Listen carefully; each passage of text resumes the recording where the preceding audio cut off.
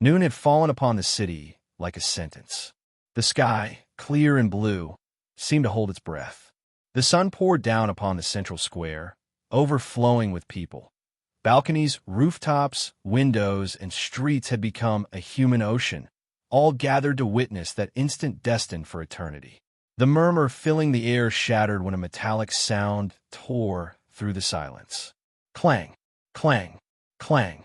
The clash of chains announced his arrival. The most wanted man, the translator of forbidden secrets, advanced, escorted by soldiers. Yet it was not they who commanded respect, but he himself. His steps were slow and steady, as if each one marked the heartbeat of the world. With every stride, the crowd's clamor faded, until the entire square fell silent. The guards did not shove him, nor hurry him along. No one dared. He walked chained but not broken. The wind toyed with his hair and stirred the worn cloak brushing against the ground. The sun bathed his face, and all saw him clearly. He was not a convict on his way to the gallows, but a king accepting his destiny. He climbed the steps of the platform. Each creak of the wood struck the expectant hearts of the crowd. At the top, the executioners waited, rigid, unable to meet his gaze. He stopped at the center and looked at the stool, placed like an improvised throne. With solemn calm, he sat. The jingling of chains accompanied the movement. Then he raised his hands, gently shook his wrists, and spoke. "Adjust this." His voice, deep and clear, resounded through the air. The executioners glanced at one another, hesitant. "A little looser," he added with a faint smile. "You wouldn't want my final posture to be uncomfortable, would you?" One of the guards, trembling, obeyed. He loosened the cuffs just enough for him to move his hands. The prisoner nodded slightly, like a monarch satisfied with the obedience of his subjects. The silence weighed upon all. No one dared speak, until an anonymous voice burst from the crowd. "Hey," someone shouted among thousands. "Tell us, is it true you left everything in that place? That the promised name also remains there?" The echo of the question spread like thunder. At once, every gaze fixed on the prisoner. Time itself seemed to halt. He smiled, not with mockery, but with the serenity of one who had awaited this moment his entire life. His eyes lifted toward the sky, and then his voice, powerful and unshakable, thundered across the square. "I left everything in that place. Seek it, and you shall find it." A murmur surged through the multitude like a restrained lightning bolt. The executioners tensed. The guards swallowed hard. The thousands gathered held their breath, the spark of ambition burning in their eyes. Then, with a roar that tore through streets and hearts alike, he declared, "Whoever finds it will be the king." The square erupted. Screams, sobs, laughter, and shouts intertwined like a hurricane. In a single instant, his voice had ignited an era. The chained man smiled one last time. He was no longer a prisoner before the crowd. He was the sovereign who had gifted the world an eternal flame. And just before the executioner fulfilled his duty, his final words rose like a roar that sealed history. "Now, the problem is no longer mine. It's yours." The silence shattered into 1,000 pieces. The square became a whirlwind of screams and chaos. The world had changed. The truth had been delivered. The simple words of that man thundered forth a new era that was only just beginning. Blue alert! Blue alert! An unknown spatial fluctuation has been detected near Stonefield Town. The formation of a dimensional rift is predicted. Predicted location of the rift confirmed. Coordinates. A column of blue light shot up toward the sky from the Pokémon League headquarters in Ironvale City. Even though it was broad daylight, all the passers-by could see it clearly. Another dimensional rift? How many times has it been already this year? It's getting more and more frequent. Good thing this time, it's only a blue alert. Hopefully there aren't any civilians in danger near the rift. The onlookers sighed as they watched the light piercing through the sky. Worrisome as it was, they were already quite used to these kinds of incidents. The Pokémon Hunters Guild has received an emergency mission. The Pokémon Center has activated an urgent rescue protocol. After the blue alert was issued from League headquarters, all of the city's rescue units quickly sprang into action. Soon, several giant Pidgeot could be seen flying across the sky, each carrying a Pokémon hunter on its back, swiftly heading toward the rift's location. Stonefield Town, under the jurisdiction of Ironvale City. The sky looked like a torn rag. A black rift was slowly opening, stretching wider and wider. From inside, earth and brown spheres were falling to the ground, as if meatballs were being thrown down from the sky. These spheres, upon hitting the ground, took shape. They were armadillo-like creatures with brown skin. It was Sandshrew from the Pokémon World. Damn, it's a dimensional rift. Pokémon are crossing into this world. Don't panic. Luckily, the rift appeared in the air. We still have time to evacuate. The League must already know. The Pokémon hunters will be here soon. The villagers panicked at the sight of Sandshrew rolling down from the sky. Fortunately, the mayor and the village leaders organized the evacuation in an orderly way, moving people away from the danger zone. In the middle of the crowd, Ethan Black froze, as if struck by lightning. At first, he thought it was an earthquake, but he never imagined that. Pokémon were falling from the sky. What the hell is this? Why isn't it raining water, but Pokémon? I must still be dreaming, he shouted, shaking his head. Just as Ethan Black was about to go back to his room to sleep a little more, someone yanked him up. Ethan Black looked carefully. It was his father, strong as a bull. Idiot! What are you standing there for? Run, growled his father, Victor Black, while smacking him on the head. Ow! You're going to make me even dumber, complained Ethan Black, rubbing his head. But before he could protest any further, he felt a sharp pain in his brain, as if something had shattered in his mind.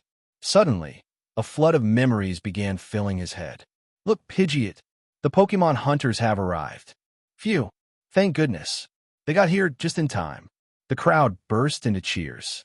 A flock of Pidgeot was rapidly approaching from the horizon, and in the blink of an eye, they were flying over Stonefield Town.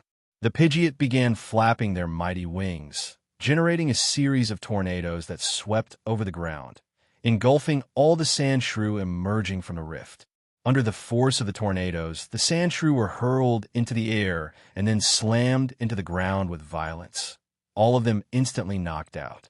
Once most were incapacitated, the hunters riding on the Pidgeot pulled red and white Pokeballs from their backpacks, hurling them toward the Sandshrew on the ground. The battle lasted several hours. In the end, almost all of the Sandshrew that had crossed through the rift were captured. The few remaining would be secured in the next stages of the operation. The rift in the sky gradually closed, and no more Sandshrew appeared. Thus the incident concluded. An invasion of Sandshrew through a dimensional rift, resolved efficiently by the Pokémon hunters. Next came the task of resettling the inhabitants of Stonefield Town. From the top of a hill, Ethan Black watched the hunters wrapping up the operation, bewildered. He rubbed his head, trying to sort through the tangled mess of memories in his mind. So, Pokémon really do exist. Suddenly, he froze. His eyes shone brightly, and an irrepressible smile spread across his lips. About 23 years ago, dimensional rifts began appearing all over the world. Behind these rifts lay a special, mysterious space that humanity named the Secret Kingdom. There, creatures known as Pokémon existed. They began crossing into this world, causing numerous wars against humans. Until, during one expedition, an ancient Pokémon research institution was discovered. By deciphering technology from that unknown civilization, humans learned how to use Pokeballs, devices capable of capturing Pokémon. Thus, the profession of Pokémon hunter was born, and with it, the Pokémon League was organized, tasked with fighting off invasions of creatures from the rifts. In recent years, Pokémon had integrated into human society as a new form of life. New professions arose, such as Pokémon trainer, Pokémon researcher, Pokémon breeder, and many others. Human life changed radically with the appearance of Pokémon. Ethan Black, standing there as if he had just fallen in love at first sight, felt his heart pounding wildly. Inside, he was shouting in desperation. No matter if this is a dream or not. To meet Pokémon, to grow alongside them, to explore the world together. If this is a dream, then please don't ever wake me up.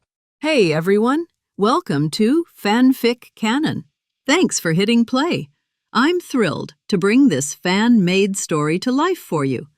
If you enjoy the ride and want more narrated fanfics, smash, subscribe, and tap the bell so you never miss an episode. And if you want audiobook of a novel of your choice, join my Patreon. Request any title that's freely available online, and I'll produce a full narration just for you. Now, let's dive into today's adventure. After the crisis passed, Ethan Black followed his father among the crowd that was beginning to return to Stonefield Town. Luckily, the Pokémon hunters had arrived in time. His family's small two-story house had only suffered a few cracks in the walls, probably from the collateral effects of the sand shrew.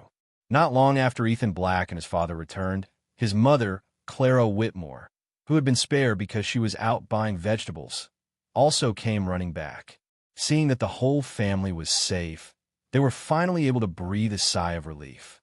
However, since almost every house in the village had sustained some degree of damage, the villagers didn't go back to their homes. Instead, they gathered at the entrance of the town, waiting for concrete relocation instructions from the League. Based on past experience, the most likely outcome was that the League would first find them a temporary relocation site, and then make more detailed decisions depending on the situation on the ground. That night, all of Stonefield Town's residents camped in makeshift tents at the entrance to the village, enduring the long night as best they could. That night, Ethan Black also took advantage of the internet to deepen his knowledge about the current world. What he discovered shocked him. In this world, only a little more than 500 species of Pokémon had been discovered, a far cry from the more than 800 he remembered. This was not only because some rare Pokémon had yet to be found, but also because many Pokémon with special evolution methods weren't even mentioned in the records. Furthermore, aspects such as abilities, items, and moves were still in very early stages of research. Even exploration of civilizations from the other world had only just begun. It was clear that humanity still had a long way to go to fully understand Pokémon. After all, the Pokémon invasion had only happened 23 years ago, and much of that time had been spent in war. So it was no wonder research was still so far behind. In fact, much of what humans knew about Pokémon came from a Pokémon Research Institute discovered by chance. Much of the knowledge about species only existed in documents. Real specimens hadn't even been found in the world. On the other hand, it was also possible that the League had deliberately hidden certain discoveries. Just because they weren't available online didn't mean the League or the great families were unaware of them. Obviously, some knowledge was strategic. If the major powers discovered something important, they would most likely keep it secret as part of their family legacy. Knowledge was in the hands of the few. Even so, as a Pokémon fanatic who knew it all, Ethan Black had an enormous advantage in this world. If he were to share everything he knew with the League, he would probably advance the development of this world's Pokémon civilization by hundreds of years. Of course, that was impossible. He didn't want to reveal that he was an interdimensional traveler, growing in silence and caution. That was the key. That night, he couldn't sleep. The next morning, Ethan Black left the camp full of energy. By then, the villagers had already gathered at the entrance of the town, waiting for the relocation plan to finally be announced. Soon after, League workers arrived by bus. After a few words of comfort, they finally addressed the topic that mattered most to the villagers: relocation. The League proposed two options. The first option was to leave Stonefield Town and move into resettlement housing near Ironvale City.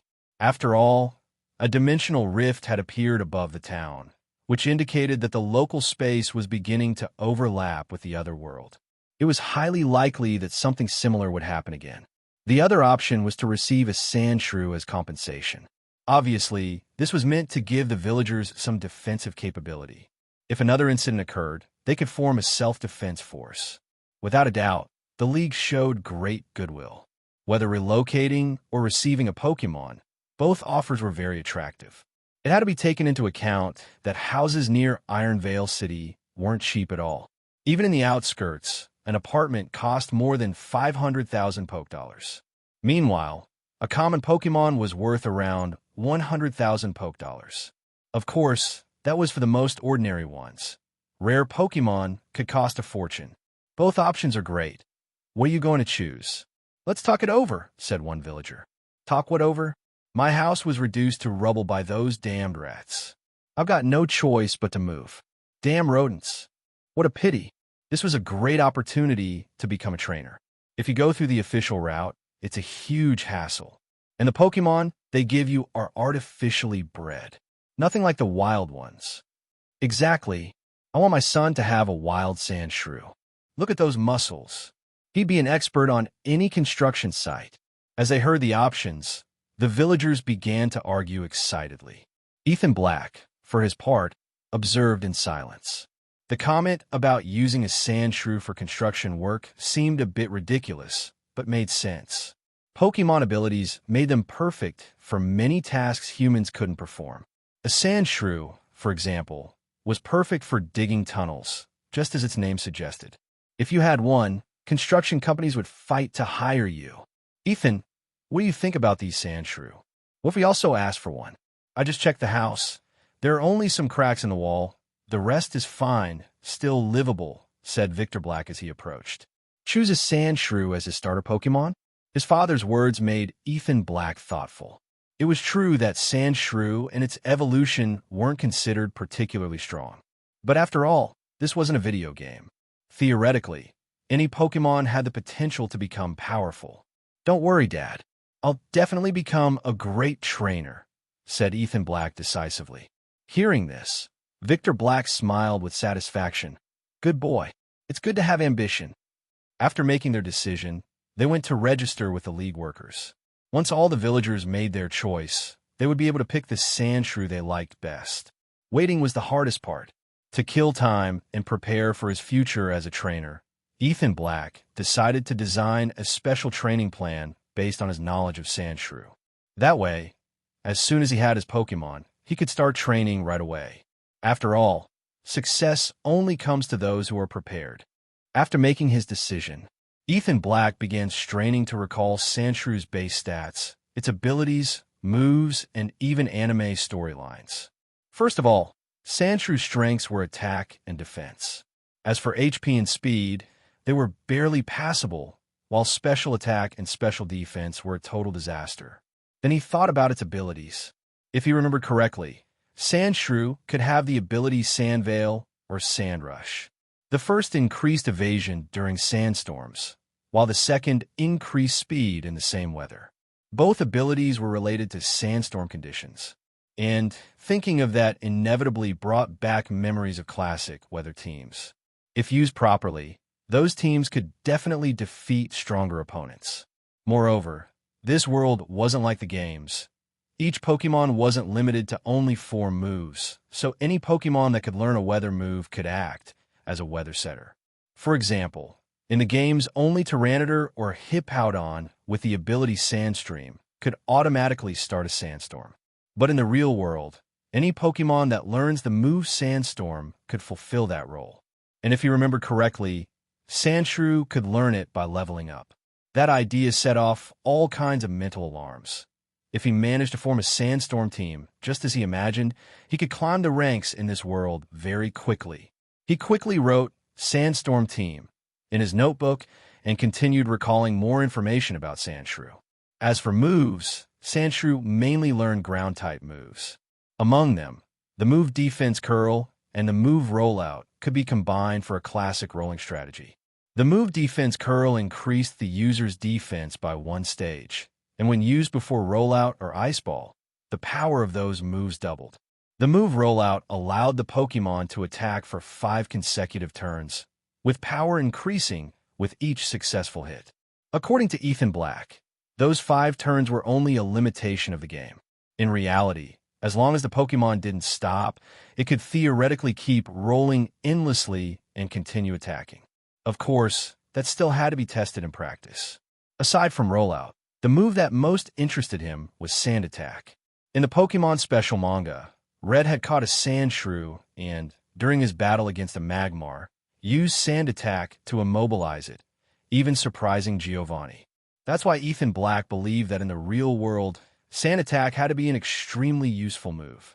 Besides being used as a trap, it could also obstruct the enemy's vision or create a sand wall for defense. In addition to those strategies, he remembered that Sandshrew also learned Rapid Spin, a legendary move for clearing hazards. And Sandshrew itself could even set up hazards. After all those calculations, Ethan Black realized that Sandshrew was actually quite powerful. 3 more days passed. Finally, when Ethan Black was full of anticipation, the League workers notified him to come choose a Sandshrew. On a field outside Stonefield Town, the families adopting a Sandshrew formed a circle. In the center, hundreds of Sandshrew trembled in fear. All of these had been carefully selected by the League and were considered especially suitable for beginner trainers. Wow, real Pokémon. Which one should we choose? Obviously the strongest one. That way it can work hard. You're right. Wait, did you see that? Doesn't that Sandshrew have a different color? Could it be a genetic mutation? Different color? You're right. What's going on with that green Sandshrew? I'd say it's suffering from malnutrition. Isn't there a saying about a yellow face and a skinny body? This one looks exactly the same. Yeah. Green face and skinny body. Makes perfect sense. The villagers began chatting around the group of Sandshrew, and Ethan Black also listened to their comments. Looking over, he did indeed see the Sandshrew they were talking about. It was thinner than the others and had an unusual green color. At that instant, Ethan Black's heart skipped a beat. Green face and skinny body, my ass. That's a shiny Pokémon, can't you see? Rolling his eyes, he thought of the obvious. If that Pokémon was shiny, then in the real world it shouldn't be any different from the normal ones in terms of strength or moves. After all, these differently colored Pokémon drew attention, so it was impossible that the League hadn't researched them thoroughly. But if they were leaving it there for anyone to pick, that could only mean it no longer had any research value. What's more, because of their different colors, shiny Pokémon were often rejected by their peers, living isolated, and without the support of their group, they tended to develop weaker than the rest. That's why many people consider them even worse than normal Pokémon. This was obvious in how everyone ignored the green Sandshrew. But for Ethan Black, a shiny Pokémon that had survived on its own without support must have some hidden strength. Not all shiny Pokémon were strong by default. But if one had managed to survive natural selection without help, then its true strength should not be underestimated. Besides, if that shiny Sandshrew evolved into a Sandslash, its back would be covered in bright red spines, also known as red thorns. And a red thorn Sandslash was infinitely cooler than one with brown spines. When everything was ready, the League workers began reading the list of names, and families happily went up to choose their Pokémon. No one paid any attention to the green Sandshrew. Everyone went straight for the biggest and strongest ones. And it wasn't wrong. Specimens that had grown well normally had greater potential. Fortunately, Ethan Black's family had registered in advance, so his turn came within the first 15. Soon it was his turn. I want that green Sandshrew, said Ethan Black without hesitation, pointing at the shiny Pokémon. Hearing this, Victor Black's face instantly changed. He quickly stepped forward and stopped him, nervously. You foolish boy. With so many strong Sandshrew, why pick that scrawny one? It's special. I feel we're connected, said Ethan Black after thinking for a second. Connected? Victor Black was utterly confused.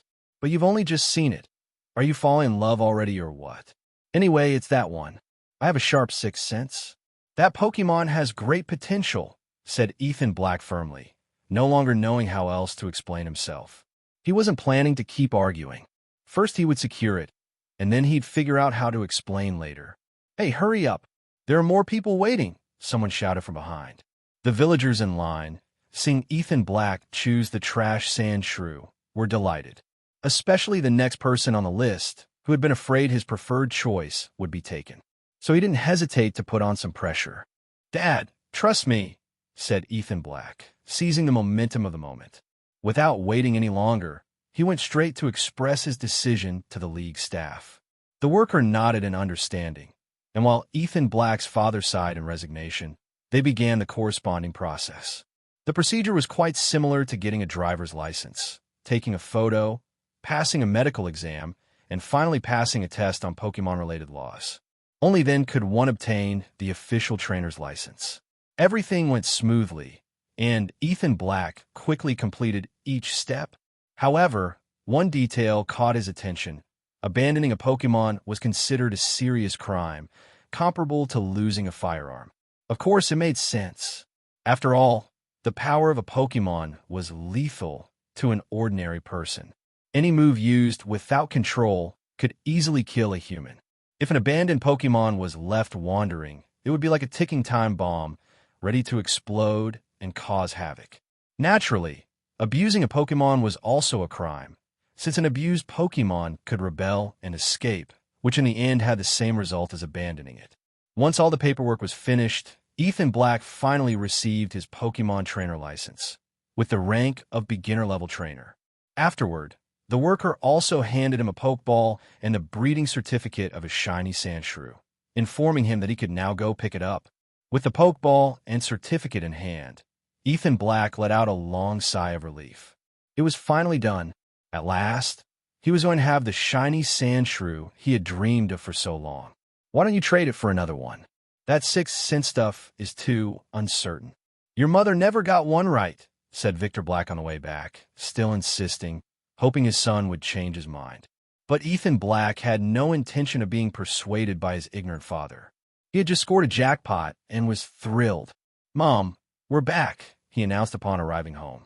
Victor Black went dejectedly straight to the kitchen, saying he was going to help, but Ethan Black knew he was really going to complain to his mother. He didn't care. Time would prove him right. He was convinced that this shiny Sandshrew would become a powerful Pokémon in his hands. With his heart brimming with excitement, Ethan Black went straight to his room. The first thing he did was press the button in the center of the Pokeball. A white flash lit up the room, and in an instant, the green Sandshrew appeared before him. The little one, in its new environment, looked very timid. As soon as it was released, it ran and hid under the bed. Then it stuck out a paw, lifted a corner of the sheet, and began silently peeking at the place. "Hello, Sandshrew. My name is Ethan Black. From today onward, we'll be partners," said Ethan Black, trying his best to look friendly, crouching down to speak softly. But Sandshrew paid him little attention. As soon as it saw him crouch down, it scurried even further under the bed, leaving Ethan Black with a headache. Looks like this little guy was bullied a lot in its group. That's why it's so timid. What can I do to get it to accept me? He wondered, racking his brain for solutions. For novice trainers like him, the hardest part at the beginning was getting a Pokémon to accept its new trainer. "Ethan, dinner's ready," his mother's voice, Clara Whitmore, pulled him from his thoughts. "Coming," he replied with a sigh. Clearly, this would have to be solved little by little. Leaving his room, the aroma of food wrapped around him immediately. Tonight was clearly a feast. With a happy stomach, he ran to the bathroom to wash his hands before sitting down to enjoy dinner. As he hummed cheerfully, his gaze shifted toward the bathroom mirror, and at that moment he burst into laughter. Reflected in the mirror was the little green Sandshrew peeking in from the doorway. It was completely stretched out, nose sniffing nonstop, swallowing saliva. It was a totally comical scene. "So you're a glutton too? Then it'll be much easier to deal with you," said Ethan Black with a mischievous smile. After washing his hands, he ignored Sandshrew and went straight to the dining room to start eating. "Ethan, what about your Sandshrew? Let it out so I can see it," said Clara Whitmore as she set the last dish on the table, smiling. "Mom, Sandshrew is a Pokémon. How would it like our human food?" replied Ethan Black indifferently. "Shop." Pokémon had their own ways of understanding what humans said. Hearing that, Sandshrew was stunned. I almost wanted to run out and shout that delicious food was very much to a Pokémon's liking too. "Are you really not going to let out?" Clara Whitmore asked doubtfully. Sandshrew hesitated too for a moment. "No need. From what I've read, Sandshrew eat insects. I'll go catch a couple later, and that'll do," said Ethan Black carelessly. Sha. Is this human confused? Should I clear this up? Well, fine. And here I thought would like meat? In the end, it's just you two carnivores eating it all," Clara Whitmore said, rolling her eyes. "Meat?" As soon as Sandshrew heard that word, it couldn't hold back anymore. It didn't even know how long it had been since the last time it ate meat. If it could just get a good piece, it would be worth dying for. So, right after hearing that, it darted out and jumped onto the chair prepared for it, eyes locked on the braised ribs on the table. Since its birth, it had never smelled anything so delicious. "You want meat?" asked Clara Whitmore, a little surprised. "Sha." Sandshrew nodded with all its strength. The language of nodding had no borders, right? Its answer was crystal clear. "I, Sandshrew, am a carnivore." "All right, wait a moment. I'll bring you a bowl," replied Clara Whitmore with a kind smile. Under the Pokemon's eager gaze, she brought a bowl and served it a large piece of meat. The aroma was irresistible. Sandshrew stretched out its claw to snatch it immediately. But just as it was about to touch the stew, a hand stopped it. "You have to wash your hands before eating." "Look at those filthy claws," said Ethan Black, with a disgusted expression. "Sha, wash hands." Sandshrew was stunned. That concept didn't exist in the world of ground-type Pokemon. But before Sandshrew could protest, Ethan Black had already brought a container of water and set it in front of it. At the sight of the water, Sandshrew trembled instinctively. Water was its greatest nightmare. "Washing your hands before eating is a rule in this house," said Ethan Black firmly, while inside he felt quite proud of himself. And yes, he had done it on purpose. His intention was clear, to slowly get Sandshrew used to not fearing water. 1 point for him. Sha. Sandshrew hesitated between its fear of water and the delicious aroma of food. But after thinking for a bit, it understood that it only needed to wash its hand a little to be able to eat. With some resignation, it clenched its teeth. It had decided to give it a try. It stuck out one of its little paws and carefully approached the bowl of water. "What's taking you so long? Come on, hurry up," exclaimed Ethan Black, and without giving it time to think, he grabbed its claw and plunged it straight into the water. In an instant, a heart-wrenching scream came out of Sandshrew's mouth, as if it were being killed. "Come on, eat more, said Ethan Black, smiling as he kept filling its bowl with meat. Sandshrew, tears in its eyes, glared at him with resentment. How infuriating! Finally, the shiny Sandshrew could no longer resist Ethan Black's culinary offensive. It completely collapsed. Tears welled up again, this time from pure emotion.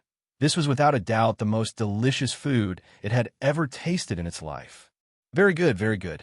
Sandshrew, from now on you're part of our family. With me, you'll eat well and live well, said Ethan Black as he watched Sandshrew clutch his leg tightly. He couldn't help but twitch an eyebrow, and to think he was worried before about how to win its trust. In the end, it turned out that it was the Pokemon who got attached first. Sha! Hearing Ethan Black's words, Sandshrew nodded enthusiastically and quickly returned to its chair, happily eating non-stop from a bowl. Soon, Sandshrew devoured all the food on the table, leaving Ethan Black's parents stunned by its insatiable appetite. This is starting to worry me. Am I really going to be able to afford feeding this glutton? Thought Ethan Black, a little anxious. He'd have to think of ways to make money. He couldn't depend on his parents to feed his Pokemon. It would be shameful. Although, to be fair, now that he had his beginner-level trainer license, making money would also be much easier, so he wasn't too worried. Of course, that was only if he managed to turn Sandshrew into a powerful Pokemon. With that thought, he looked at his Pokemon, who was already full, rubbing its white belly in satisfaction. Determination sparked in his eyes. Sha! Sandshrew, sitting in its chair, suddenly felt a chill. It turned its head, a little scared, and sure enough, Ethan Black, at some point, had already filled another bowl with water. With a serious face, he said, "After eating, you have to wash your hands too?" Sandshrew hesitated again, but seeing the food scraps all over the table, it clenched its teeth once more. "Oh well, time to wash up." Watching it wash its little hands obediently, Ethan Black smiled with satisfaction. Good habits were cultivated from an early age. After eating, Ethan Black decided to go out for a walk with Sandshrew so it could get used to the surroundings and, at the same time, explore possible training grounds. On the village paths, Sandshrew was clearly timid, always walking closely behind Ethan Black, not daring to look at the villagers who greeted them. Ah, isn't that Ethan? Is that your Pokémon? But how can that Pokémon be so ugly? When they reached the village center, a boy Ethan Black's age approached him with a mocking tone. He was playing with a Pokeball in his hand, making it clear that he was also a Pokémon trainer. Eric Lawson? Ethan Black frowned. This boy was the son of a local landlord. They had never gotten along since they were kids. Later, Eric Lawson had moved to the city and they had lost contact. Ethan Black didn't expect to run into him again today, of all days. And apparently, he had also received a Sandshrew and become a trainer. My Pokémon doesn't need your comments, replied Ethan Black, not wanting to talk to him, and try to walk past. What's wrong? Did I hit a nerve? How about a Pokémon battle to have a little fun? Suddenly, Eric Lawson stepped in front of him with a provocative smile. A battle. Ethan Black's eyes lit up for an instant. He wouldn't deny it. Ever since he received his Pokémon, he had been looking forward to having a battle. But thinking about the state of his Sandshrew, he shook his head. I get it. You're scared, mocked Eric Lawson. It's normal. Your Sandshrew is so weak it couldn't even face mine. As he spoke, he opened his Pokeball. With a flash of white light, a large, muscular Sandshrew appeared. It looked strong, no doubt about it. Ethan Black even started to suspect whether Eric Lawson had cheated to get one like that. But just as his expression began to change slightly, Eric Lawson's Sandshrew, without paying him the slightest attention, went to sit alone in a corner with its arms crossed like a grumpy old man. Clearly, he hadn't tamed it yet. Damn it, Eric Lawson didn't know where to put his face. He had tried to show off and ended up embarrassing himself. You haven't even managed to get your Pokémon to obey you? Ethan Black shook his head and once again tried to walk around him. What did he expect to battle with if he hadn't even tamed his Sandshrew? But right at that moment, he saw his own shiny Sandshrew staring fearfully at Eric Lawson's Sandshrew. Now I get how you managed to tame that Sandshrew. It's so cowardly, it doesn't even dare look at mine. Eric Lawson sneered, laughing mockingly. He was convinced Ethan Black had only managed to win over his Sandshrew because it was a weak, timid Pokémon. Sha sha sha. At the back of the mountain in Stonefield Town, Ethan Black and his Sandshrew were sitting on a large rock. At that moment, Sandshrew was visibly depressed, clearly affected by what had happened earlier. Sandshrew, there's really no reason for you to be afraid. If you're willing to accept my special training, I'll prove with actions that you too can become strong. What do you say? Do you want to try? It won't take long before you can defeat that Sandshrew that intimidated you. Noticing the sparkle in Sandshrew's eyes, Ethan Black narrowed his eyes slightly. Defeating an opponent once thought to be very strong was without a doubt the best way to regain confidence. Shot. Sandshrew's little eyes narrowed into a thin line, and an expression of doubt appeared on its face.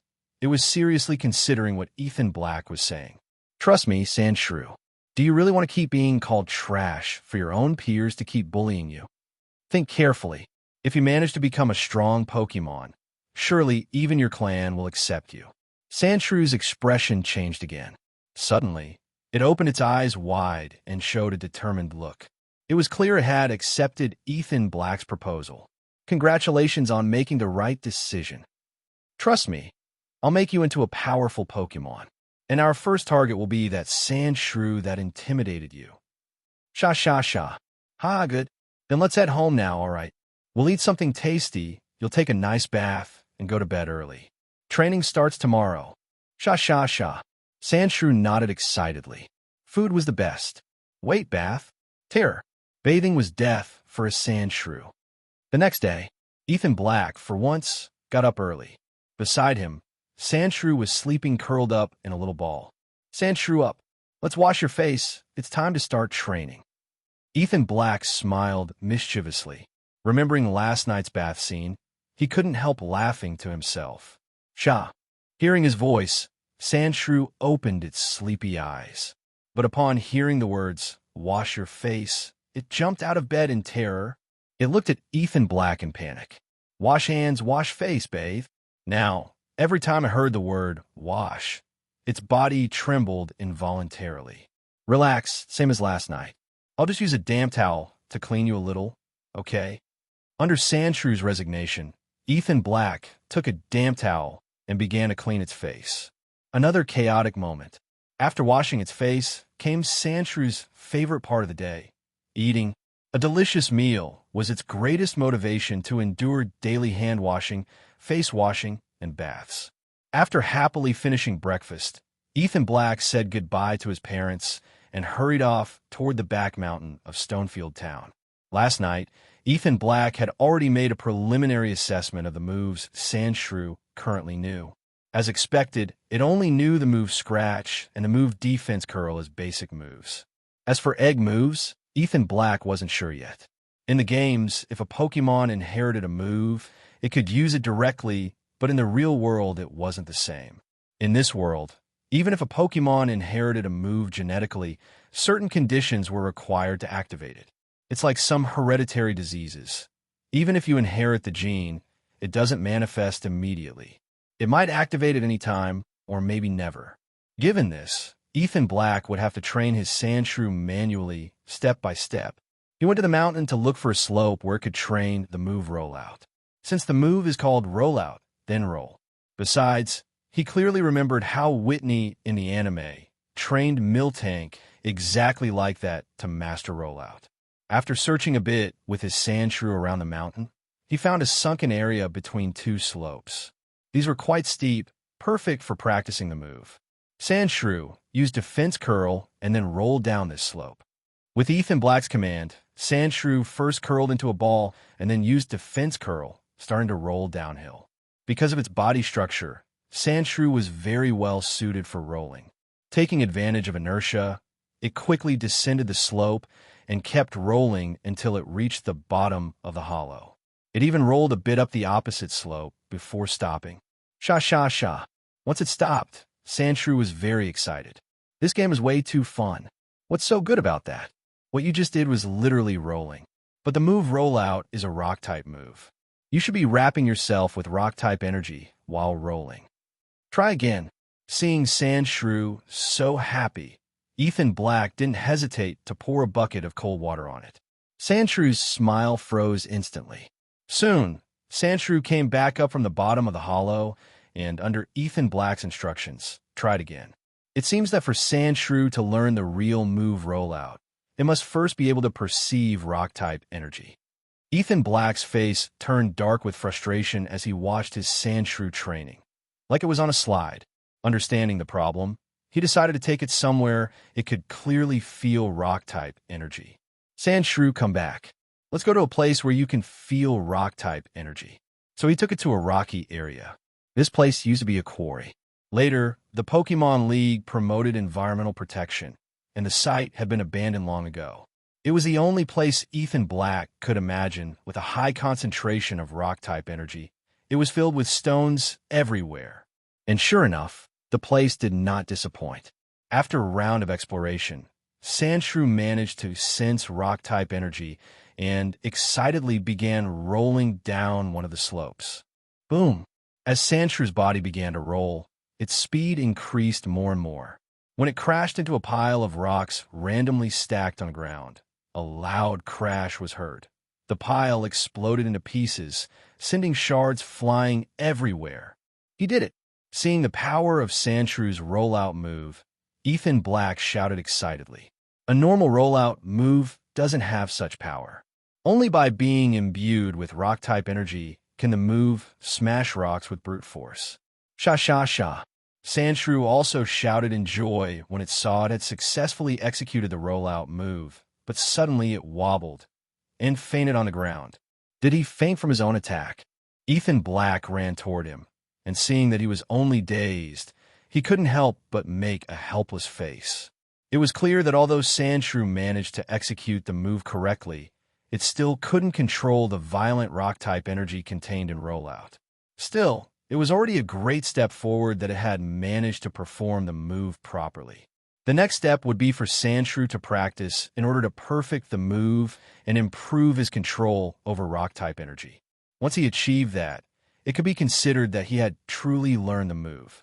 Of course, Ethan Black wasn't satisfied with him just knowing how to use it. His goal was for him to be able to use it in real battle. The next stage of training would be for Sandshrew to use Rollout freely even without depending on slopes, and also to be able to change direction at will. And that would only be the basics. Ethan Black envisioned rollout as an all-in-one move of speed, offense, and defense.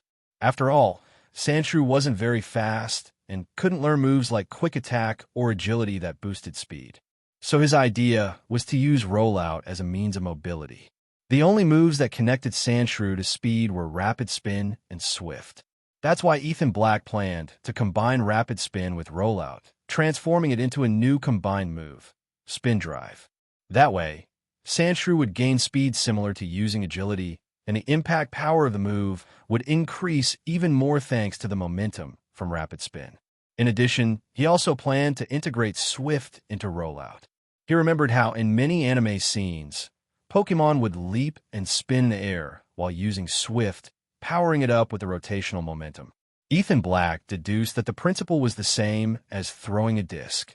The spin adds force and range. So he decided to try if Sandshrew could use the combined spin drive move together with swift.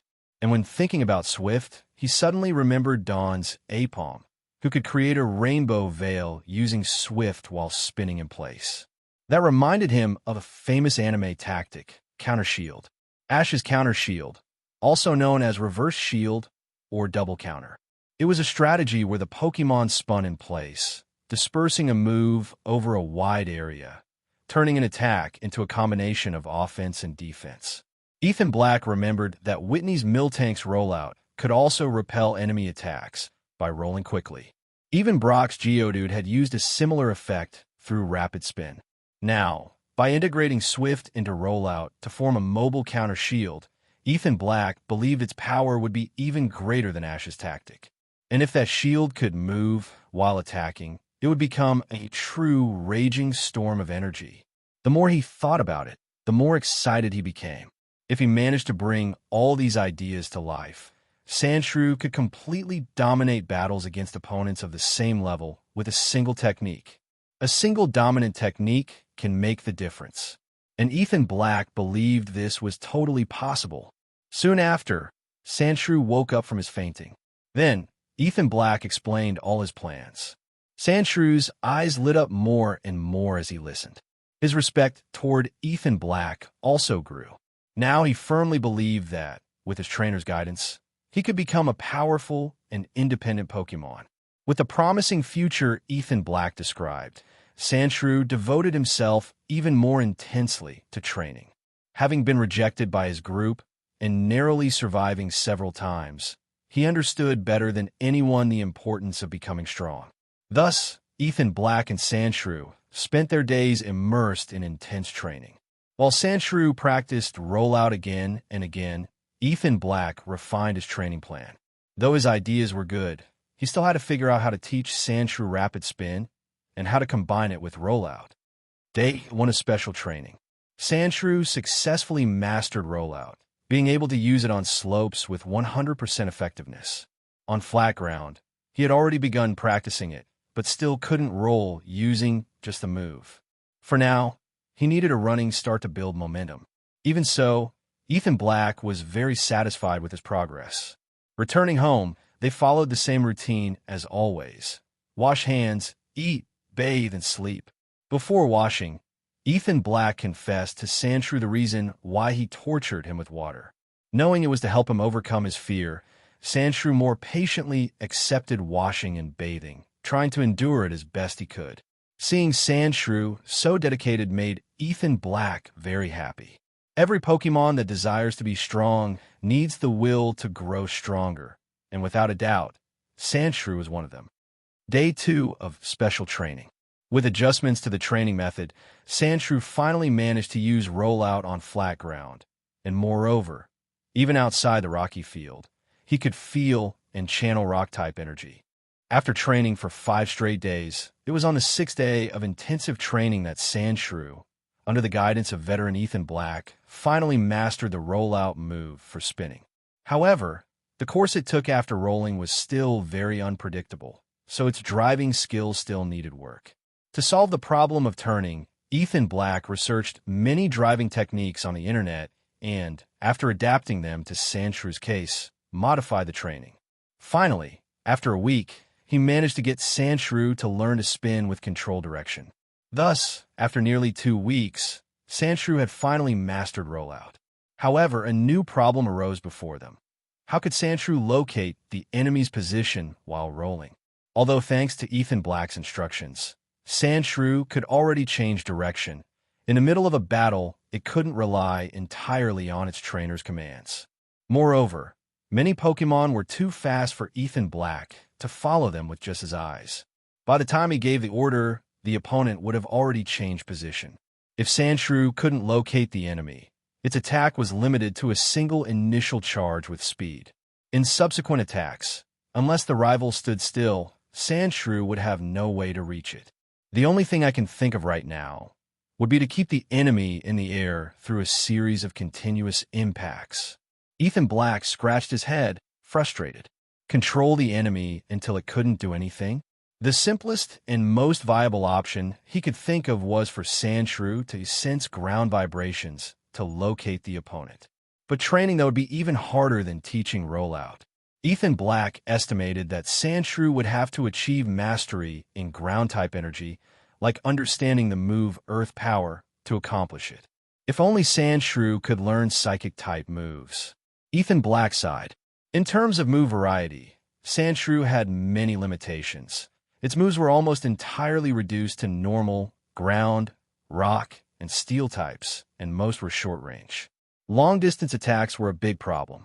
Wait a second. Even though Sandshrew can't use Psychic-type moves, it's very skilled with sand. What if it could infuse sand with ground-type energy to sense the enemy? Ethan Black's eyes lit up. He already planned to train Sand Attack, so it was a good time to move forward with that. Even if he didn't succeed with his theory of imbuing ground energy into sand, at least he could have Sandshrew train the move like Red Sandshrew in the games. Also, there was something else that caught his attention. What was his Sandshrew's ability? Sand Veil or Sand Rush? Ethan Black still had expectations about that. But before digging deeper, there was something he wanted to resolve with Eric Lawson. At the same time, Sandshrew needed to win in order to reaffirm its confidence. Although it had only learned rollout at a basic level, it was more than enough to face common opponents.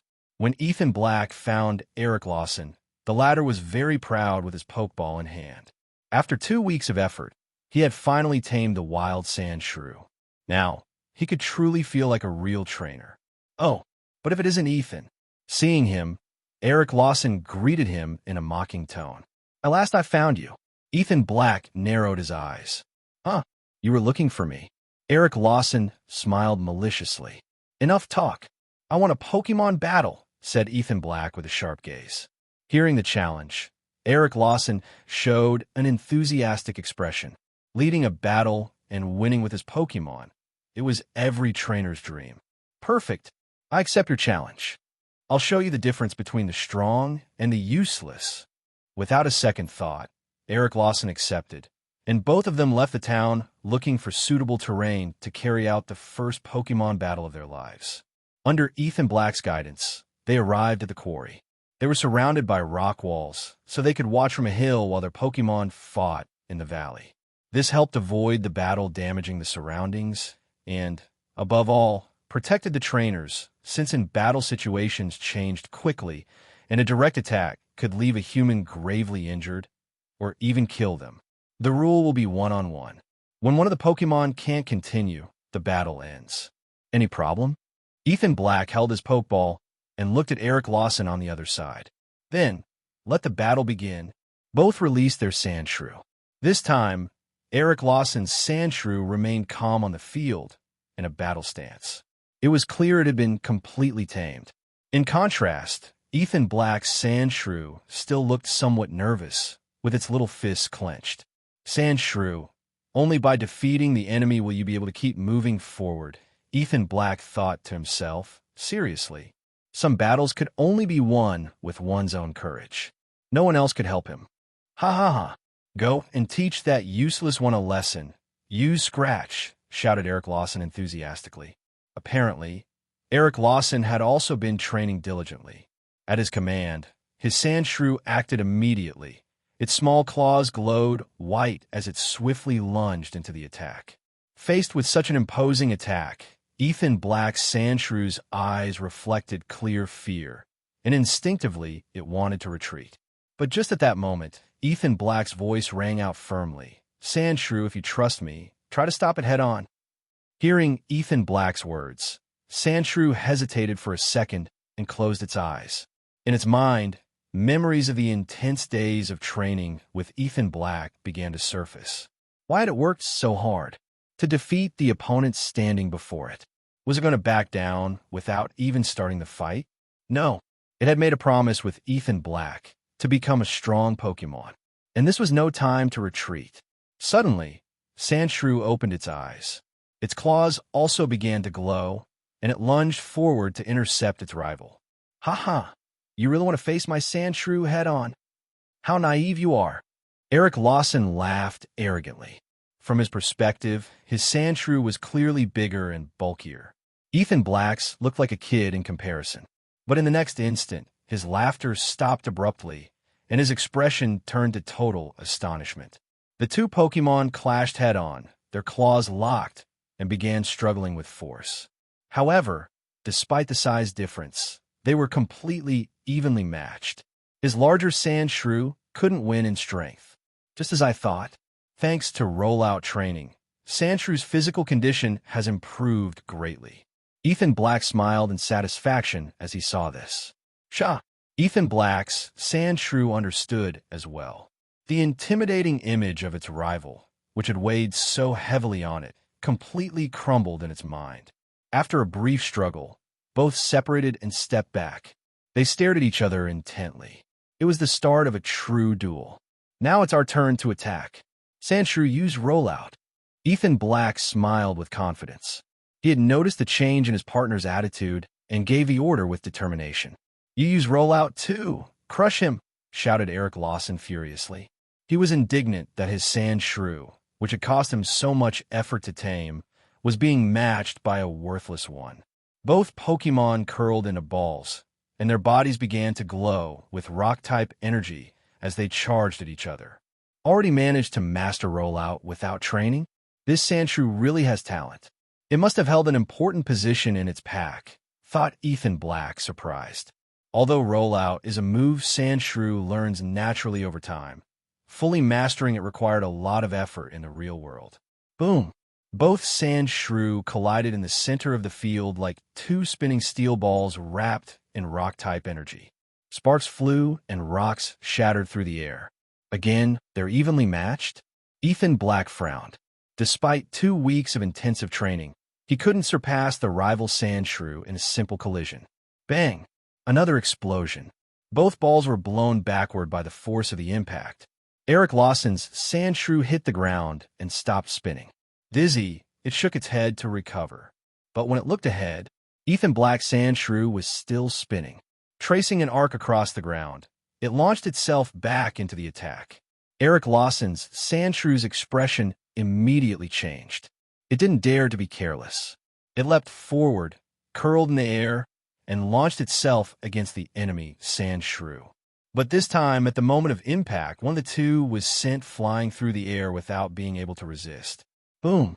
Eric Lawson's Sandshrew was violently thrown against a rock wall, crashed, and then slowly fell to the ground. It had lost consciousness. Although its rollout was powerful, since it hadn't fully mastered the move, once it stopped, the battle was already decided, said Ethan Black with a calm smile. The rollout move became stronger the longer it kept spinning. That's why maintaining continuous rotation was key to victory. And Ethan Black's Sandshrew had won in overwhelming fashion. "Pshaw!" cried Sandshrew in excitement as it stopped. Seeing its opponent defeated, it lifted its head and let out a roar of joy.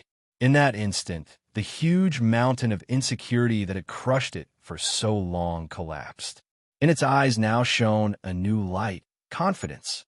"How did that victory feel?" asked Ethan Black as he walked down from the cliff, pokeball in hand, smiling.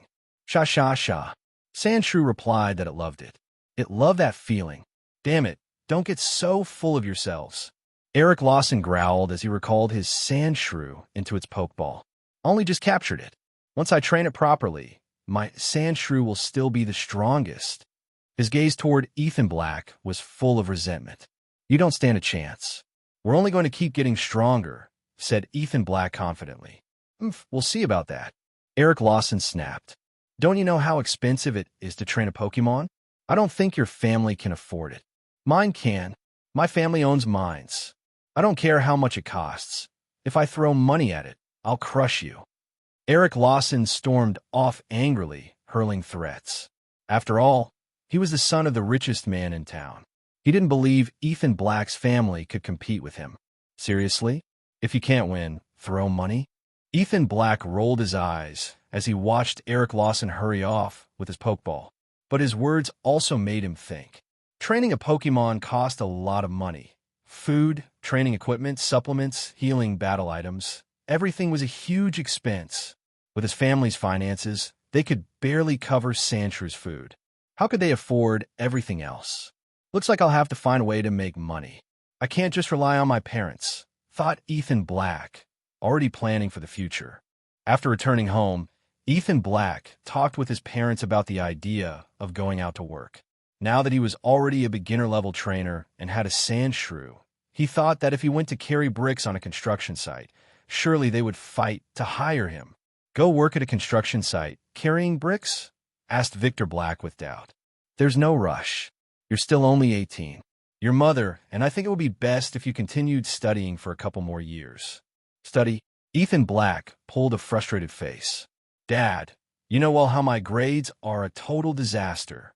If you had money to spare to pay me a university, you'd better find me a serious construction site job." He rolled his eyes. Going back to study was his worst nightmare. "I don't mean regular universities, but a trainer university. There they teach knowledge related to Pokemon," clarified Victor Black. "Pokemon knowledge." Ethan Black's eyes lit up. Although he knew quite a bit about Pokemon thanks to his memories, he had no idea how to properly raise them. "Dad, could you really get me into a Pokemon university?" he asked, full of expectation. "I can't, but you could repeat the year. Now that you're already a beginner trainer, even if you don't manage to enter Iron Vale City's Pokemon University, you could aim for a Pokemon technical school, don't you think?" Victor Black looked at him with resignation. These Pokemon technical schools were something relatively new. With the integration of Pokemon into society, many new professions had emerged. Pokemon security, Pokemon loading and unloading, etc. Repeat. Ethan Black sighed, disheartened. He had already reviewed this year's Pokemon University entrance exams. If he had arrived in this world a little earlier, he was sure he would have managed to get in. But fate had him reincarnate right after the exam. So no starring in an epic story, a failed student redeems himself and enters Pokemon University. "Forget it, Dad. Repeating isn't for me. I can study on my own. Instead of wasting time repeating, I think it's more important to earn some money and train Sandshrew well. If I manage to develop him properly, that could also help me get into the university later, because they lower the requirements if you bring a good Pokemon." Ethan Black recovered from the slump and explained his plan to his father. Learning about Pokemon raising was necessary, but he wasn't going to repeat school. After all, what they teach in secondary school about Pokemon is very basic. The real learning begins at university. He trusted that with self-study he could pass the entrance exam to a good university. And in the meantime, he preferred to use that time to work and earn money. The next morning, after his father and mother's constant sermons, Ethan Black boarded a bus bound for Iron Vale City.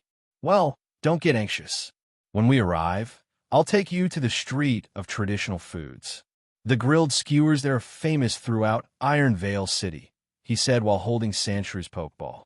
Hearing this, Sandshrew inside the Pokeball seemed to calm down. That little glutton was surely already drooling just thinking about it.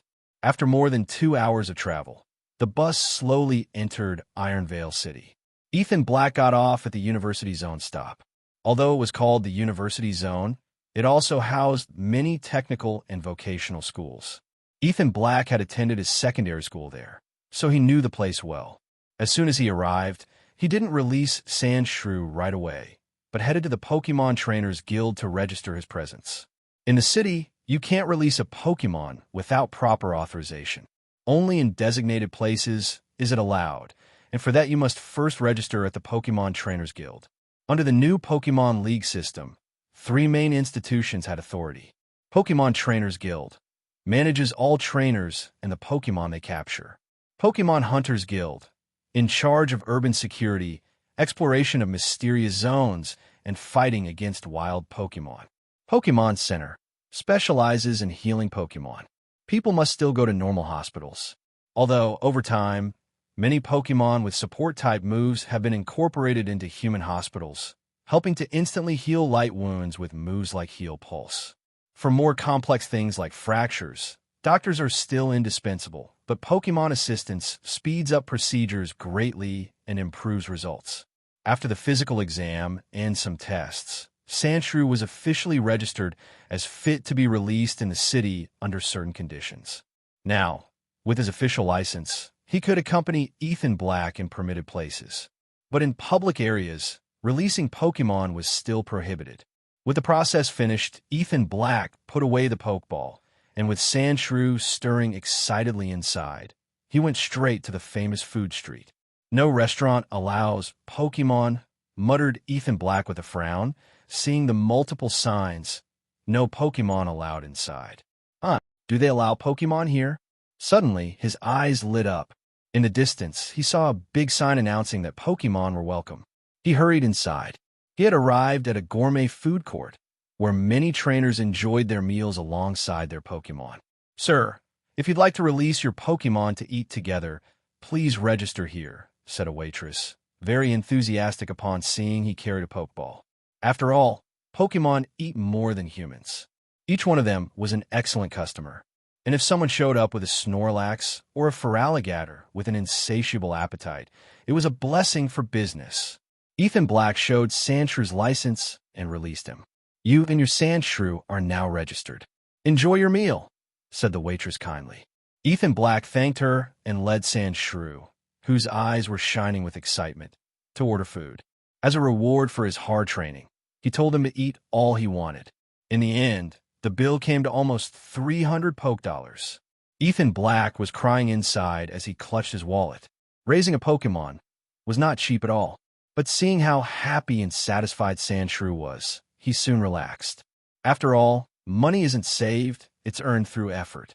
He stored Sandshrew again and went out to explore Ironvale City, hoping to find a decent job. However, after the whole day, he didn't find anything ideal, so he looked for a cheap place to spend the night.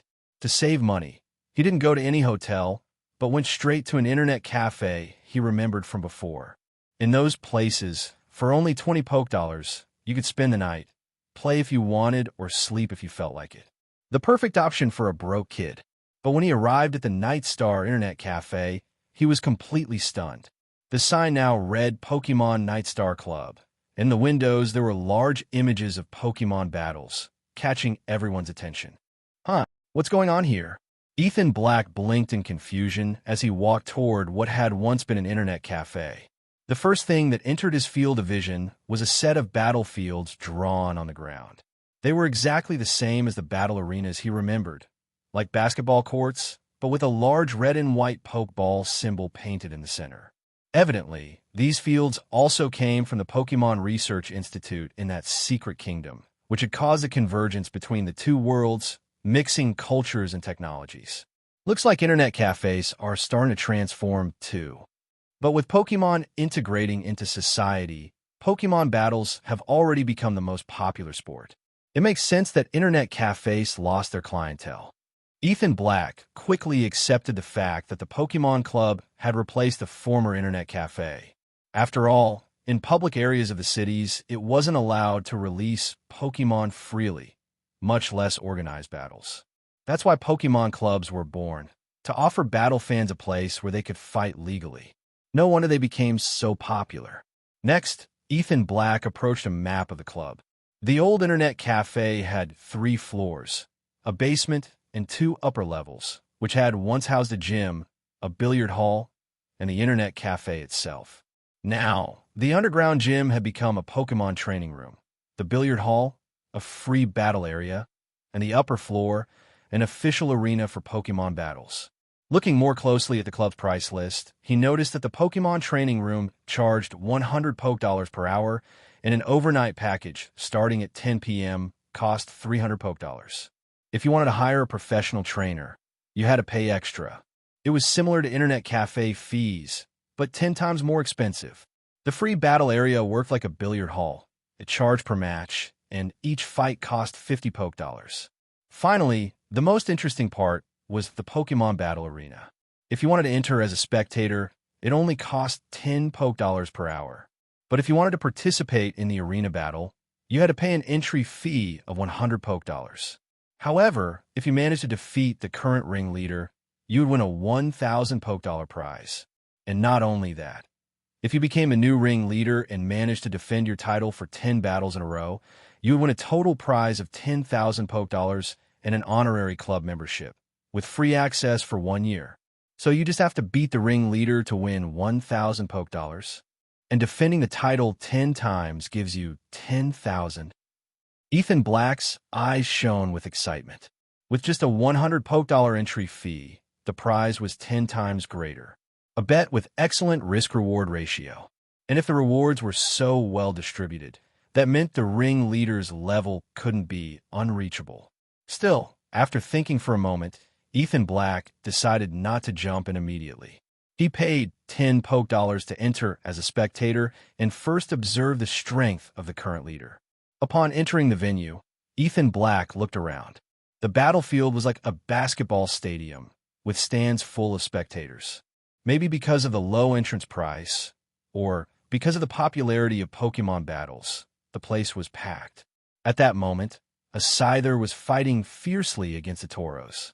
Both clashed head-on, and the atmosphere was burning hot. In the end, the ring leader's Scyther prevailed, using Fury Cutter to bring down Tauros and finish a battle that had been very even. Victory! The ring leader has successfully defended his position. Now, we'll have a 10-minute break before presenting our new ring leader. With the announcer's excitement, the crowd exploded into applause and cheers. That Scyther is so strong. If my Sandshrew faces that guy, it would practically have no chance. Seeing Scyther greeting the audience from the field, Ethan Black's expression changed slightly. If all the ring leaders are that strong, then Sandshrew isn't ready yet.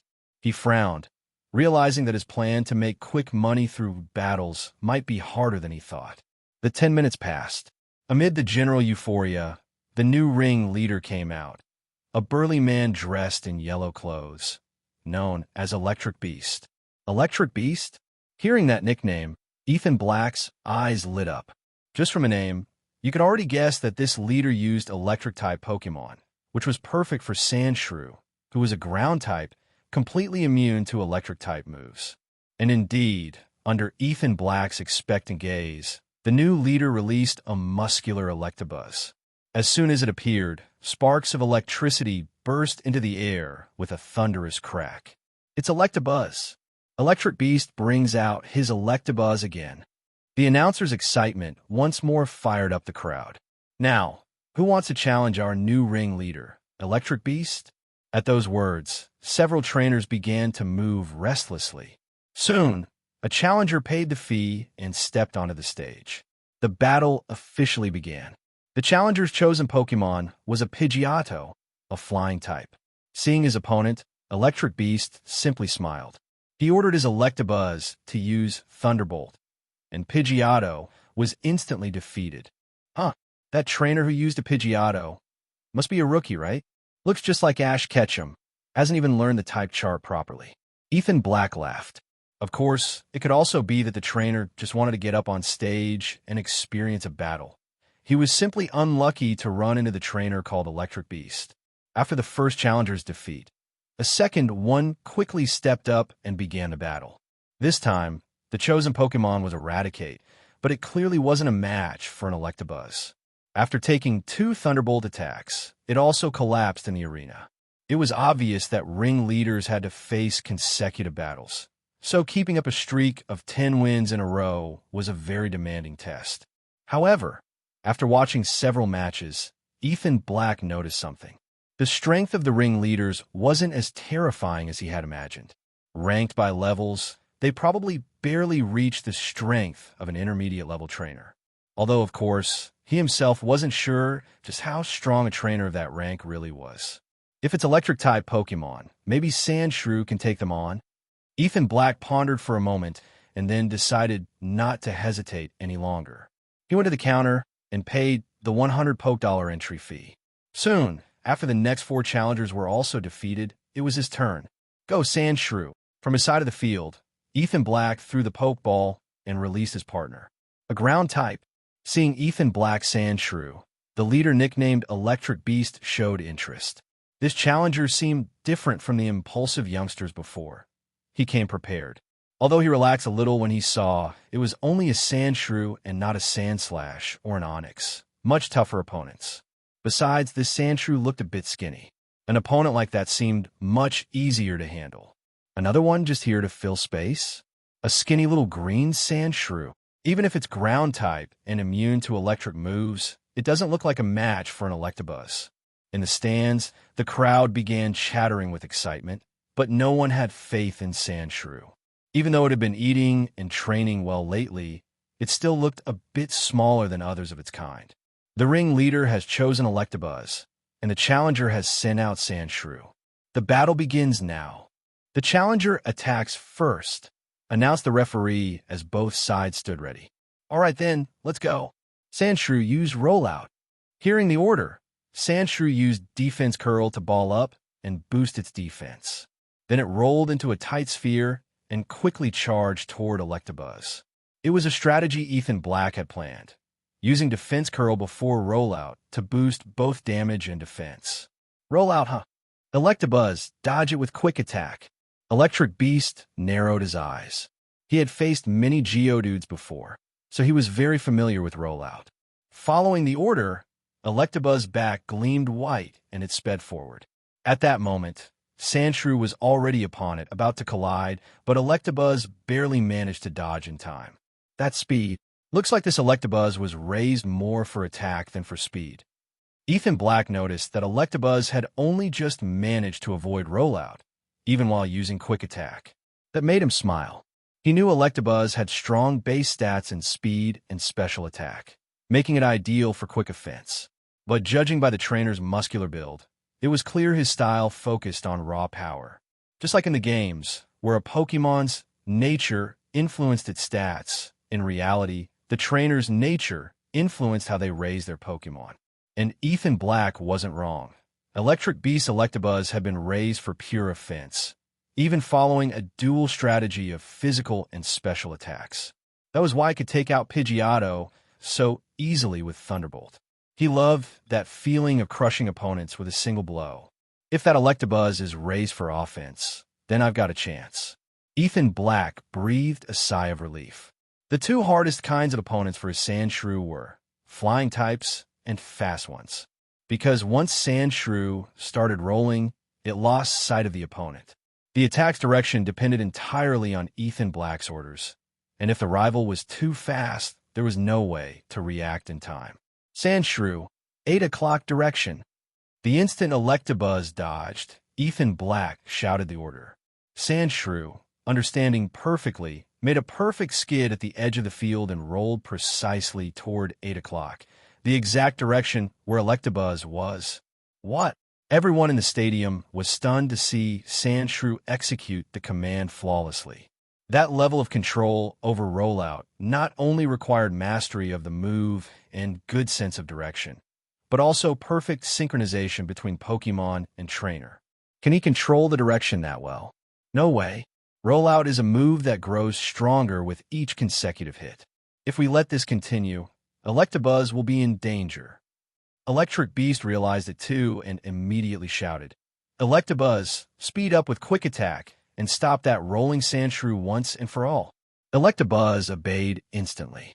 A white light flashed from its back, and with an agile leap, lightning sparking in its hands, it lunged head-on at Sandshrew. Ethan Black tensed. If Electabuzz managed to stop Rollout, Sandshrew would be exposed to close combat, and it couldn't withstand many hits. So he quickly gave the order, dodge sideways. Sandshrew veered off with a lateral spin, avoiding the direct strike, and began rolling in circles around the field. He dodged it, Looks like this challenger wants to maximize Rollout's power and then end the battle in a single decisive hit. The spectators couldn't take their eyes off Sandshrew, who kept rolling nonstop. They knew the climax was close. With each pass, Sandshrew increased its speed, and the rock-type energy surrounding it became more visible. Finally, a visible wave of energy even formed around it, like a mirage or heat shimmering over asphalt in the height of summer. Now's the time. Go, Sandshrew, 9 o'clock direction. Seeing the perfect moment, Ethan Black didn't hesitate and gave the order to Sandshrew. Here it comes. Electabuzz, use Thunder Punch and unleash all your electric power. Electric Beast, watching Sandshrew rolling at full speed, had already given up on dodging.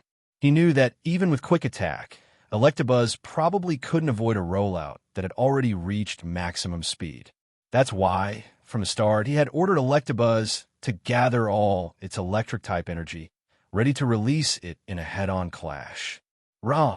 Electabuzz, sensing the deadly threat closing in, roared fiercely. All its electric energy gathered in its hands. Although the move it was about to use was Thunder Punch, it spread both hands and took a solid stance to receive the attack. Its hands were wrapped in electricity, like wearing gloves made of lightning. Boom! In the next instant, both Pokémon collided violently in the center of the field. A massive crash shook the place. Rock-type and electric-type energies clashed relentlessly, triggering multiple consecutive explosions. Ethan Black was stunned. In theory, Sandshrew, being a ground-type, should be immune to electric-type moves. But at that moment, Electabuzz managed to stop Rollout by using the conflict of energies between the two types, something that shouldn't have been possible. However, Sandshrew had pushed Rollout to its very limit with the extra momentum from Defense Curl. It had reached its greatest possible power by then. That's why, after a few seconds of struggling, Electabuzz's body began to tilt backward, and the electricity surrounding its hands started to destabilize. Don't give up. Electabuzz, use Thunderbolt. Electric Beast shouted urgently, his eyes filled with anxiety. Rah! Electabuzz wasn't willing to yield either. It roared furiously, and instantly its whole body was wrapped in lightning, which it channeled into its hands and discharged with all its might. Boom! With the full outburst of Thunderbolt, the clash between rock and electric energies reached a critical point, causing a massive explosion that filled the entire field with a thick cloud of smoke. Boom! Even after that, 2 more impact sounds rang out, but with the dense smoke, no one could see what was happening. Is there a winner already? Who came out on top in the end? The commentator, watching the scene, shouted excitedly, intensifying the tension among the crowd. Many people stood on tiptoe, trying to catch a glimpse through the haze. After about 30 seconds, the smoke finally began to clear. The first thing revealed was the battlefield, wrecked and shattered. Then both Pokémon collapsed on opposite sides of the arena. Both Pokémon knocked out at the same time. The commentator shouted in surprise. However, the referee didn't announce the result right away. Even if both went down together, there was still a countdown. If one managed to stand before the count of 10, that one would be declared the winner. But when the count reached 10, neither Pokémon stood up, so the referee finally gave the verdict. The battle is over. The result is a draw. But even so, since the leader's Pokémon fainted, that means the challenger has successfully cleared the challenge. As soon as the commentator finished, a huge cheer erupted throughout the venue. After all, very few challengers managed to win each day. And this had been a classic case of the weak defeating the strong. Especially that final clash. It was so shocking that every spectator was left thrilled. Even remembering the moment, their hearts kept racing. However, Ethan Black wasn't in the mood to enjoy the applause of the crowd. As soon as the battle ended, he returned Sandshrew to its Pokeball. His partner was seriously injured and needed treatment immediately. Luckily, the club's rules were clear. Any challenger who won had the right to free treatment at the Pokémon Center affiliated with the club. So, after retrieving Sandshrew, Ethan Black hurried alongside Electric Beast, who was also carrying his severely injured Electabuzz. Apparently, the Pokémon Center was right next to the club, a very thoughtful setup for emergencies like this. As soon as they arrived, the staff was already waiting. Once Ethan Black and Electric Beast handed over their Pokeballs, the staff rushed off with them down a green corridor reserved for emergency treatment. Watching Sandshrew being taken away for treatment, Ethan Black finally sighed in relief and began looking around. Perhaps because the Pokémon World had emerged from the mysterious Secret Kingdom. The Pokémon Center's design was very similar to the one he knew, and even the nurse on duty looked just like the classic Nurse Joy, accompanied by Chansey.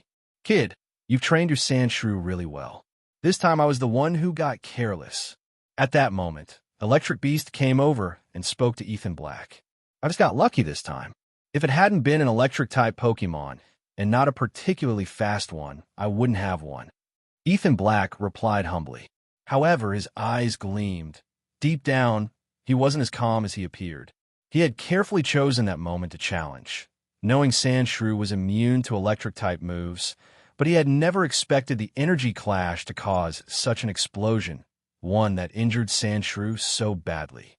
That taught him that in the real world, type immunity wasn't always absolute. In the anime, for example, Paul had once used Thunderbolt on a rock to cause indirect damage, something similar to what had just happened here. "You're really good. Anytime you want, we can battle again." Electric Beast nodded respectfully, patted Ethan Black on the shoulder, and headed back to the club. At the same time, a club staff member approached Ethan Black to deliver his reward. The $100 Poke entry fee and the 1,000 Poke for completing the challenge successfully. Watching Electric Beast and the staff member leave, Ethan Black stayed behind, patiently waiting for Sandshrew's treatment to finish. Despite his victory, he didn't feel arrogant or overconfident at all. After all, in this world, Pokémon civilization had only existed for 23 years, and Pokémon had only started integrating into the daily lives of ordinary people in the last 3 years. That's why most trainers were still in a stage of learning and experimentation. People like Electric Beast were also in that stage, though with some economic or family backing, which let them progress faster than the rest. But influential families and large corporations had probably already been in contact with Pokémon earlier on and might even have taken part in exploring the Secret Kingdom. Catching up with them wouldn't be easy. The Secret Kingdom, if I get the chance, I want to go in and see it with my own eyes, too. Ethan Black murmured to himself, his gaze filled with determination. But for now, he knew well that he didn't yet have the strength to try. It seems there's still a long way to go. Ethan Black took a deep breath and then picked up the informational brochure about the Pokémon Club's training hall to read it. In that hall, one could still see some influence from the traditional concept of a gym. Most of the equipment was designed to improve a Pokémon's physical condition. If one wanted specialized training and moves, the brochure recommended hiring a specialized trainer who would teach according to the move being developed. But of course, the price was exorbitant. Ethan Black also flipped through the trainer brochure. There were entries like Electric Beasts or the leader who owned Scyther. Electric Beast specialized in electric-type Pokémon, and his signature moves were Thunder Punch and Thunderbolt, moves that Ethan Black had already witnessed and which had certainly been pushed to their maximum potential. The leader with a Scyther, on the other hand, specialized in Bug-type Pokémon, with great speed as his main trait, mastering moves like Quick Attack, Double Team, and Agility. Moreover, there were trainers for almost every type. In the case of the ground type, the one that interested Ethan Black the most, the featured trainer had a Rhydon as his partner.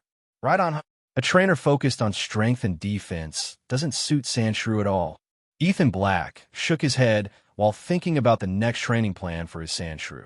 One of the moves he had been clear about for some time was Sand Attack, but for that he needed a sandy terrain, which he had already planned ahead of time. In addition, he planned for Sandshrew to learn Rapid Spin.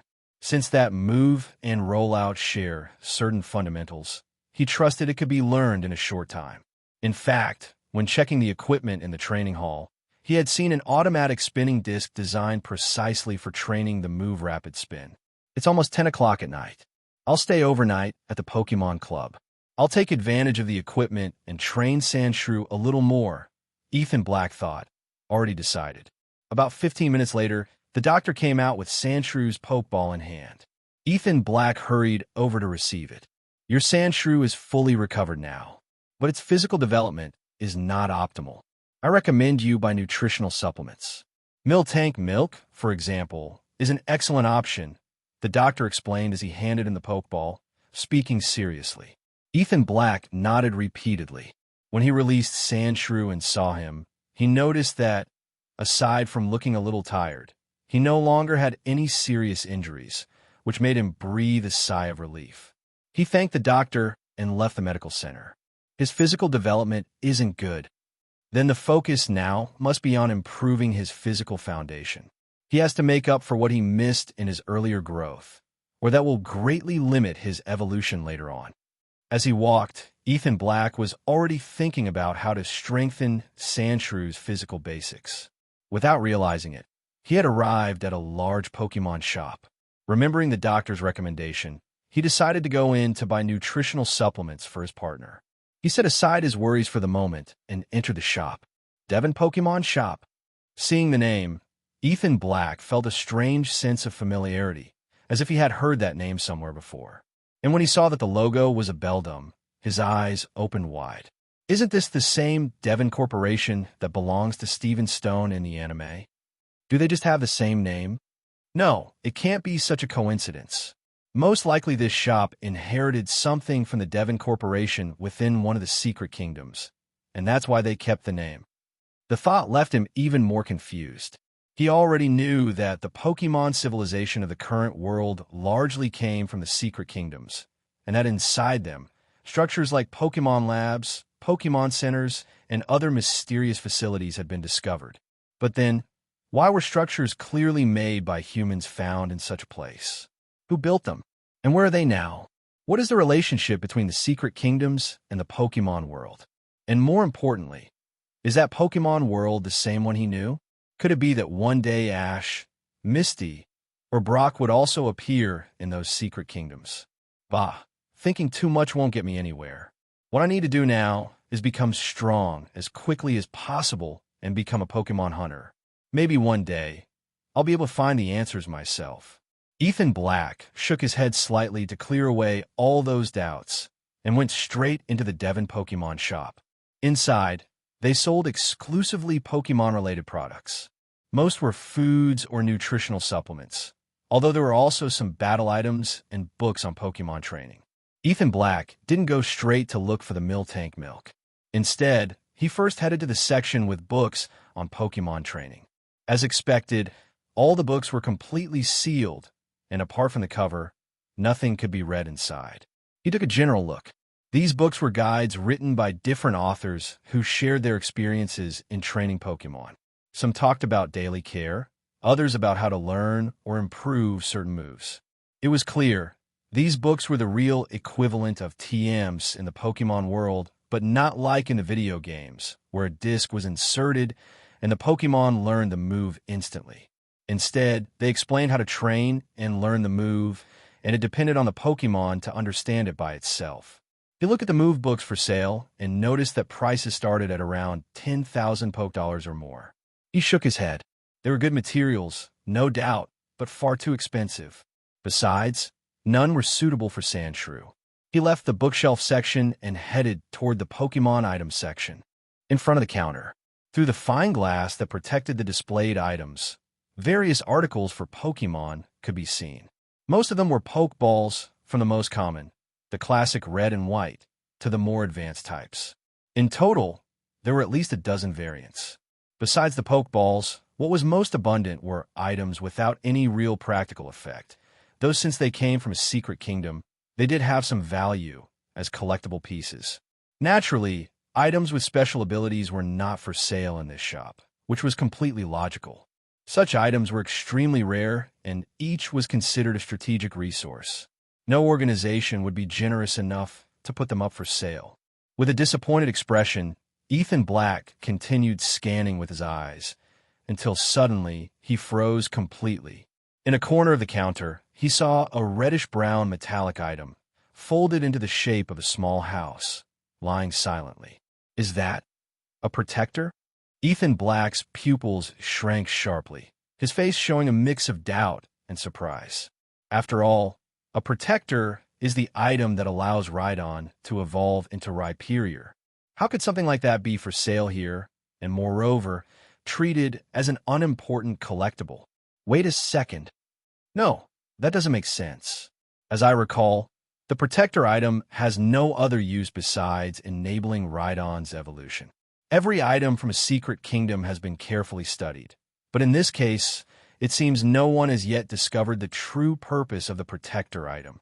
The more Ethan Black thought about it, the faster his heart raced. It was clear the shop hadn't properly identified the item, so they simply classified it as a strange metal from a secret kingdom, valuable only as decoration. A super rare item that allows Rhydon's evolution. Ethan Black's heart almost leapt out of his chest. Rhyperior was precisely the central member he had envisioned for his future Sandstorm team. With its rock and ground types, in addition to being immune to sandstorm damage, its rock type also grants a 50% boost to special defense under that weather. It should be remembered that Rhydon was already a Pokémon with extremely high physical defense, great attack, and solid endurance, though somewhat lacking in the special stats. If he managed to add the weather defensive bonus and also take advantage of Rhyperior's solid rock ability, it would become a true nightmare for any opponent. With 1,000 ideas racing through his mind, Ethan Black fixed his eyes on the price tag. It read 1 million. Being treated as a mere collectible, that price was certainly steep. Compared to some luxury sculptures that also cost 1 million, that piece of rare metal didn't even seem to have aesthetic value. It was clear that these collectible items with astronomical prices weren't really put on sale with the intention of being bought. Rather, they were used as symbols of the shop's prestige, a sort of treasure to decorate the establishment. After all, they came from the secret kingdoms, and that alone was enough to demonstrate the great power behind the shop. But if someone were to discover the true use of the protector item, that price would undoubtedly skyrocket. 1 million. For now, I'd better focus on feeding Sandshrew properly. Ethan Black sighed lightly to himself. After that, he didn't stay any longer in the Pokémon store. After buying a large bottle of Miltank milk, he left the place and headed toward the Pokémon Nightstar Club. After paying 300 Poké for the night fee, he was able to enter the underground training facilities without issue. The training area was equipped like a gym, full of all kinds of machines. In addition, around the place there were individual training rooms, where both trainers and Pokémon could exercise or rest. As soon as he arrived, he released Sandshrew. After a good rest, it had already recovered some of its energy. Sandshrew, this is Miltank milk. Let's see if you like it. At the sight of it, Sandshrew's eyes sparkled with excitement. It nodded repeatedly and extended its small hands to grab the bottle. Wash your hands first. Ethan Black took out a bottle of mineral water from his backpack. Sha. Sandshrew looked at the bottle of water, then at the milk, tilted its head with a confused expression, as if asking, "Why wash my hands if I'm not going to use them to drink?" "Then at least rinse your mouth," Ethan Black said after thinking for a moment. Sandshrew, degree_degree. After Sandshrew obeyed and rinsed its mouth, Ethan Black finally handed over the Miltank milk. Interestingly, despite being a Pokémon afraid of water, it showed no fear at all when drinking the milk, which made Ethan Black start to think of something. What if I mix Miltank milk with water? After finishing the whole bottle, Sandshrew was completely revived, running around the training room with amazing energy. After playing for a bit, Ethan Black led it to a high-speed spinning machine. Sandshrew, what we're going to train now is the move Rapid Spin. This is a normal type move. It works to attack by spinning around yourself, and it can also be used defensively. It's quite similar to the move Rollout, except it's normal type, and the spinning direction is horizontal, not back and forth. Ethan Black explained in detail to Sandshrew how to train this technique. Since Sandshrew already mastered normal type moves, Scratch and Defense Curl, controlling normal energy wouldn't be difficult for it. The next step was to coat the body with normal type energy and activate it together with the spinning. With the previous experience in training Rollout, this shouldn't be too hard. Sha. Upon hearing that it had to train again, Sandshrew immediately lost enthusiasm. "If you train well today, tomorrow morning I'll treat you to a big breakfast. What do you think?" Ethan Black smiled. For a glutton, nothing was more motivating than food. And besides, since they had won a prize, they deserved a reward. Sha sha sha. Sandshrew's eyes shone like stars. It nodded quickly, climbed onto the spinning machine, and, as usual, used the move defense curl to roll itself into a ball. "Let's begin." Once ready, Ethan Black activated the machine, making Sandshrew spin rapidly. "Sandshrew, remember the feeling of using defense curl.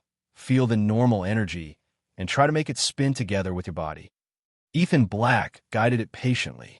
He was quite confident in this training method. Following his instructions, Sandshrew repeatedly used defense curl, coated its body with normal type energy, and tried to make it spin with the help of the machine. This way, little by little, it would manage to perform rapid spin on its own. When Ethan Black saw that Sandshrew already had its body covered in normal energy, he stopped the machine and let it try spinning alone. In fact, the method turned out to be very effective.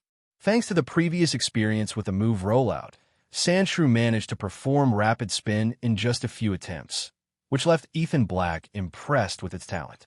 From now on, they only needed to keep training steadily, and in no time, the move would be completely mastered. The next morning, Ethan Black and Sandshrew slowly woke up in the training area's room. They had trained until late at night, and both had fallen asleep from pure exhaustion. "Sandshrew, get up, wash your face, and let's go get breakfast," Ethan Black said with his eyes still half closed. "Sha." At the mention of breakfast, Sandshrew jumped up, fully awake. It remembered Ethan Black's promise perfectly well. A feast. Ethan Black got up shortly after. Checking his phone, he saw that it was already 6 in the morning. 2 hours left. How about we train to the move rapid spin a little more? "Sha." Unmotivated. "I want breakfast first." After a bit of morning exercise, Ethan Black took Sandshrew out of the club, and they ran straight to a restaurant. As a true glutton, food was its greatest motivation to train. And so, to fulfill last night's promise, 500 poke dollars disappeared in the form of food, which left Ethan Black's heart in pieces. However, remembering Sandshrew's effort during training, he felt comforted. It's a new day full of energy. Today we'll rest a little. How about going to a construction site to play with sand? Leaving the cafe, Ethan Black already had the day planned out. Since they had earned 1,000 poke dollars, he decided to take the day off and enjoy the time with his Pokémon. And why go to a construction site? Because there could be sand there, and it would also be a place isolated enough to train Sandshrew freely. "Sha." At hearing the word play, Sandshrew got excited. Playing with sand was one of its favorite activities. After getting its approval, Ethan Black returned it to its Pokeball and happily ran toward a nearby construction site. In fact, he had already observed that place for some time. It seemed to be on pause, so sneaking in wouldn't be a problem. "Come out, Sandshrew." Stealthily, Ethan Black reached a sandy area at a construction site and threw the Pokeball, releasing Sandshrew. "Sha." Upon seeing the bright sand in front of it, Sandshrew's eyes sparkled as well. It rolled on the ground as if wanting to bury itself completely in the sand. Ethan Black smiled as he watched it so happy, and noticing how much it loved playing in the sand, he decided not to disturb it.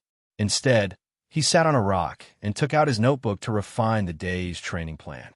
He had brought Sandshrew to this place with the intention of teaching it the move Sand Attack. And the starting point of training was precisely that, playing with the sand. He remembered that, in a special episode of the Pokémon anime, the move Sand Attack had been translated in his country as Sand Kick, so he decided to start by teaching Sandshrew to stir up sand with its hind legs. The idea was that by learning to lift small clouds of sand, it could eventually master the move. "Sandshrew, we're going to start training to learn the move Sand Attack." After finishing adjusting the plan, Ethan Black called his Pokémon, which was still happily rolling around. Upon hearing that it was time to train, Sandshrew showed no rejection. On the contrary, it ran excitedly toward him and raised one of its little paws, pointing at him mischievously. Ethan Black frowned guessing what was coming, but still gritted his teeth and said, "If you learn the move sand attack today, tonight there'll be extra dinner." He emphasized the word today very strongly. Shah. Sandshrew's little eyes shone like stars. And then Ethan Black deeply regretted having opened his mouth. Perhaps motivated by the promised dinner, Sandshrew learned the move sand attack at an astonishing speed. 1 hour later, it could already use the move on sand.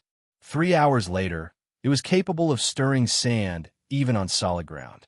And 5 hours later, it could create a small sandstorm with the move. Sha sha sha.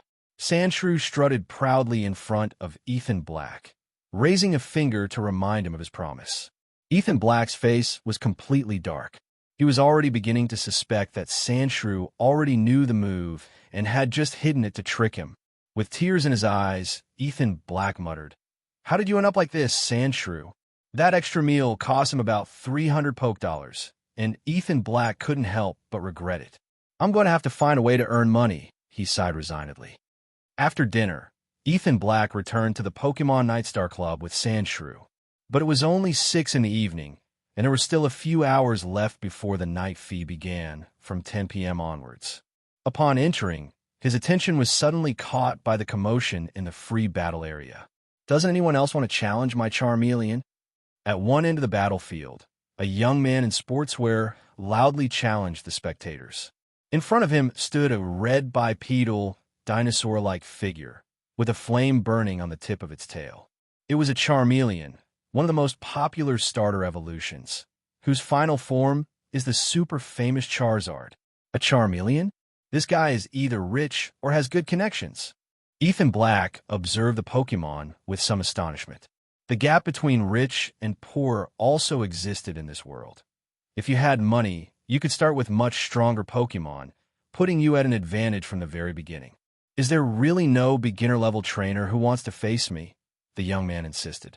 "If you beat me, these 500 poke dollars are yours," he shouted while pulling out a wad of bills and waving them disdainfully. "Earn 500 poke dollars just for beating him in battle?" Ethan Black's eyes lit up instantly. From the young man's words, it was clear that he too was a beginner-level trainer. And if it was a battle between beginner trainers, Ethan Black had some confidence. Besides, Charmeleon is fire-type, and both ground and rock-type moves have a natural advantage. "I'll accept the challenge. I'd just like to know, are there any rules?" Without hesitation, Ethan Black stepped out from the crowd and positioned himself on the other side of the battlefield. "There are no special rules. As long as you're a beginner-level trainer, you can participate," said the boy with a defiant smile. "All right, then here's my beginner-level trainer ID. No need to show me. You're the same age as me, so it's impossible for you to be intermediate level. Just bring out your Pokémon, and let's get started already." The young man impatiently interrupted before Ethan Black could finish. "Very well.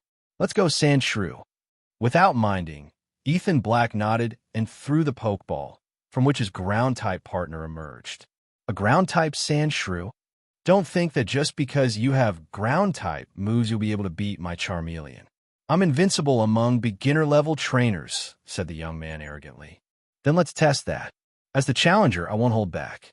Sandshrew, use Rollout." With a faint smile, Ethan Black gave his first command. "Rollout, a rock-type move? That'll only work if you manage to hit. Charmeleon, dodge, and then use Flamethrower." Charmeleon made an agile leap, dodging Sandshrew's spinning charge with surprising speed. As soon as Sandshrew rolled past its side, the fire-type Pokémon opened its mouth and fired an intense blaze toward its rear. "Stop on a dime and turn around." Ethan Black frowned. Although Sandshrew could defend well against frontal attacks with Rollout, it had no way to guard against an attack from behind, so the only option was to dodge. Sandshrew reacted immediately. At Ethan Black's command, it braked sharply, generating strong friction with the ground, then spun its body abruptly, changing direction to evade the fire attack and head back toward Charmeleon. "Oh, it can even turn like that. Impressive." The young man's eyes lit up. As the son of a wealthy family, he had driven many sports cars, so seeing Sandshrew perform such a precise turn seemed worthy of praise. But he also reacted quickly, ordering Charmeleon to fire another blaze, this time from the front, striking Sandshrew directly. The intense flames created a shockwave that began to slow down its spinning attack. Break through the fire. Not so easy. Increase the power. Both gave orders at the same time. Just as Sandshrew sped up to try to break through the flamethrower, Charmeleon suddenly intensified the flames, and what was once a single stream of fire turned into a massive blast that completely engulfed Sandshrew. Sandshrew has no resistance to fire. Charmeleon, burn it until it falls, shouted the boy, confident in victory. Even though Sandshrew kept spinning with rollout, the fire-type move was still dealing damage, and sooner or later it wouldn't hold out. Damn it, what a powerful move. Ethan Black looked worried. Now that Sandshrew could no longer roll forward through the flames, it had also lost the chance to retreat. Ethan Black could only have it maintain the spinning motion to reduce the damage as much as possible. If it stopped, it would be consumed by the fire in an instant. How do you put out a fire like this? Wait, put out. That's it. Sandshrew, keep rolling and use Sand Attack. Ethan Black gritted his teeth. He had no choice but to gamble. If Sandshrew couldn't fuse those two moves, then it would lose. Sha! Sandshrew growled in response. Remembering the Sand Attack it had learned that very day, it began to channel its ground-type energy to the maximum. And in the next instant, Sandshrew's body began to release sand in all directions. And with the force of the spinning rollout, the sand transformed into a raging sand wave that surged forward furiously. S-H-H-H-H-H-H. The sand roared, and when it met the fire, crackling and hissing sounds rang out, like steam and abrasion. But sand cannot burn, and little by little, the fire began to be smothered by the sand wave. Charmeleon's flamethrower was completely contained, and its figure was buried under the sandy storm. What the hell was that? What kind of move is that? Looked like Sand Attack. The trainer did shout that move. Are you kidding me? How could such a simple move like Sand Attack put out a full flamethrower and bury Charmeleon? Watching Sandshrew create a massive sand wave that put out flamethrower and buried its opponent, the whole audience erupted in a sea of exclamations, disbelief on their faces. Did you see that, Tyrant? On the stairs leading to the second floor of the club, the electric-type trainer, nicknamed Electric Beast, looked at the ground-type trainer, called Tyrant, with a grave expression. Yes, it's still Sand Attack, but enhanced with the Sand Kick technique. Only in this case, instead of using its hind legs, it used the centrifugal force from rollout. The result is much more powerful. If you want an analogy, imagine a tire stuck in the mud that starts spinning at maximum speed. Tyrant thought for a moment, his eyes shining with admiration. Although it looked simple, as a ground-type trainer, he knew just how difficult it was to pull something like that off. First, Sandshrew had to master both moves, then combine them using multitasking, and finally, during the spin of rollout, adjust the direction of the Sand Attack. An extremely difficult combo. In fact, not even Ethan Black himself expected Sandshrew to pull it off. Though he had once mentioned that Red Sandshrew had buried a Magmar using Sand Attack, he never thought his own Sandshrew would do the same. In an even more impressive way. Boom! Just as everyone was still in shock, another explosion resounded across the field. With the flames gone, rollout regained its full power. Sandshrew shot straight at the buried Charmeleon, slamming into it hard and sending it flying into the wall, from where it fell slowly to the ground. Charmeleon is unable to battle. Sandshrew wins, shouted the referee after silently counting a few seconds and seeing Charmeleon fail to get up. He waved his flag without hesitation. No way, it really won. One incredible comeback. That Sandshrew defeated a Charmeleon with just 2 moves. Looks like Sandshrew isn't that bad. And it's cheap. Maybe I'll get one. Bah, that's only because the trainer is good. If you used one, your trainer career would end right there. The audience erupted once more in heated discussions. No one expected a mere Sandshrew to defeat a Charmeleon. I can't believe I lost to a Sandshrew. The boy, stunned, recalled his Charmeleon, his eyes fixed on the small green Pokémon. There are no weak Pokémon, only weak trainers. Suddenly, he remembered his uncle's words. He looked at Ethan Black with newfound respect. A Sandshrew was not a powerful Pokémon, which only showed how skilled the trainer had to be to raise it like this. I lost.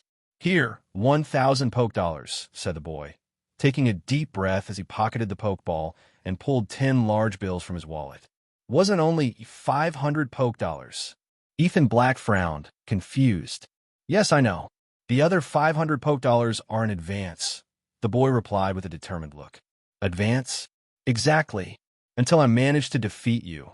I want to battle you once every day. What do you say?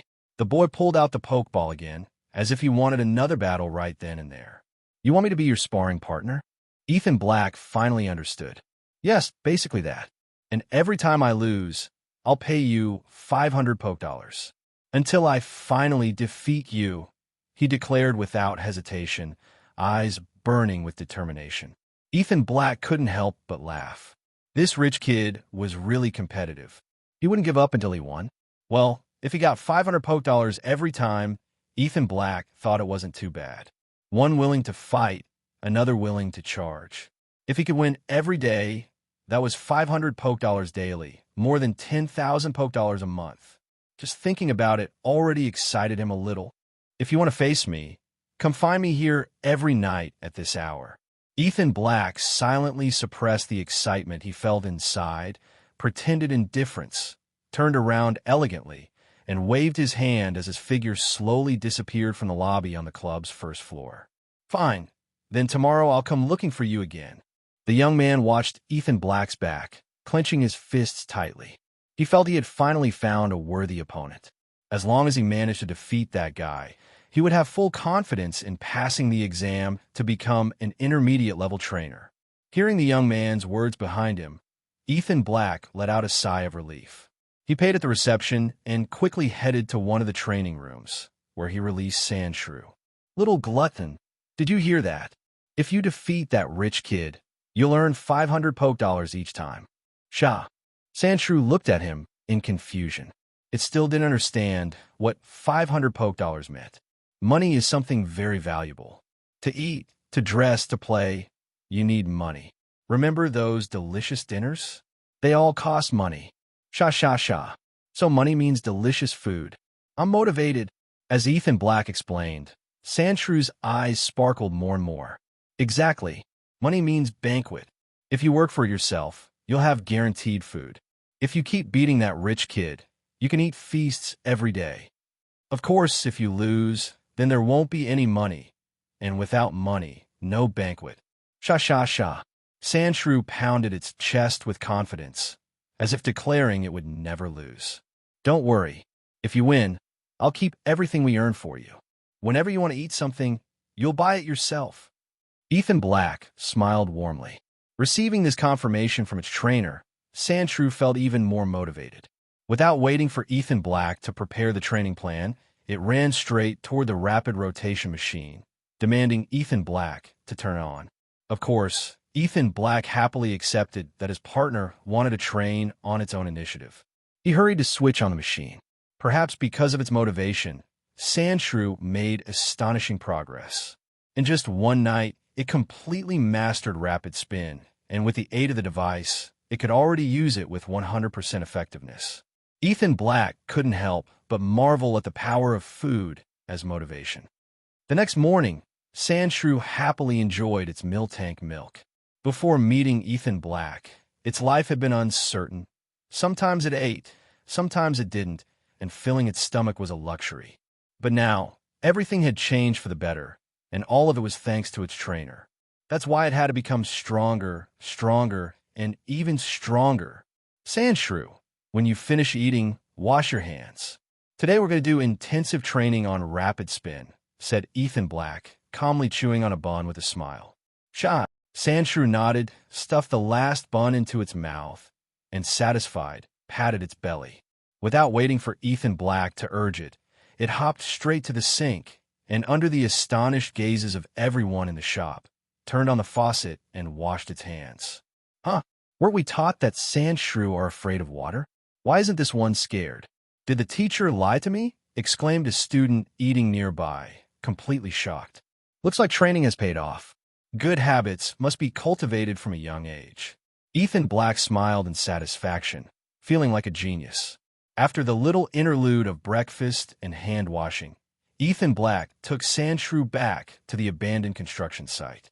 Sandshrew, today our mission is to fully master rapid spin. Standing on a concrete slab, Ethan Black flipped through his notebook while drafting the training plan. Shah! Sandshrew clenched its small fist, full of enthusiasm. Under Ethan Black's guidance, Sandshrew curled into a ball, used Defense Curl to coat itself in normal-type energy, and then began channeling that energy to spin its body like a top. Thanks to its previous experience with Rollout, once Sandshrew managed to start spinning, it only needed to follow the step-by-step training to master it completely. First, Ethan Black found a slope for Sandshrew to practice the move while spinning, something key to mastering rapid spin. Then came the most important part, repetition and constant practice. The goal was to make it so that, just like with Rollout, it could move and spin freely, with even more versatile mobility, allowing for quicker changes of direction and unexpected attacks. After an entire day of training, night fell. Ethan Black, keeping his promise, took Sandshrew to the food court to enjoy a grand dinner. This dinner is the reward for yesterday. Tomorrow's will depend on your performance tonight, Ethan Black said with a relaxed smile after ordering the meal. Sha sha sha. Sandshrew pounded its chest again with confidence. This victory would be his too. The finals of the summer playoffs of the Pokémon Professional League are about to begin. Let's welcome the two finalist teams. On one side, the defending champions, Team Skycrown, and on the other, the great dark horses of this season, Team Devon. Just as Ethan Black was calmly enjoying his banquet, suddenly the noise of a television caught his attention. It seemed that at some point, an employee had turned on the TV, which was broadcasting a live Pokémon battle. Pokémon Professional League. Hearing that name, Ethan Black felt a strange sense of familiarity, remembering those scenes when he and his friends would spend hours in the cyber cafe, playing in groups. But what is the Pokémon Professional League? Is it some new game from a company? With doubt, Ethan Black turned his head, and at that moment, he saw on the TV screen a massive battlefield. On both sides of the arena, 5 people were standing. A 5 versus 5 battle. Ethan Black blinked.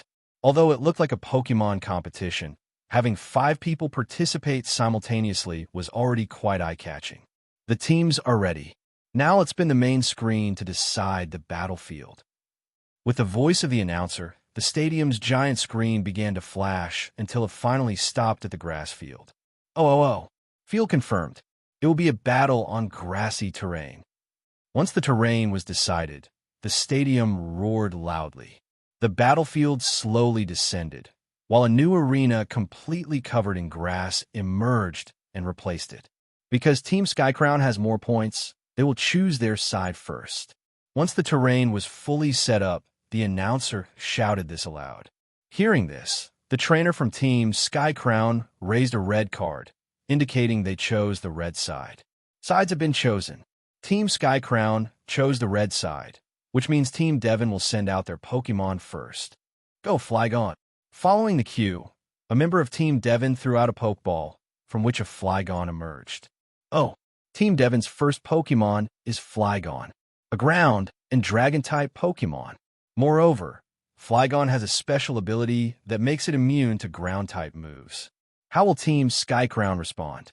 The commentator began narrating with excitement. With resistance to electric and ground-type moves, Flygon is an excellent choice as a lead Pokémon, added another commentator, nodding in clear admiration. Go, Walrein!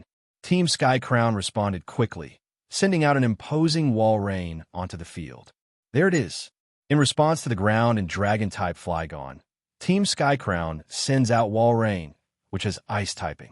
Ice-type moves are 4 times super effective against Flygon, and its water-typing makes it ideal for resisting rock-type moves.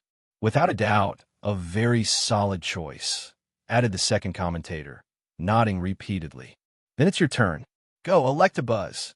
Team Devon did not fall behind and send out Electabuzz. There it is. Team Devon deploys its aerial cannon strategy. With Flygon covering against ground-type Pokémon, Electabuzz has no natural counters. A perfectly executed tactic, narrated the commentator with deep knowledge of battle.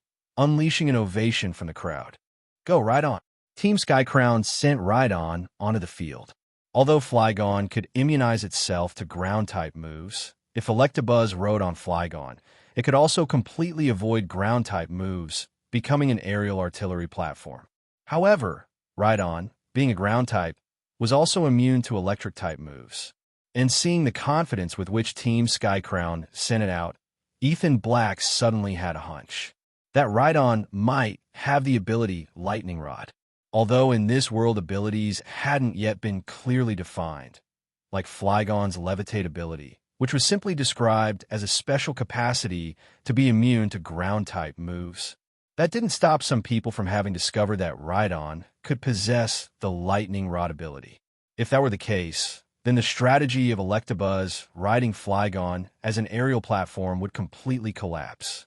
And not only that, the Lightning Rod ability didn't just nullify electric-type moves, it could also boost the user's special attack upon receiving them. If that happened multiple times, Rhydon could become the true dominant artillery on the ground. On top of that Electabuzz was clearly intended to counter Walrein.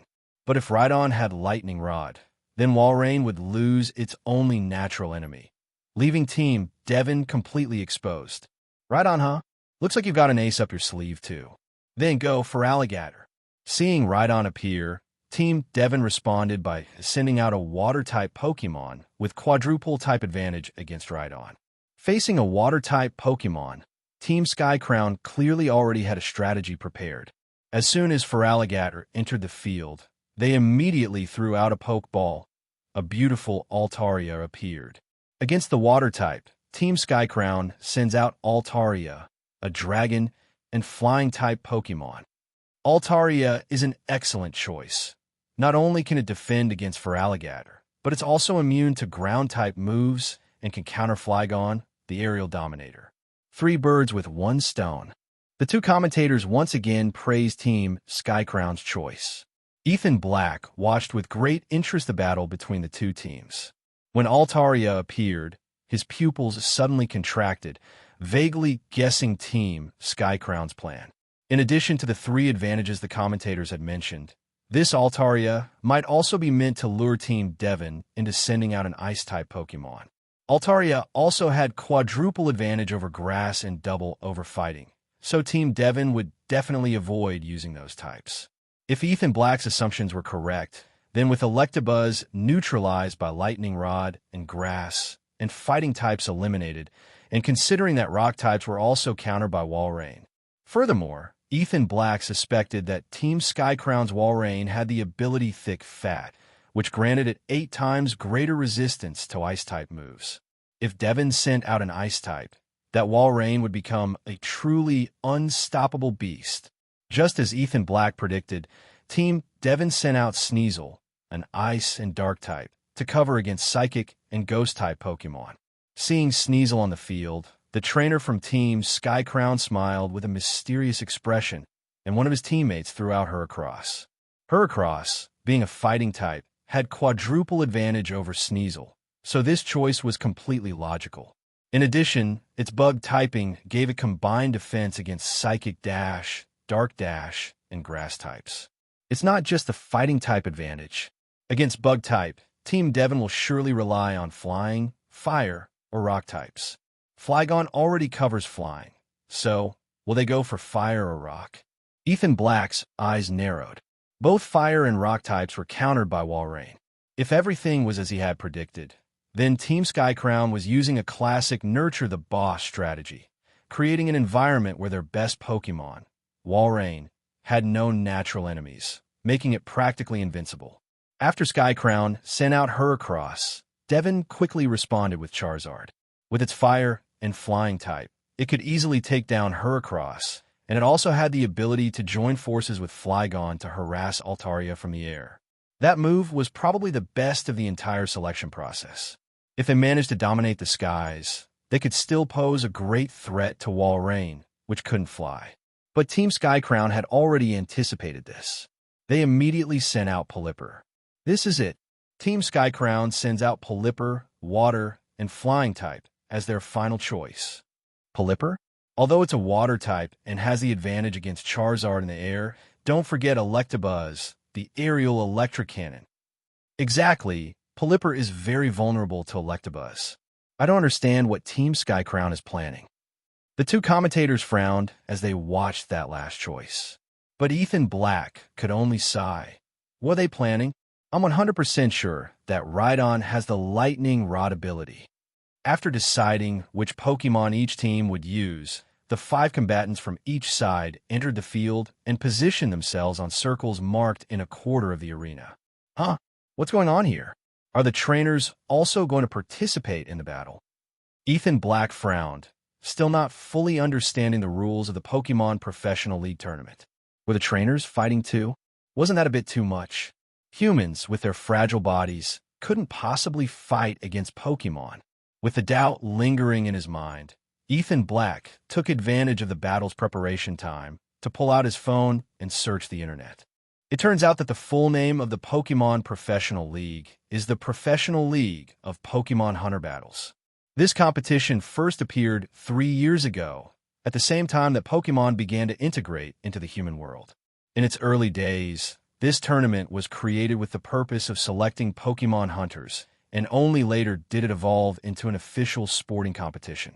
Because of its origins as a selection tournament for Pokémon hunters, the rules of this league are designed to simulate a survival environment in the wild. Since Pokémon hunters usually work in small teams, the league also adopted the format of 5 versus 5 team battles in a skirmish style, and moreover, the trainers themselves must also participate in the battle. However, participating does not mean that trainers fight directly, but rather that they must stand inside a protective barrier on the battlefield, and the Pokémon are responsible for safeguarding the trainer's safety. After all, in a dangerous wild environment, the trainer's safety is the top priority. If the trainer dies, no matter how strong their Pokémon may be, it is meaningless. This kind of battle is very similar to tower defense games. In a 5v5 battle, the Pokémon not only have to fight, but also protect the battlefield's safety barrier. In fact, this form of combat strongly resembles the popular competitive video game League of Legends. It is also a 5v5 battle, and the trainer's protective barrier plays a role similar to the Nexus in League of Legends. If the safety barrier takes attacks, its energy gradually decreases. Once this energy reaches a critical point, the battlefield's sensors emit a warning signal. This is just like the shattering of the Nexus crystal in LOL. It represents the end of the battle. And of course, if this were to happen in a real wild environment, it would mean the trainer has died, so continuing the battle would be pointless. So this is the Pokémon Professional League? After reading the battle rules, Ethan Black's eyes shone with excitement. To be honest, this type of competition was truly interesting. From the very first stage of strategic Pokémon selection, through the 5v5 skirmish battle, all the way to the method used to determine the battle's end, it was like going through an authentic survival test in the wild. Perhaps this kind of battle was created precisely to help trainers adapt to fighting in the wilderness, Ethan Black thought. And indeed, participating frequently in this type of battle, or even just observing them, can greatly improve trainers' survival skills in wild environments. Maybe someday, the secret kingdoms will fully merge with the human world, and then people will be forced to fight for survival. In that case, the popularization of this kind of competition could save many lives. Now, the teams have already locked in their Pokémon.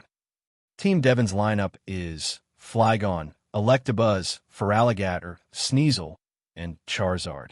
Team Skycrown's lineup is Walrein, Rhydon, Altaria, Heracross, and Pelipper. Now, competitors, take your positions. The safety barrier is activated. Right after the announcer gave the order, the circles where the trainers were standing began to glow with white light.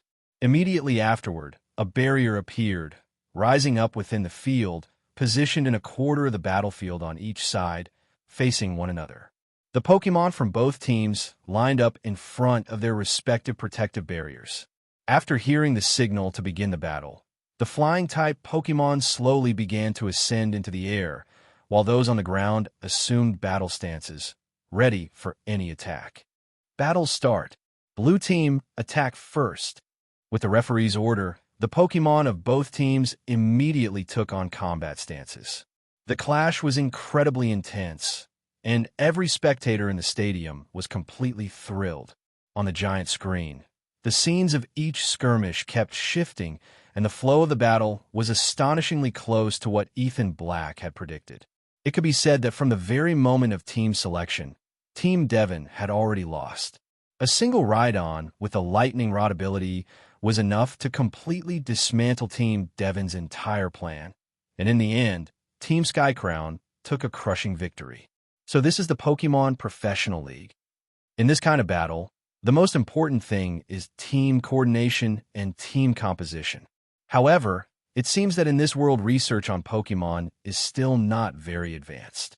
After all, Pokémon only appeared in the real world a little over 20 years ago.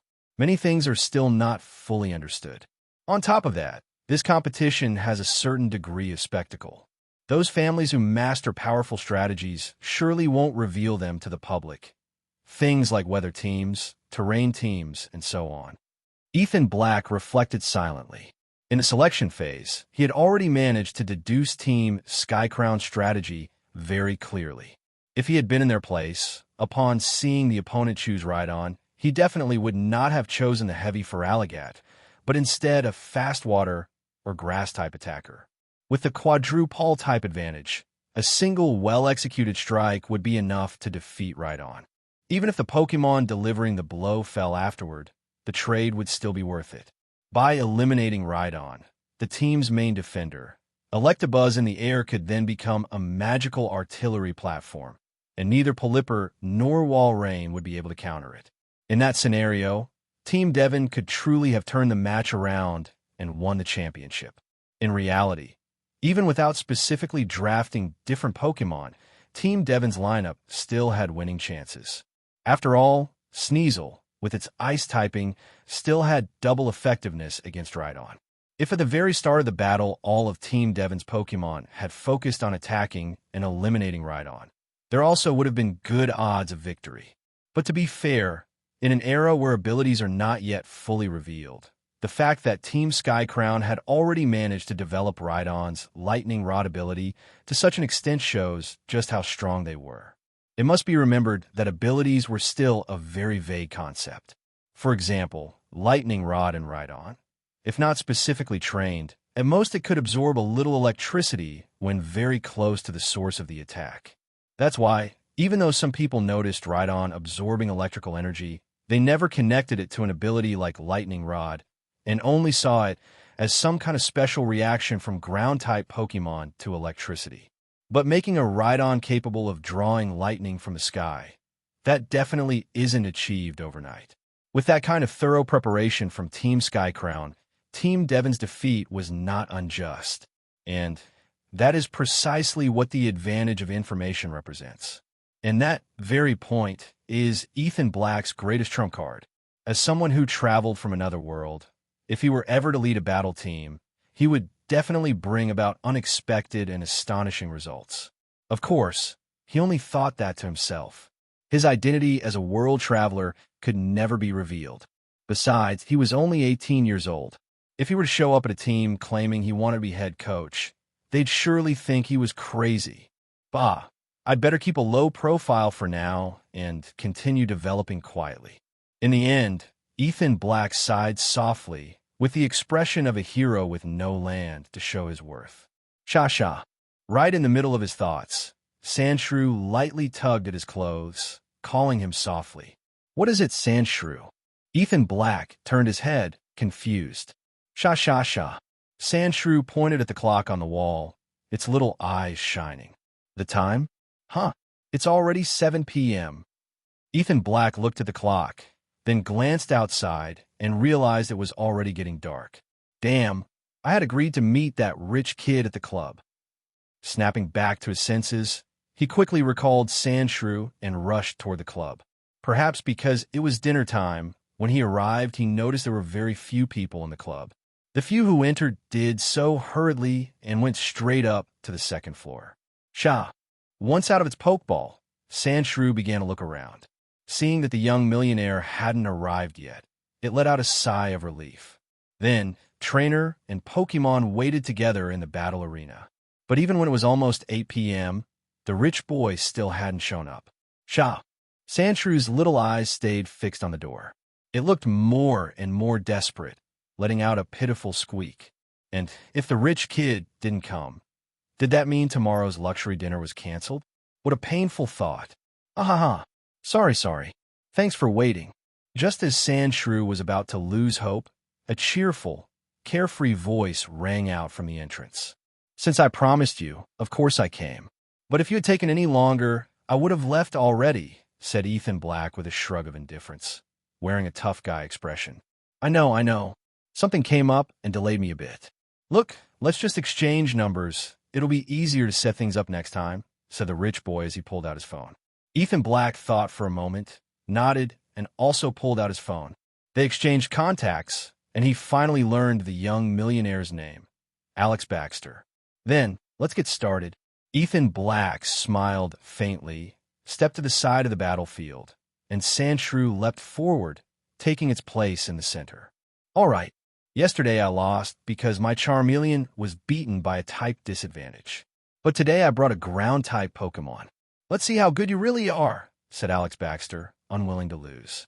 He then drew out a Pokeball, and with a white flash, a Donphan appeared. Its gray body, tire-shaped trunk, and massive tusks showed it was well-trained. So he has a second Pokémon? No doubt, he's not some poor guy. Ethan Black sighed lightly.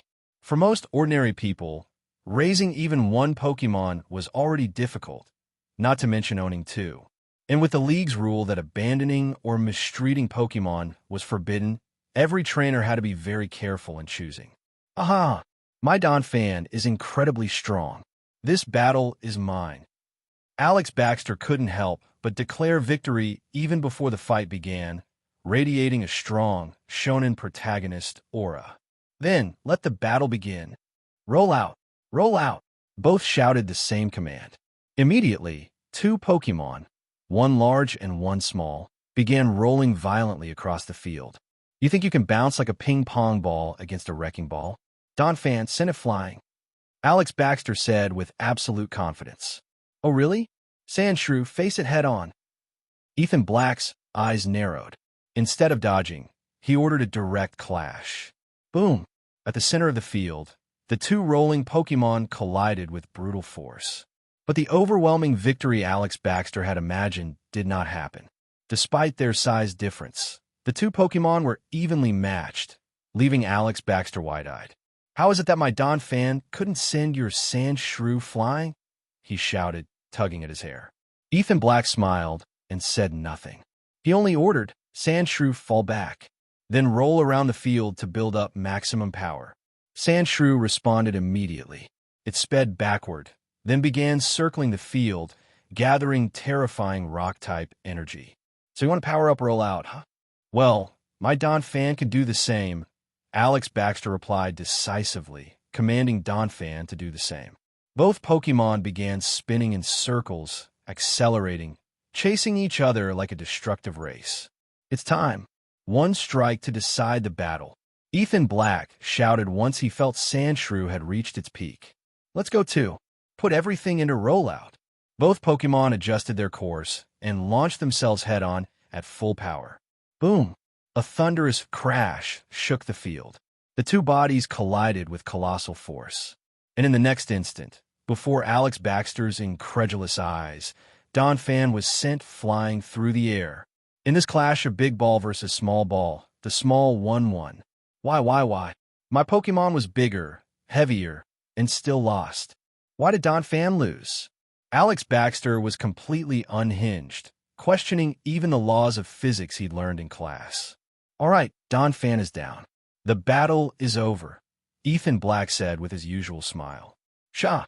Sandshrew squealed happily and ran straight to Alex Baxter, rubbing its little hands as if asking for its reward. Here you go, 500 poke dollars. Alex Baxter handed over the money without hesitation, then looked at Ethan Black with a face full of doubt. Could you explain what just happened? He finally dared to ask, his face red with embarrassment. For someone as proud as him, asking humbly was difficult, To ask someone else to reveal their secret techniques, that's not very polite, you know, Ethan Black said, smiling calmly. I know. Alex Baxter nodded immediately. But as a rich young man eager to improve, he added, I'll give you 10,000 poke dollars if you teach me that secret technique. 10,000 poke dollars? Although Ethan Black had planned to take a little advantage of the rich kid, that offer left him speechless. How nice it must be to have money. After Ethan Black nodded, Alex Baxter immediately pulled out a wad of bills and handed it to him respectfully, showing an attitude of genuine interest. It's actually very simple. You just need to have Donphan use the move defense curl before using the move rollout. That way you can increase the move's power, explained Ethan Black. Exactly. The reason his Sandshrew had been able to send Donphan flying was because it was already used to performing defense curl before executing rollout. According to what's said in the games, Sandshrew's final strike had reached a power of 960, while Donphan's rollout, without defense curl beforehand, only reached 480. That was precisely double the difference. Not a small matter. Defense curl? Wasn't that just for raising defense? Asked Alex Baxter, scratching his head in confusion.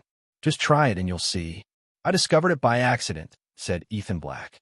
Impatient as ever, Alex Baxter immediately dragged Ethan Black down to the underground training gym. He even paid for him without hesitation. Together, they approached a machine that measured the power of attacks. Donphan, use defense curl and then rollout, ordered Alex Baxter. Donphan curled up into a ball, used defense curl, and then launched itself rolling toward the testing machine. Right away, a number appeared on the machine screen, 40. When Ethan Black saw that number, he frowned. He could feel that the power of rollout hadn't increased nearly as much as he had expected after defense curl. What's going on?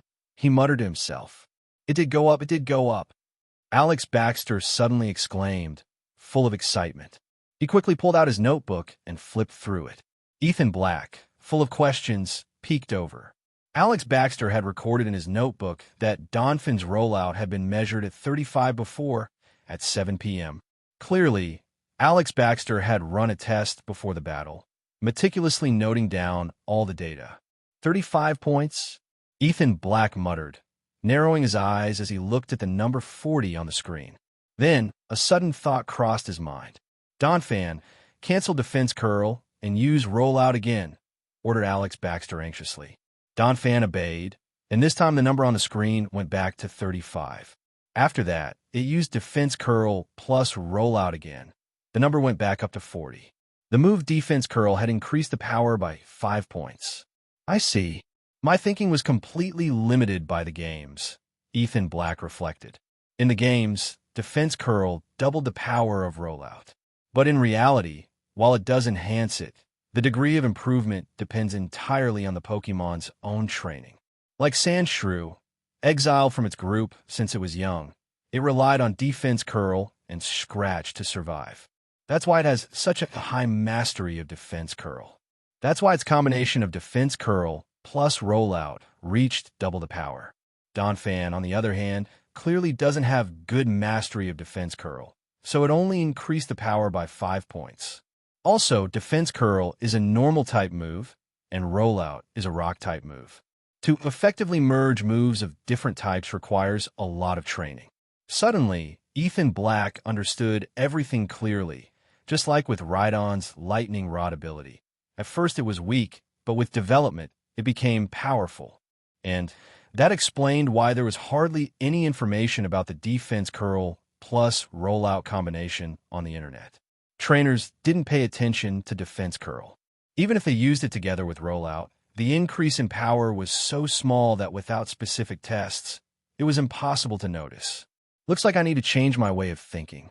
I can no longer judge the power of moves solely with the logic of the games, Ethan Black told himself. Holy crap, it's real. The power really went up. Alex Baxter shouted, so excited that he even swore, as if he had just discovered a new continent. Ethan, do you have more tricks like this? I'll pay you 10,000 poke dollars for each one. Sell me all of them, he asked with shining eyes. For now, no. My Sandshrew only knows a few moves, replied Ethan Black, thoughtful. The truth was he was no longer sure how much of his game knowledge applied directly to reality. He could only confirm it through personal training. Besides, that information was clearly valuable.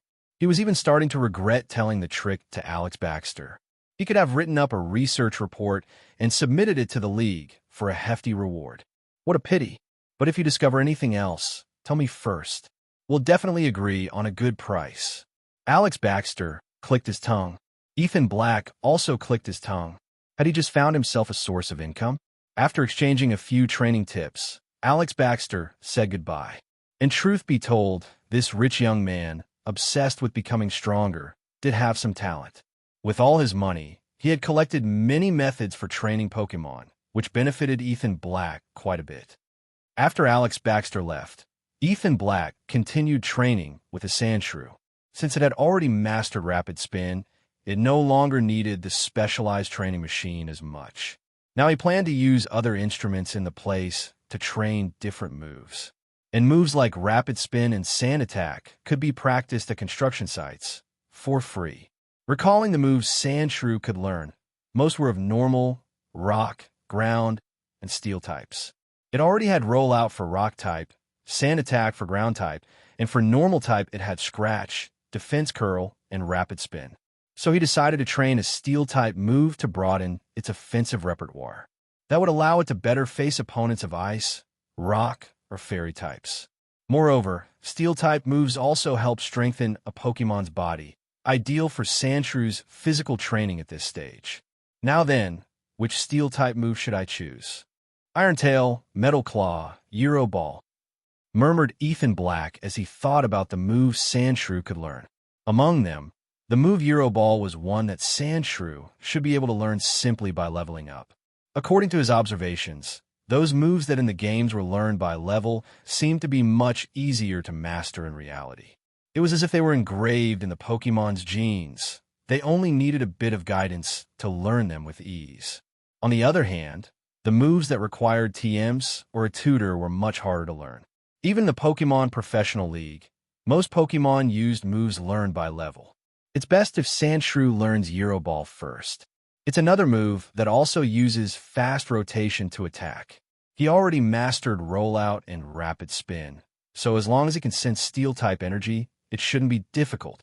Ethan Black took his notebook and quickly laid out the next training plan for Sandshrew. But to learn Euro Ball, he first had to feel Steel-type energy. Since he already had a foundation with Rapid Spin, there was no need to train in the club's training room. In that case, the only thing Sandshrew can work on here is his physical condition, right? Wait, maybe I could start by strengthening his claws and tail. That way, once he manages to master Euro Ball, he can immediately train the moves Metal Claw and Iron Tail. Besides, the training for Iron Tail was shown in the anime, though I'm not sure if it works the same way in real life. Ethan Black pressed his lips together, scribbling in his notebook while adjusting the training plan to make the best use of the room. In his mind, everything was taking shape. Training the claws was simple. He just needed to repeatedly use the move Scratch, a move Sandshrew had already mastered. Although he might not be able to learn Metal Claw yet, once he evolved into Sand Slash, his claws would grow thicker and stronger, and he could learn moves like Crush Claw or Fury Cutter, which rely on sharp claws. That's why building a good foundation now was crucial for developing powerful claws. As for tail training, Ethan Black decided to follow the routine Pikachu used in the anime to learn Iron Tail.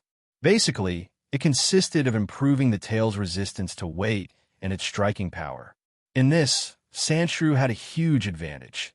His tail was much stronger than Pikachu's. Even without training, a swing of his tail already had considerable power, enough to make you see stars if it hit you. Once the plan for that night in the training room was set, he took Sandshrew to a rocky wall specially designed for claw training, and had him use Scratch again and again, leaving deep marks on the rock. Thus passed intense days for Ethan Black. From 8 a.m., he would leave the training room to go to the construction site, where he trained Rollout, Rapid Spin, and Sand Attack. After giving Sandshrew a big meal, he went to the club to face Alex Baxter's daily challenge. And indeed, the number of Pokemon Alex Baxter had surprised Ethan Black. In just 10 days, he had used more than 10 different Pokemon. Moreover, Alex Baxter was very stubborn. He refused to use Pokémon with a type advantage over Sandshrew. He always chose fair matchups. But Sandshrew progressed so much during those days that Alex Baxter didn't win a single time. Even his strongest Pokémon, one of his trump cards, Rhydon, was defeated by Sandshrew's max-powered rollout. After 10 days of battles, Ethan Black and Alex Baxter became good friends. After every fight, Alex Baxter invited them to dinner. Sandshrew grew very fond of him. Sometimes, Ethan Black feared that if Alex Baxter made an offer, Sandshrew would leave with him without hesitation. After each delicious dinner, Ethan Black returned with Sandshrew to sleep in the club's training room. While Sandshrew practiced, he perfected the next day's training plan, and so on, until 8 a.m. Half a month later, Sandshrew used rollout with Sand Attack. In an abandoned construction site, Ethan Black was directing the day's training. Hearing the order, Sandshrew began to roll skillfully, and sand began to swirl around him, eventually becoming a wave of dust that surged forward violently. Well done. Now rapid spin with Sand Attack. A new order. Sandshrew's rolling body suddenly stopped and began spinning on the spot at high speed, creating a strong gust of wind. Amid that wind, tiny grains of sand were lifted and carried upward, forming a great sand whirlpool. It's time. Launch Sandstorm. With a serious look, Ethan Black gave the final command. Shah! Roared Sandshrew, stopping his spin, standing tall at the center of the sand whirlpool. He opened his arms, and his eyes shone with light. Then, the whirlpool paused for an instant, and suddenly exploded, unleashing a violent blast of wind and sand that spread in all directions. A real sandstorm. He did it. A weakened version of Sandstorm, evolved from Sand Attack. Ethan Black's eyes sparkled with joy as he saw Sandshrew pull off the move. Rollout plus Sand Attack, Rapid Spin plus Sand Attack, and now Sandstorm. This was the result of a whole month of training. The first two combos had been part of the initial plan, and they developed successfully. During the process, Ethan Black noticed that Sandshrew had a great talent for manipulating sand, which sped up his progress. The move Sandstorm, however, had been a completely unexpected discovery. It happened during training half a month ago, while Sandshrew was refining Rapid Spin plus Sand Attack. A failed execution caused the whirlpool to explode in the air. Sand flew everywhere. Ethan Black, who was too close, almost got injured by the rain of sand and stones. But at that moment, Sandshrew awakened the move Sandstorm and managed to control the explosion, creating a contained storm that protected Ethan Black. Since then, even though Sandshrew could use Sandstorm, he could only achieve it that way, building up wind and sand with Rapid Spin plus Sand Attack, and then releasing it all at once. And even so, the success rate was low, once out of 10 attempts, if lucky. Ethan Black had no solution for that. Weather moves were too abstract.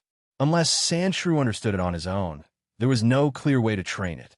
After about 30 seconds, drops of sweat began to run down Sandshrew's forehead, and the storm slowly began to fade.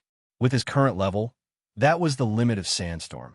All right, Sandshrew, come take a break. Ethan Black called out to his Sandshrew, who was exhausted after using several consecutive moves. Shah! Sandshrew, worn out, ran to his side and gulped down a bottle of Miltank milk that Ethan Black offered him. You did great. With those two moves combined from Sand Attack, you're already strong enough to face even mid-level Pokémon.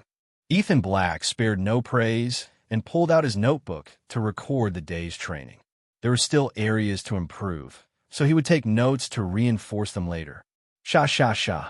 Hearing this, Sandshrew straightened up proudly. Come on, go wash up. We're heading out early today, and I'm treating you to a feast. Shah. Sandshrew's little eyes sparkled with excitement at the word feast. He quickly ran over to a water tap at the construction site, turned it on, and stood directly under the stream, letting the water soak him completely. After about 10 seconds, he jumped out and ran away, shivering, panting heavily as if he had just fought an epic battle. Ethan Black smiled with satisfaction, seeing that Sandshrew had already overcome his fear of water. He recalled them into the Pokeball and headed to a restaurant in the city that specialized in Pokemon food. At 7 p.m., Ethan Black and Sandshrew arrived at the Pokemon Nightstar Club. Sandshrew appeared on the battlefield and immediately looked sadly toward the door, letting out a pitiful whine. "Stop looking. I told you Alex went off to study. He won't be coming back for a while," Ethan Black said with a laugh. Sandshrew lowered his head even further. He missed Alex Baxter. He missed the lavish dinners, and also those late-night treats. All right, it's true the food hasn't been as good lately, but you don't need to show it like that. His look seemed to say, life without money is so hard. Okay, I get it. Actually, I brought you out today to talk about something important. What do you say we make a little money tonight? We just need to beat a ringleader, and that's 1,000 poke dollars. That's double what Alex used to pay us. At those words, Sandshrew's eyes went wide. But clever as he was, he quickly raised his little paws and began counting. 1, 2, 3, 4, 5, 6. I know, out of the 1,000, you'll keep 600. Sandshrew shook his head vigorously in refusal. Then he rolled his eyes and, without warning, dropped to the ground, lifting his hind paws as well. 7, 8, 9, 10. Ethan Black frowned. Each front paw had 3 claws, and each hind paw had 2, for a total of 10 claws. Sandshrew wanted the full amount. Fine, all yours, but the reward for defending the title will be mine. And don't even think about pocketing the 100 poke dollars refund for the entry fee. A spark flickered in Ethan Black's eyes. What's 100 poke dollars? You can have it. Delighted with the deal, Sandshrew jumped to his feet and waved his little paw generously. After sealing the deal, Ethan Black recalled Sandshrew and headed straight for the club. As soon as he paid the entrance fee and stepped into the spectator area, the battle in the arena was still ongoing. All the ringleaders were incredibly strong, and Ethan Black couldn't find a gap to enter the rotation. Boom! While he was thinking, an explosion echoed in the stadium. He looked up just in time to see a Persian strike down a Tauros with a single slash. The roar came from Tauros's body as it slammed into the ground. What power! That must have been Slash. It took down a Tauros known for its brute strength. Ethan Black watched with a serious expression at the Persian, which was clearly the Pokemon of the current ringleader. And the battle is decided. Persian's power is as fierce as ever, the commentator shouted as he announced the result, which drew a roar of applause from the entire stadium. As fierce as ever. That means this Persian must be an expert in close combat, Ethan Black noted mentally. Now, let's welcome the next challenger. As soon as the announcer finished, a young trainer with dyed yellow hair ran up to the stage. He threw his Pokeball, and a Pinsir appeared. Pinsir attacked immediately. Don't give it time to react. The Pinsir trainer knew perfectly well how turn-based battles worked. Apply pressure from start. Pion, roared Pinsir, charging with his muscular brown body toward the enemy. His right claw shone with white light. He was using Brick Break. Dodge it, ordered the ringleader. Persian made a quick step, its figure vanishing like a blur, and Pinsir's attack struck only air.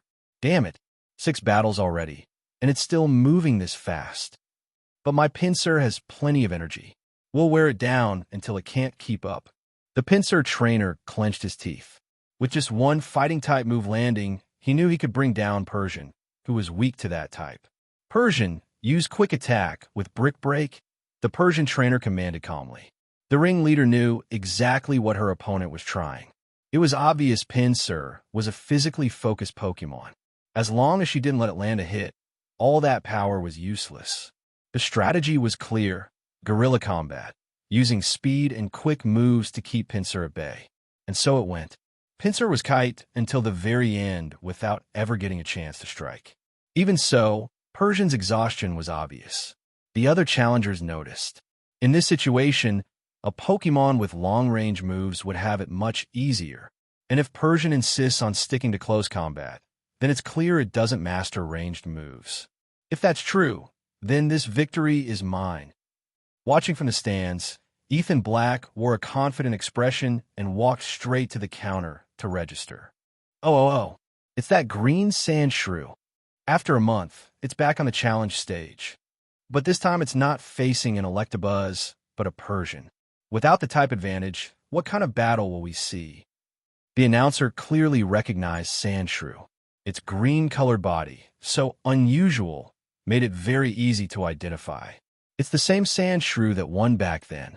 I still have engraved in my memory that unstoppable rollout that crushed everything, even though a month has passed. Come on, take down the ring leader. Do it. Use rollout and sweep through everything. The audience erupted in cheers at the sight of Sandshrew. The contrast with its debut, when it was received with mockery and disdain, could not have been clearer. It was obvious. Sandshrew had already conquered all the spectators. That's Sandshrew again? This is going to be a problem. Ethan Black's opponent was a ring leader. She had a good look, with an androgynous style that conveyed agility and firmness. And just as he had predicted, when Sandshrew used the move rollout, it moved at such speed that Persian couldn't effectively counterattack. It had no choice but to run aimlessly until it exhausted itself and collapsed. It was clear that Ethan Black had perfectly read Persian's weaknesses and acted decisively, winning quickly and forcefully. "You've won," said the ringleader, annoyed at having lost so easily. Throughout the entire battle, she hadn't even managed to touch Sandshrew once. She ended up running all over the field until she collapsed. A humiliating defeat. At that moment, the stadium fell silent. One could hear a pin drop. No one expected the battle to end in such a crushing way. Congratulations to challenger number 8, who has defeated the ring leader and becomes the new ring leader. Next, there will be a 10-minute break. Trainers who wish to challenge the new ring leader, please head to the registration desk. After recovering from the shock, the announcer enthusiastically delivered the news, although he couldn't hide the surprise that his ring leader had lost in such a shameful manner. Immediately, the field was filled with movement. Many trainers lined up to register. Everyone wanted to try their luck against the soft, new ring leader. "Looks like things are about to get complicated," murmured Ethan Black as he watched the club staff select from among the applicants. When there's a new ring leader, the club carefully evaluates the challengers. After all, if someone manages to defend the title in 10 consecutive battles, they win a reward of 10,000 poke dollars. And the club wasn't about to let just anyone step up only to serve as sparring. Sha. Sandshrew watched in amusement, clearly enjoying the chaos. It had already pocketed its 1,000 poke dollars, so now it felt like its job was done. Ethan Black still intended to make it train more, which Sandshrew found a great injustice. What a bad boss. Very soon the 10 minutes passed, and the first challenger was chosen, being led to the preparation area. We now resume the ring tournament. Let's welcome challenger number 1 to the stage. As soon as the announcer finished speaking, the first challenger hurried onto the ring and threw his pokeball, from which a Poliwhirl emerged. "Poliwhirl, use water gun." The challenger was ecstatic. The water type had an advantage over the ground type. It was a clear opportunity. He knew, Type advantage. Sandshrew used Sand Attack to block it. Ethan Black gave the order with total calm. For Sandshrew, water was no longer something to fear. Without the slightest hesitation, it unleashed a burst of sand like a miniature storm. Boom! The two attacks collided in midair. Sand and water mixed and clashed, forming a small whirlwind as mud dripped down to the ground. What the heck? Isn't Sand Attack supposed to have no offensive power? This move is way too strong. The spectators couldn't believe what they were seeing. It was still early in the integration of Pokémon into society, and most battle knowledge came from books. They had never seen such an effective use of the move Sand Attack. Although Sandshrew hasn't yet mastered the move Sandstorm, its ability to simulate that move using Sand Attack is very well trained. Ethan Black smiled before continuing to give orders. "Sandshrew, start rolling." "Sha!" Sandshrew let out a low growl, pushed the sand to block the water, then curled its body into a ball midair. Activating Defense Curl, it rolled forward with thunderous force toward Poliwhirl. "Poliwhirl, use Water Gun to stop it." The challenger was still full of confidence. Poliwhirl cried out loudly and unleashed another jet of water straight at the rolling sand shrew. What? The challenger's confident face froze. Poliwhirl's water gun failed to halt the advance. Sandshrew kept rolling right through the stream as if it didn't exist. Quick dodge! The trainer, now panicked, shouted in desperation after being stunned for a split second. But it was too late. Since it hadn't received a command in time, Poliwhirl kept firing water, thinking it was enough to defend. Just as it tried to move, Sandshrew struck it head-on. With a muffled cry of pain, Poliwhirl immediately collapsed unconscious. Oh, we have a result. Poliwhirl has been defeated in a single blow by Sandshrew's rollout. As soon as the battle ended, the announcer grabbed the microphone to pump up the crowd, which erupted into loud cheers. Nothing excited the stadium like a knockout victory. What the hell? This guy doesn't seem inferior at all to the club's ringleaders. TCH, tough luck. I thought with a grass type I'd have a guaranteed win against Sandshrew, but now I'm not so sure. The other challengers who had planned to rely on type advantage started to feel nervous, but now they couldn't back out. And, as expected, the next 6 trainers who use water or grass-type Pokemon were defeated one after another by the same rollout. If one spin wasn't enough, then 2 would do. It was all just a matter of keeping on rolling. Oomph. That Sandshrew only has one powerful move, rollout. And with just that, nobody can stop it? Ridiculous. All you have to do is send a Pokemon that can fly, and that's it, guaranteed victory. Just then, mocking laughter was heard from the challenger's area. A young man stepped onto the stage with a Pokeball in hand. When he threw it, a 4-winged Beedrill appeared. Oh, against the invincible Sandshrew on the ground, the challenger has sent out a flying Beedrill. Let's see how Sandshrew handles an aerial opponent this time. The announcer was ecstatic with this twist. He clearly approved of the challenger's strategy, which finally seemed like a solid plan to defeat the current champion. Hee, my Beedrill has the advantage of the air. I want to see how you plan to deal with it now. The challenger was full of confidence, as if he already took for granted that Sandshrew had no way of handling a flying opponent. However, his answer was a powerful sand attack. Although Beedrill managed to dodge with its flying ability, its aerial mobility was visibly affected. Seeing this, Sandshrew unleashed burst after burst of sand, having fun as if it were a game. In the air, Beedrill looked completely overwhelmed. The opposing trainer's face flickered between confusion and irritation. As soon as Sandshrew finished another volley of sand, he couldn't help but shout, "Beedrill, use Twine Needle." ZZZ. At the order, Beedrill lunged forward furiously, its stingers glowing with an intense white light. But Sandshrew had already anticipated it. Just as Beedrill closed in, it launched another sand curtain that enveloped it completely. No, Beedrill, dodge now. The trainer saw that Sandshrew could spam sand attack endlessly and cursed his luck. But it was too late. Beedrill hadn't managed to take flight again when it was caught in the sand cloud. Use Scratch. Seizing the moment, Sandshrew pounced on Beedrill, its claws gleaming as they struck with brutal force. Boom! Beedrill's body was hurled violently against the barrier surrounding the arena. It fell to the ground with a heavy thud, completely unconscious. What? My Beedrill lost. The challenger stared in disbelief at his defeated Pokemon. On the other side, Ethan Black watched Sandshrew's scratch attack with satisfaction.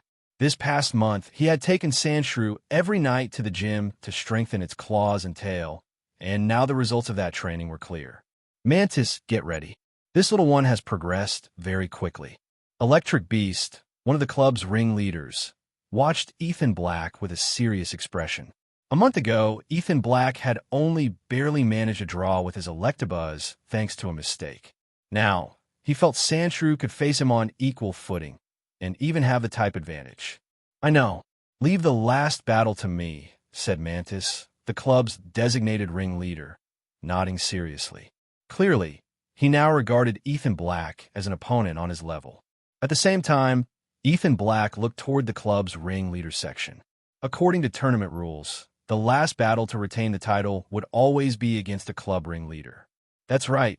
To successfully defend the title, you not only had to defeat the initial ringleader, who could be from the club, but also win against a new club ringleader in the final round. After all, if you won, the club had to pay out 10,000 poke dollars in cash and grant a free one-year membership, which was far too juicy a prize. That was why, in the final round, the club always sent a ringleader prepared to stop the challenger. Oh, the final title battle has arrived. Will the current ringleader, with 9 consecutive victories, manage to keep his spot? Or will our club's ringleader, Mantis, reclaim it and defend the honor of the club? After defeating the 9 previous trainers, Ethan Black reached the 10th battle. The announcer had already begun to stoke up the crowd, and the tension in the arena was at its peak. Mantis! Mantis! Mantis!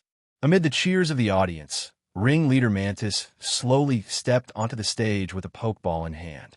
So it really is Mantis, murmured Ethan Black, seeing his new opponent in front of him. The club's ringleaders were very strong in their own right.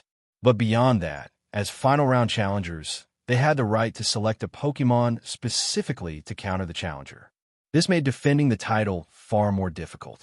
Winning those 10,000 poke dollars and the free membership was no easy feat.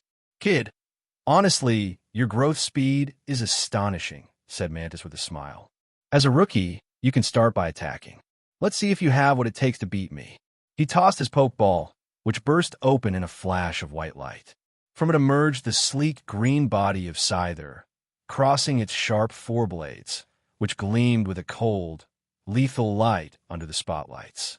Then I won't hold back, Sandshrew, use Rapid Spin, ordered Ethan Black with a firm gaze. This time, instead of giving the usual rollout command, he told Sandshrew to use the much faster Rapid Spin, charging directly at the Scyther that still stood in place. As it learned a new move in this time, Mantis gave a faint smile of approval. For a civilian trainer without backing, managing to get his Pokémon to master so many powerful moves on his own was worthy of praise. However, despite the great speed of Rapid Spin, Scyther didn't seem fazed. Its figure blurred slightly just before impact, dodging with bold ease, showing clear disdain in its gaze. Huh, does it have a proud and arrogant personality? Murmured Ethan Black, narrowing his eyes. He immediately gave another command, for Sandshrew to keep using Rapid Spin to chase the opponent. As expected, Scyther, eager to show off its speed, avoided impact at the very last second, making the crowd's heart stop with every move. Scyther was incredibly fast. The spectacle was electrifying. Sandshrew used Rapid Spin again. Ethan Black's voice sounded slightly irritated, as if unwilling to accept that his strategy wasn't working. He kept insisting, seemingly refusing to give up. It's useless. Even if it feels like an unfair fight, with your Sandshrew speed, it will never manage to catch my Scyther, the rival trainer stated calmly. From the start, he already knew Sandshrew had no chance of winning. Between Scyther's speed and flight advantage, he had full control. Now, Rapid Spin plus Sand Attack. Just as Scyther tried to apply the same tactic to dodge, Sandshrew's body began spinning furiously. Around it, a whirlwind of sand and stones surged, enveloping everything and rushing straight at Scyther, which was dangerously close. What? Everyone exclaimed in unison, shocked by the sudden attack. Scyther, who had grown overconfident and wanted to toy with its opponent, was swallowed by the powerful current of Rapid Spin plus Sand Attack. Its body was caught by an upward draft that sent it spinning out of control. Bang! Bang! Bang! Meanwhile, the stirred-up sand particles struck Scyther's body mercilessly, producing sharp, cracking sounds. It was being assaulted nonstop. React, Scyther! Get out of there! The rival trainer, Mantis, who had been so calm before, could no longer pretend. He shouted desperately, try to regain control. Huh! Scyther let out a cry and spread its wings, trying to forcibly stabilize itself. Now throw it, Sandshrew. Ethan Black's eyes shone with determination. He couldn't let this chance slip. If Scyther managed to break free, the battle would become much harder. Sandshrew responded with a low growl, unleashing all its energy. Spinning violently, it shifted its trajectory with a hip twist and flung the sandstorm like a whip, dragging Scyther toward the arena's side barrier. Pam! Fueled by the incredible speed of rapid spin, the whirlwind cracked like a furious whip. In an instant, the current collapsed with a roar, striking the protective barrier with a deafening sound. Boom! And at that very moment, Scyther was hurled violently. Its body smashed into the protective wall, embedding itself into it. The stage even trembled 3 times. At that moment, the entire stadium fell into absolute silence. Everyone stared wide-eyed at Scyther stuck in the wall. They were completely in shock. How could that Scyther, which had seemed invincible just moments before, now be lying there like a rag doll? Everything had happened far too fast. The contrast was so extreme that no one could understand what had just occurred. This is a joke. How could that attack be so strong? Was that a sandstorm? What the hell was that? Yeah, I don't get it. Is that some kind of unregistered move? What kind of power is that? No way. That even surpasses Hurricane. And the speed, it was impossible to dodge. My God, this is ridiculous. One single move and Scyther's out. Is that kid already at a high level? After a few seconds of silence, the stadium erupted with exclamations of disbelief. Everyone was dumbfounded. Hey, was the battle just over like that? What move was that? Even in the champion's rest area, no one could stay seated. They all stood up with their eyes locked on the field, between Sandshrew and Scyther. Tyrant, what was that? A ground-type move? After a moment, the electric-type ring leader, Electric Beast, came back to his senses and turned to his ground-type colleague, looking for answers. I'm not completely sure either, but it looks like a combined move, rapid spin plus sand attack. The power must come from momentum of rapid spin. Tyrant replied with some doubt. A combined move? So it first uses rapid spin and sand attack to form that whirlwind, and then launches it like a whip? Is that where all that force comes from? If that's the case, then that kid is a genius. The other leaders turned pale at that deduction. It might sound simple, but the difficulty was extreme. First, it required using 2 moves at the same time, which only Pokémon with special training could achieve. Among those present, only the fighting-type leaders Mako could do that, and only with simpler moves like Fire Punch and Ice Punch at the same time. Moreover, precise control of sand attack was crucial. Without it, the whirlwind would dissolve before forming. And finally, to achieve the whip effect, total mastery of rapid spin and the sand was needed. Even Ethan Black himself hadn't expected this combined move to be so hard to pull off. The ability to use 2 moves at once. Sandshrew had already demonstrated it in his very first battle against Alex Baxter, so Ethan Black had never paid much attention to it, believing it was something simple. And as for control over sand attack, Sandshrew already possessed outstanding mastery of it, so it was only natural for him to apply multiple variations of the move. Ethan Black didn't think that was anything special either. In fact, it was that precise control over sand attack that allowed Sandshrew to perform 2 moves at the same time. If he had tried to combine rapid spin with another move like rollout, the result would have been completely different. Sandshrew wouldn't have been able to pull it off.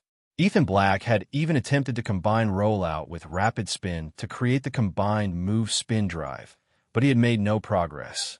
In short, for Sandshrew to execute that combined move of rapid spin plus sand attack, both Ethan Black's training and the Pokémon's innate talent were required.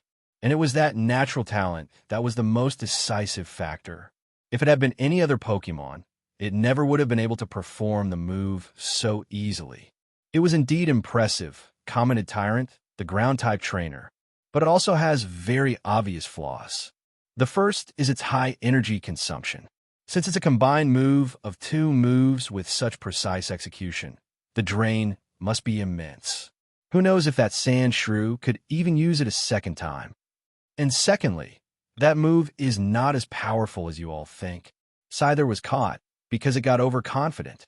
If it had been prepared from the start, it could have easily dodged the sandstorm. And even if it hadn't dodged, it could also have broken free by force. As long as it wasn't struck by the final whip, there was no real danger. Tyrant calmly explained the pros and cons of the move, making the rest of the leaders in the room breathe easier. Just as he said, Scyther lost because it let its guard down, underestimated its opponent, and tried to mock it. If it had fought seriously from the very beginning, it wouldn't have been defeated so humiliatingly. Even so, Sanshrew's natural talent left everyone astonished. Combining moves sounds easy, but putting it into practice is a whole different story. This combined move of rapid spin plus sand attack, for example. Though the principle is simple, copying it would be extremely difficult.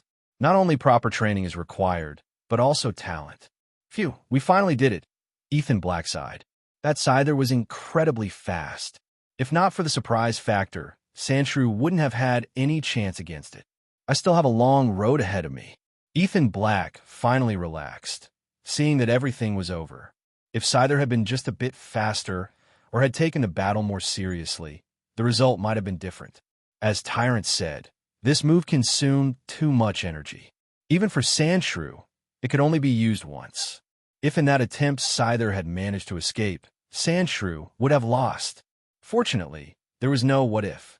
His secret card had worked perfectly, bringing him victory. He had successfully defended the title. Oh, we have a winner. Incredible. Sandshrew turned the battle around with his mastery over moves and defeated Scyther in one strike. Congratulations to the defending champion for keeping his position. He's the first successful champion in the last 6 months. Let's celebrate with a thunderous round of applause. The presenter, who had been stunned for a moment, snapped back to his senses and quickly grabbed the microphone to ignite the crowd. And upon hearing his words, the entire stadium erupted in cheers. This battle had been spectacular, a true visual feast. When the match ended, Ethan Black left the stage to a shower of applause. Backstage, he was greeted by the director of the Pokémon Nightstar Club, a middle-aged man with a prominent belly dressed in traditional robes. Despite his appearance, he seemed very energetic. A talented young man. Congratulations on defending your title. Here are the 10,000 Poke Dollars prize and this honorary membership card. For 1 year, all expenses in the club will be free. The director went straight to the point, handing him a bank card and the membership card, while explaining their benefits. Ethan Black, somewhat emotional, immediately thanked him and accepted both cards. Looking at the membership card, he couldn't help but sigh. At first, he had thought he could keep earning money by participating in the club's ring. But the reality was different. According to the club's rules, a challenger who has defended his title or defeated 10 ring leaders can no longer participate. This membership card was a sort of compensation. Young man, would you be interested in joining our club? Your talent is the best I've seen among all challengers. If you join us, we will support you to the fullest. With the club's help, you will no doubt become a distinguished trainer. When I retire, perhaps you'll be the one to inherit my position. After concluding the tournament matters, the director directly offered him a place in the club, making all the advantages clear. It was a very tempting invitation. Join the club. Ethan Black was a little surprised, but didn't answer right away. He fell into thought. In truth, the offer was very attractive. If the club really provided him resources, his progress would skyrocket. But it also came with a price, freedom. Joining the club meant losing his independence. He would become like the club's ring leaders, forced to step into the arena and fight every day. After thinking it over, Ethan Black finally shook his head and declined the offer. At this point in his life, he wasn't ready to sell himself yet. Though if one day he ever reached that point, he wouldn't hesitate to do it. That's a pity, but the club's doors will always be open for you. If you change your mind, you can come find me anytime. The club manager nodded, gave Ethan Black a few final instructions, and then said goodbye.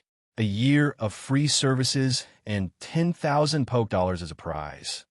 Looks like I'll be able to manage for a while, Ethan Black said with a smile as he headed straight for the Pokemon training room. Since it was free, why not take advantage of it? Upon arrival, he released Sandshrew. After the battle, Sandshrew had been sent to the Pokemon Center for healing, so now he was full of energy. Sha sha sha. Sandshrew cried excitedly upon seeing Ethan Black, making a human-like hand gesture of give me money. I know. This card has 1,000 poke dollars for you. I'll keep it safe. If you want to buy or eat something, just tell me, Ethan Black said with a smile, stroking his head. But Sandshrew didn't seem very satisfied. He began shaking his little head like a rattle. After a brief sign language-like exchange, Ethan Black's face darkened. It turned out Sandshrew thought 1,000 poke dollars was too little and had his eyes on the entire 10,000 prize. Sandshrew, when I talked about this before the battle, if you won, 1,000 poke dollars would be yours, but the rest of the prize is mine. That's what we agreed on, he patiently explained. Shah. Sandshrew tilted his head, tried to remember. It did seem like they had said something like that, but something didn't quite add up. All right, don't be mad. How about I take you out for something to eat tonight? My treat. Consider it a reward.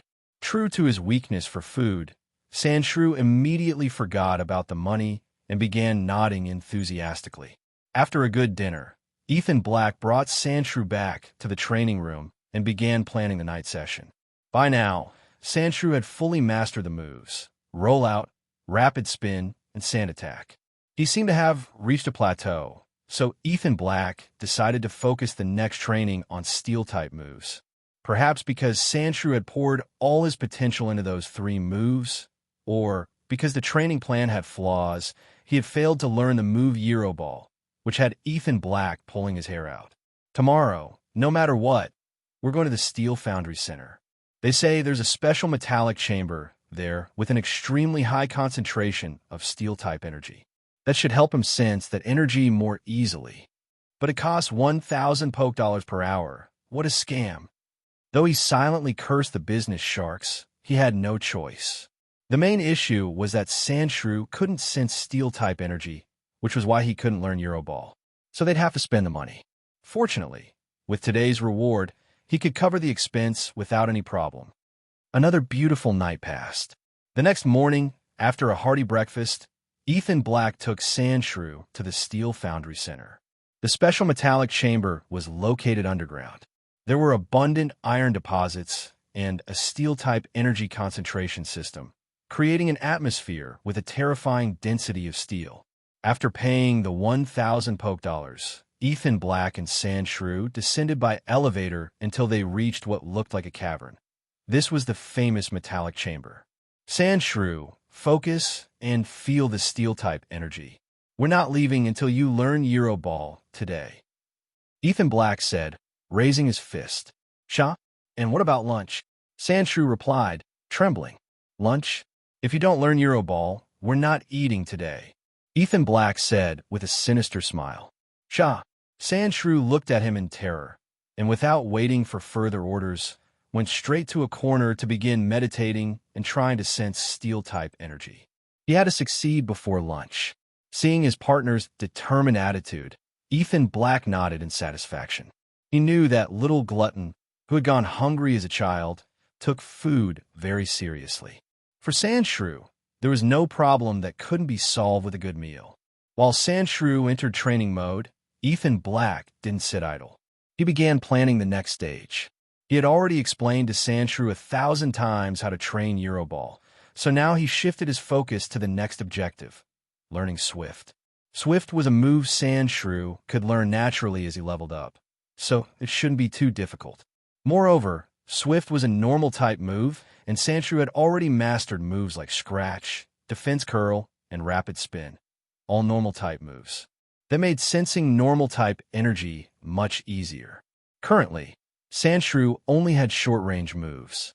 The combined move Sand Whirl, created from Rapid Spin plus Sand Attack, could attack at a distance, but it wasn't a conventional long-range move. That's why learning Swift was crucial. But how to train it? Unlike Rapid Spin or Rollout, Swift didn't have a clear mechanical principle. It was about concentrating normal-type energy and firing it in the form of projectiles. Maybe I could use the concept of rotation. I remember reading something about centrifugal force. What if he first condenses normal energy in his body and then, using centrifugal force, launches it outward? Ethan Black began sketching his theory on paper. In technical terms, his idea for training Swift had some logic. Time passed, as both of them focused on their tasks. Close to noon, Sandshrew finally began to sense a little steel-type energy, though he was still far from mastering it. "Shah, I missed lunch. What pain!" He sighed in disappointment. "Come here, Sandshrew. Eat something and rest a bit." Right then, Ethan Black's voice sounded like heavenly music to Sandshrew's ears. "I've got some cookies and milk. That'll be our lunch today." Ethan Black pulled from his backpack some compressed cookies and a bottle of Moo Moo milk, things he had prepared in advance. He knew that training a new move consumed a lot of energy, so he didn't intend to let Sandshrew truly go hungry. But if he wanted something better to eat, he'd have to work harder. "Shah!" Sandshrew let out a discouraged whine. After having tasted real feasts, cookies and milk no longer excited him at all. You should already be grateful to have lunch. If you don't manage to learn Euroball before dinner, we'll also have only cookies and milk for dinner. Of course, if you manage to use Euroball even a little before dinner, I'll treat you to a fancy dinner. How about that hot pot you dream about so much? Sha sha sha.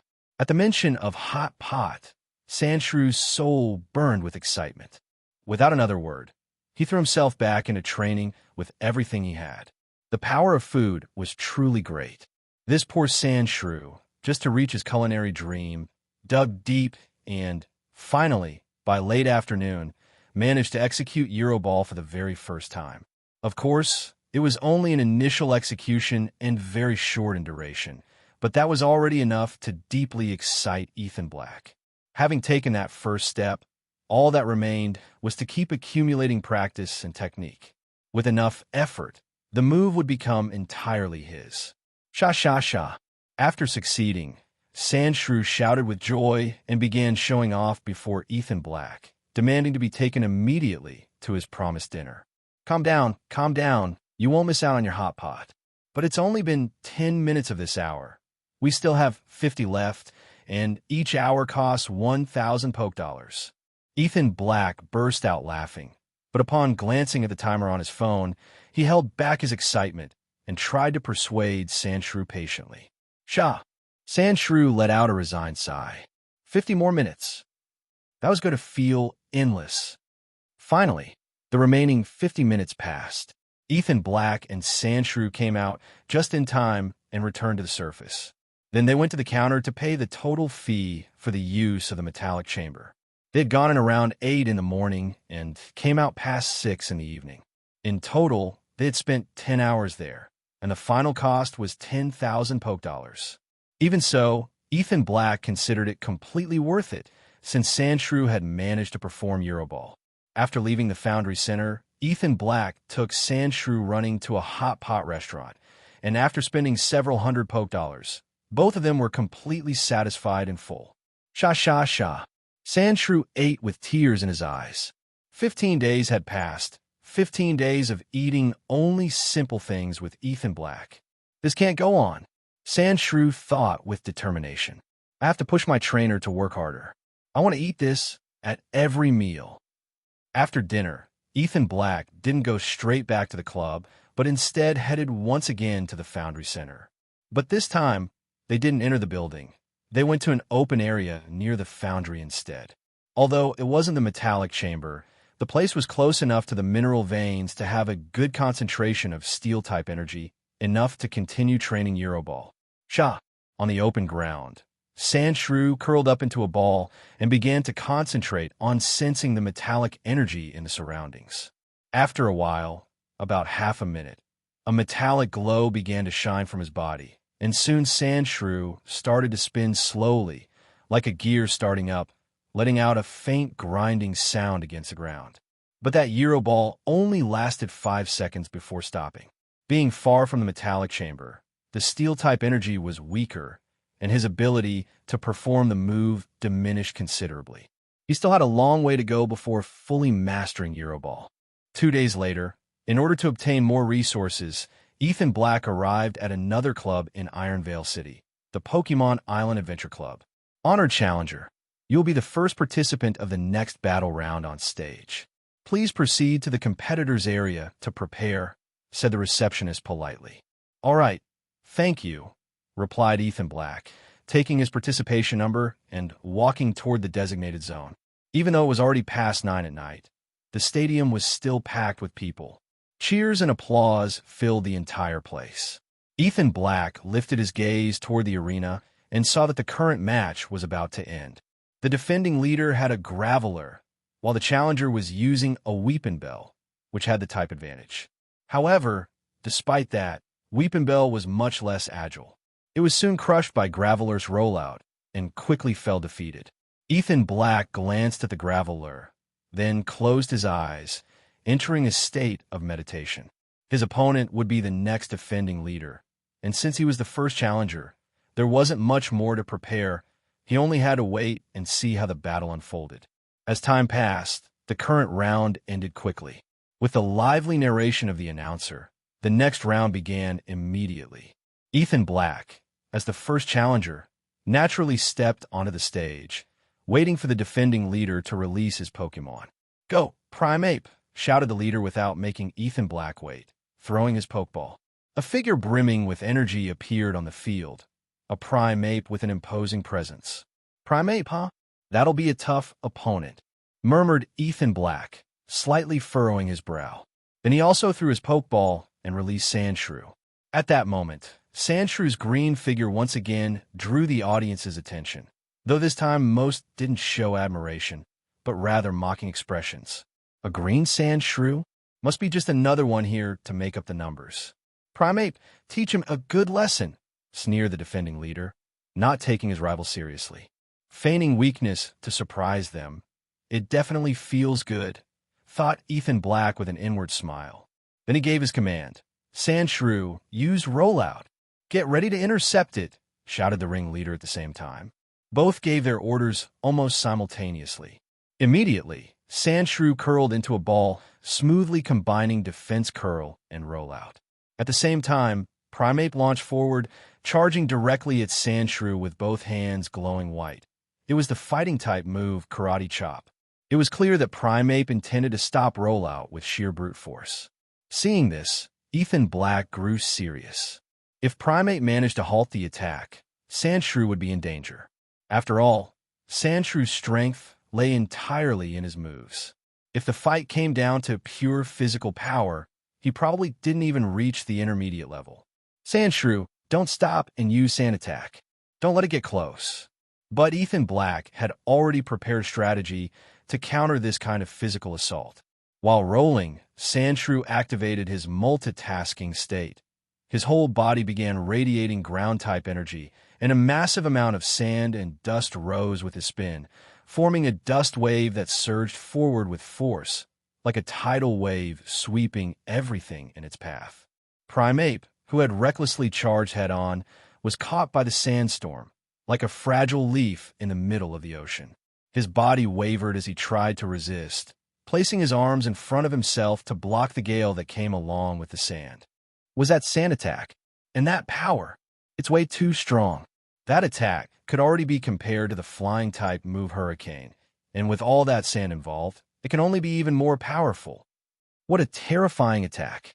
Since when can Sand Attack be used like that?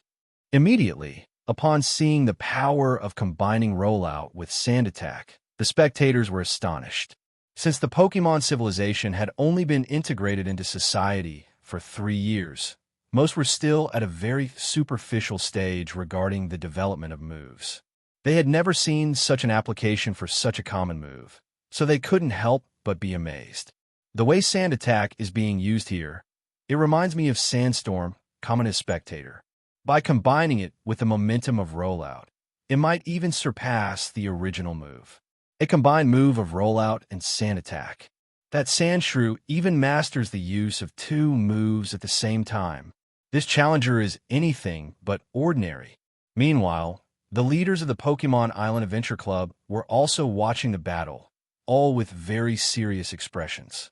This challenger was already very close to their level, and perhaps would be the first to successfully win in several months. "Primeape, use Rage," suddenly shouted the leader amid the general uproar. Primeape let out an enraged roar. His fury, accumulated after taking multiple attacks, burst out with explosive force. With a punch charged with energy, He ripped through the air and shattered the sand wave rushing toward him. Slash! Just as Primeape opened a path through the sandstorm, Sandshrew had already taken advantage of the dust cover to roll in close. His body, scraping against the ground, released a sharp, harsh screech. Boom! Primeape barely had time to breathe before the rolling attack hit him head-on. He felt sharp pains surge through his body, sending him flying. After reaching a critical point in the air, he crashed heavily to the ground. Primeape, recover yourself. Here it comes again. Hearing his trainer's cry, Primeape's eyes immediately refocused. At that moment, the powerful physical constitution of this fighting-type Pokémon became evident. Primeape managed to regain balance in the air and with a twist, landed on his feet, ready for the next strike. Just then, the rolling Sandshrew attacked again.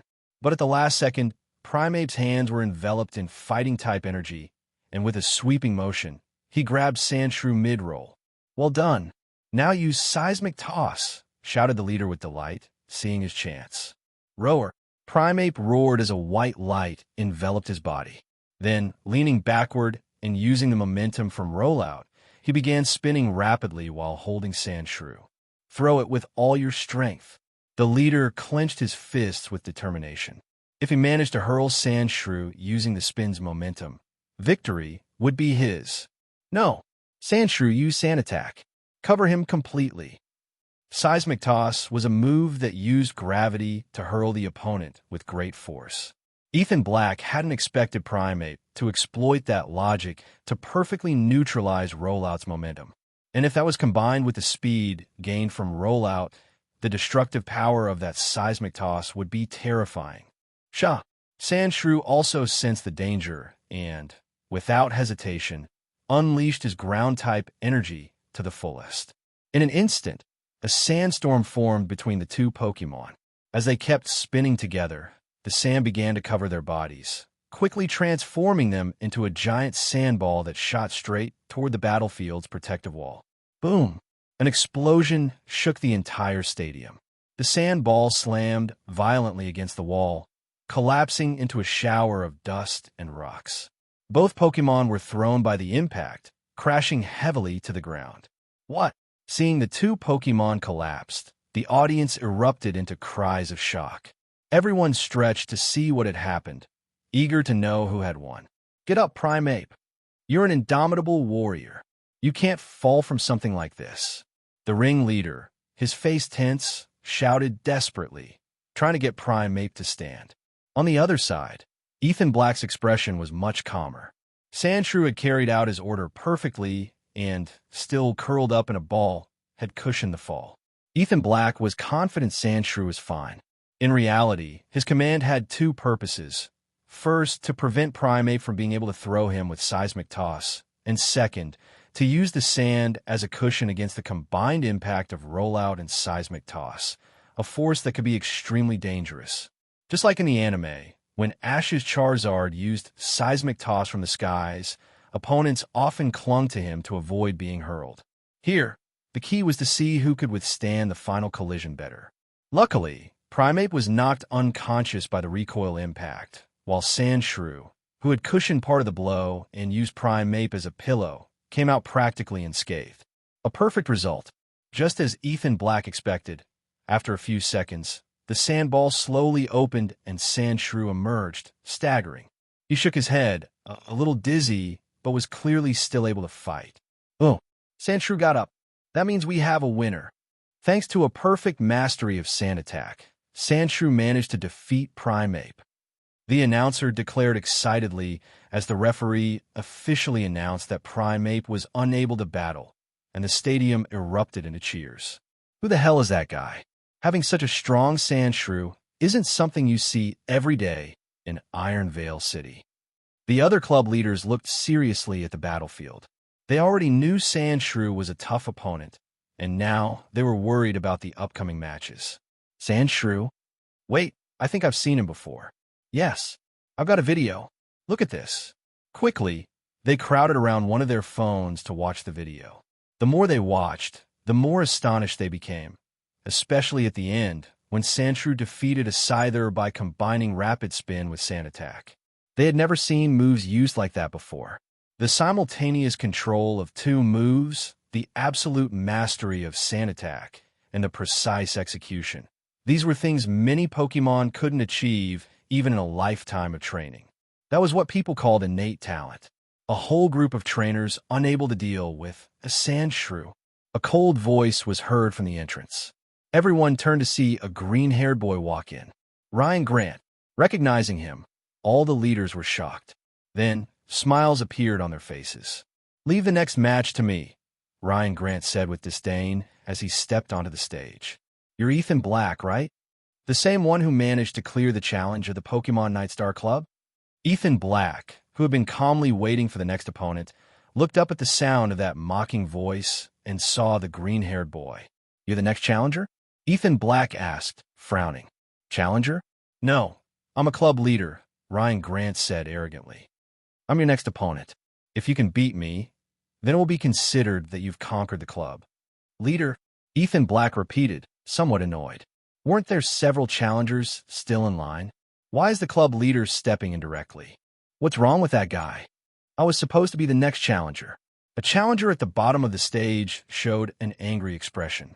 He felt that, after so many battles, that Ethan Black guy should already be exhausted, and now this green-haired fellow appeared to steal the victory. "Shoo, keep your voice down. That guy's name is Ryan Grant. He's the son of the owner of the Pokémon Island Adventure Club. Relax, it's not worth making an enemy of him." A companion beside him held him back just in time and whispered softly, "So it's him." The challenger's expression immediately changed.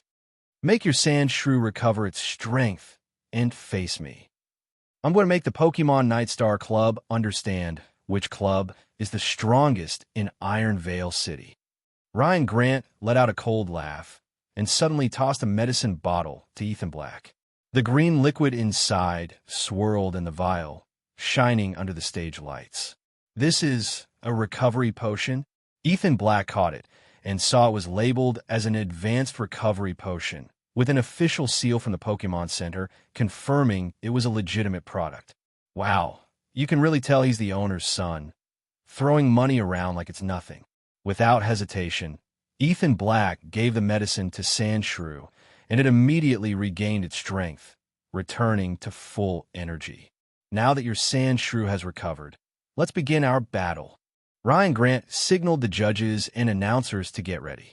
The announcer, with his mouth half open, could only sigh and start his commentary. After all, this was the young master of the club. Even if he broke the rules, no one dared oppose him. "Go, Ursaring!" Without waiting for the announcer, Ryan Grant hurled his pokeball. An imposing Ursaring appeared, roaring so fiercely that the entire place trembled. An Ursaring, and judging by its appearance, it's clearly been trained at the highest level. This kid does have the means to boast. Ethan Black's face turned serious. Ryan Grant's Pokemon had already reached an elite level among intermediate-tier Pokemon. Its strength surpassed previous opponents like Scyther or Electabuzz. Without a doubt, this was the strongest opponent he had faced so far. Moreover, Ursaring's greatest strength was its overwhelming physical power, the exact weakness of Sandshrew. According to the rules, I could get the first move, right? Use Hammer Arm. Ryan Grant smiled disdainfully. Use Defense Curl. Ethan Black ordered. Ursaring moved at incredible speed. In the instant it attacked, Sandshrew quickly curled into a ball. Boom! Ursaring's Hammer Arm struck with force, sending Sandshrew flying through the air. Sandshrew used Sand Attack against the ground. Under Ethan Black's command, Sandshrew began releasing clouds of sand from midair, creating a current of wind that slowed its fall. But before Ethan Black could relax, Ursaring charged again. With its powerful arms raised, it executed another Hammer Arm, this time directly at the airborne Sandshrew. Use Rapid Spin with Sand Attack. Sandshrew reacted swiftly.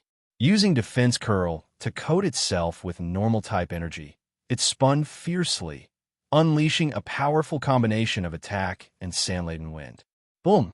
The swirling sandstorm briefly held back Ursaring's strike. A spinning storm of sand enveloped Sandshrew completely. Wham! Just as Ethan Black thought the blow had been stopped, he saw Ursaring's hand, wrapped in white energy, pierce through the whirlwind and, with hammer arm, hurl Sandshrew flying. Boom! Still spinning, Sandshrew was launched like a baseball, slamming hard into the stage's protective barriers. At that moment, the entire audience erupted into cheers. Ursaring had just shown what true physical power meant. It was pure, elegant violence. Sandshrew, Ethan Black's heart clenched at the crash. He never imagined that the combination of rapid spin and sand attack, which he trusted so much, would be brutally countered. Is that all you've got? If that's the best the Pokémon Nightstar Club can offer, then they're disappointing. And to think I had expectations for the upcoming annual club competition, well, let down. Ryan Grant crossed his arms arrogantly, looking down on Ethan Black with disdain. Pshaw! Just as Ryan Grant finished speaking, Sandshrew roared fiercely. Its eyes gleamed with intensity. Boom! The sandstorm that seemed to have vanished suddenly surged back with explosive force. A shock wave spread in all directions, pushing Ursaring back. What's that? How's that possible? Is that a sandstorm? What the hell is going on? Amid the astonishment, the sand began covering the entire battlefield. Through the dense dust, only the vague silhouette of Ursaring's hulking body could barely be seen. Is that a weather move? How is it possible for a Sandshrew to know a weather move? At the same time, in the club leader's lounge, everyone exclaimed in astonishment. They watched with serious expressions the sandstorm raging on the field, completely unable to believe that a Sandshrew could use the move Sandstorm. Weather moves were known to be rare and very difficult to learn. Is this really a sandstorm? Ryan Grant, standing at the edge of the field, instinctively took several steps back upon seeing the storm in front of him. But just as he was about to order Ursaring to attack again, he saw the storm beginning to dissipate, with sand particles falling to the ground. Looking back at Sandshrew, he saw that it had already lost consciousness, collapsed onto the sand. Huh? Is the battle over? Looks like it. That Sandshrew has exhausted all its energy. What a pity. I was hoping to see more of that rare weather move. A real shame. The audience, after overcoming their momentary shock, looked at the fallen Sandshrew with some pity, though they couldn't hide the sparkle of surprise in their eyes. After all, it wasn't every day one witnessed a weather move in action. Sandshrew, Ethan Black, rushed onto the stage and quickly picked up his unconscious partner. That was the move Sandstorm, wasn't it? Well done. Ryan Grant stared at him intently for a few seconds, then pulled out another recovery potion and tossed it to Ethan Black. Ethan Black caught it, surprised, and without much time to think, immediately gave it to Sandshrew. The medicine took effect right away. Sandshrew's ragged breathing stabilized, and it was clearly no longer in danger. The thanks. Ethan Black breathed a sigh of relief and looked at the young heir standing before him. Don't mention it. Your Sandshrew is interesting. A sandstorm, huh? Huh. Ryan Grant turned around, waved his hand without looking back, and stepped off the stage, disappearing through the exit. Phew. The battle is over. The winner is leader Ryan Grant. The announcer, seeing Ryan Grant leave, let out a long sigh, wiped the sweat from his forehead, and announced the result into the microphone. What strength! That Ryan Grant is incredible. Incredible? Of course. They say young Ryan Grant has shown talent as a trainer since childhood.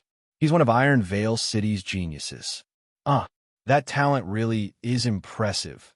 Though his personality... Personality? You don't know anything. If I had that kind of strength, I'd be walking on air too. In the stands, the spectators began heatedly discussing the young master Ryan Grant. Soon, all sorts of rumors and information about him spread, leaving everyone stunned. A genius? It seems this world is much more complicated than I thought. Surely, every great organization must have its own specialized Pokémon training system. Like that Ryan Grant. If he didn't have a systematic training method, he would never have grown so fast. Although I have so much knowledge about Pokémon in my head, turning it into real power, that's a completely different path. Maybe joining an organization to obtain training methods would be a faster way to advance. Ethan Black reflected in silence. The inflated excitement from his recent victories began to slowly deflate. That Ethan Black is a civilian, isn't he? If he managed to train a sand shrew to this level all on his own, he's already done an admirable job. From the leader's lounge, they all looked with some sadness at Ethan Black's dejected expression. Sometimes, that's how the world is. Some are born with advantages, while others have to earn everything through effort. They themselves had gone through the same. As civilians, no matter how much they worked, they could never reach the level of those privileged youths. That's why they chose to join a club, offering their loyalty in exchange for limited resources, and thus managed to achieve the power they now possessed. Perhaps we should consider inviting him as a club trainer. Honestly, I'm very intrigued by how he got his sand shrew to learn Sandstorm. The rock-type leader sighed. His Pokémon was a Graveler, and it shared similarities with Sandshrew. He felt that perhaps his Graveler could replicate the same path. If it could master that incredible combo of Rapid Spin with Sand Attack, along with Sandstorm, it could transform completely. Maybe it could even lead him to become an advanced level trainer. And becoming an advanced level trainer was the dream of many. Yes, exactly. His greatest strength is his youth and that wild imagination. But without the necessary resources, continuing to explore on his own is simply too difficult. If he keeps going down that path, he'll eventually be surpassed by the privileged ones, and in the end, he'll just be another face in the crowd. The other leaders also sighed in unison. Pokémon Center of Ironvale City. After leaving the Pokémon Island Adventure Club, Ethan Black went straight there. Although Sandshrew had already drunk the healing medicine Ryan Grant gave him, Ethan Black still wasn't at ease. That's why he decided it would be better to submit him to a full treatment. While waiting, his phone suddenly rang. Alex. Ethan Black looked at the number displayed on the screen. Wasn't that the famous lucky kid, Alex Baxter? Back then, the 500 Poké a day that Alex Baxter sent him had helped him get by for quite some time. Could it be that he wanted to battle again? Without a second thought, he answered the call. As soon as it connected, Alex Baxter's cheerful voice rang through the phone. Boss, I just got back to Ironvale City. Where are you? Should I come find you? Half an hour later, Alex Baxter came running into the Pokémon Center, visibly excited. Boss, we finally meet again, he said, giving Ethan Black a big hug. Huh, seeing you this excited. Don't tell me you caught another new Pokémon. Ethan Black asked, a little puzzled. Nothing like that. My article won a prize. Alex Baxter replied proudly. An academic prize? Ethan Black's eyes lit up. Of course.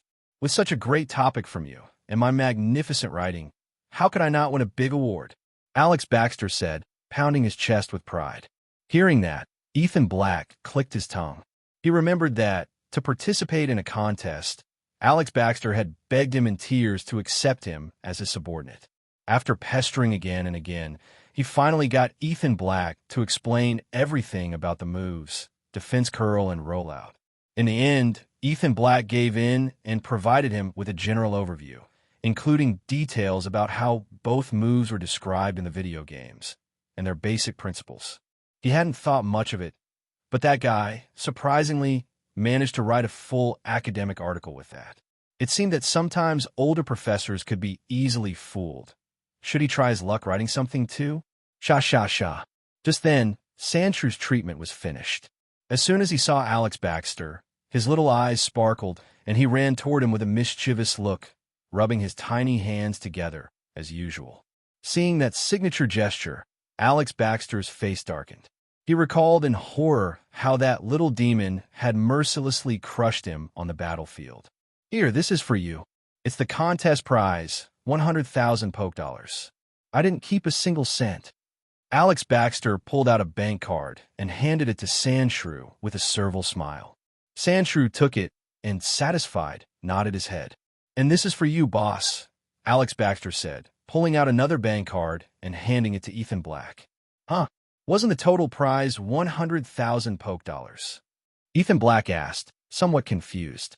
Those 100,000 were the official prize. This other card is a reward my dad gave me. Kind of like a buy one, get one free combo. It's also 100,000 poke dollars. 100,000 poke dollars. Ethan Black was startled by such generosity. Alex Baxter spoke of 100,000 poke dollars as if they were peanuts. Boss, don't underestimate the new talents contest for Pokémon research. The position I earned has made me quite well known in the academic field. The value of this goes far beyond money. Besides, I'm now officially a member of the Pokémon Researchers Guild. That means I'm a true Pokémon researcher now. The truth is, I gain a lot from this. If I weren't short on money right now, I'd even give you $1 million without thinking twice. This time, Alex Baxter spoke with absolute sincerity. His eyes showed deep gratitude. It was clear that winning that prize had had a huge impact on his life. By the way, Alex, said Ethan Black once satisfied after the meal, I've been developing a training method for the move Sandstorm, and I wanted you to take a look at it. See if you can turn it into a technical manual and sell it. Clatter. Just as he finished speaking, the clattering of chopsticks hitting the floor was heard. Ethan Black turned his head and saw Alex Baxter completely stunned, his gaze lost. He hadn't even realized he had dropped his utensils. He looked in total shock. Is something wrong? Is it not possible? If it can't be done, just forget it. Ethan Black sighed, feeling a little disappointed. Perhaps he had expected too much. Something wrong? No. Or yes. There's a huge problem. Boss, repeat what you just said. What move did you mention? Alex Baxter jumped to his feet, completely shaken. Sandstorm? Do you mean the weather move Sandstorm? When Ethan Black nodded firmly, Alex Baxter's eyes widened so much they looked like they were about to pop out of his face. He collapsed into his chair with an overly dramatic expression. I'm impressed. Completely blown away. Boss, you're on another level. Ha ha ha. It's a weather move. A weather move, no less. You're incredible. Alex Baxter burst out laughing, so loudly that passers-by looked at him as if he were drunk. So, it is possible? Asked Ethan Black with a faint smile, used to his friend's theatrical reactions. Come on, let's go right now to the Pokémon Researchers Guild. I need to take you to my professor immediately. A training method for a weather move. This is going to shake the entire academic world. Alex Baxter left no room for doubt and dragged Ethan Black straight to the Pokémon Researchers Guild. Ethan Black could only laugh helplessly. Even so, upon confirming that his training for the move Sandstorm had value, his heart felt lighter.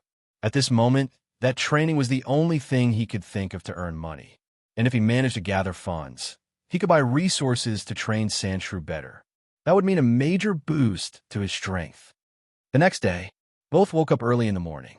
The day before they had gone to the Pokémon Researchers Guild, but Alex Baxter's professor wasn't there. Still, Alex Baxter knew where he would definitely be. Boss, come on, let's go, urged Alex Baxter excitedly. It's a weather move. I couldn't sleep from the excitement. Let's go. Ethan Black nodded, also somewhat expectant. How much would his Sandstorm training be worth? They got into Alex Baxter's sports car and headed toward the outskirts of the city. Half an hour later, they arrived at their destination, the Pokémon University of Iron Vale City. At the entrance, seeing several university girls dressed in fresh, attractive uniforms, Ethan Black's mind began to wander. If studying didn't involve assignments, classes, or theses, university life wouldn't be bad at all. After driving around the campus a few times, the car stopped in front of an academic building. There a middle-aged man was waiting, wearing a lab coat and looking clearly eager. That had to be Professor Harris, the teacher Alex Baxter had mentioned so much. A tenured professor at the Pokémon University of Iron Vale City and a high-ranking scholar in the Pokémon Researchers Guild. His prestige in the guild was immense. Alex, is this young man the Ethan Black you told me about? Professor Harris rubbed his hands with enthusiasm, his gaze so intense that it even gave Ethan Black chills. Exactly, Professor Harris. He's the discoverer of the principle of combining the moves, defense curl and rollout, replied Alex Baxter with a proud smile. Excellent, excellent. Just as I thought, the minds of the young are an invaluable resource. Come, let's begin the research immediately.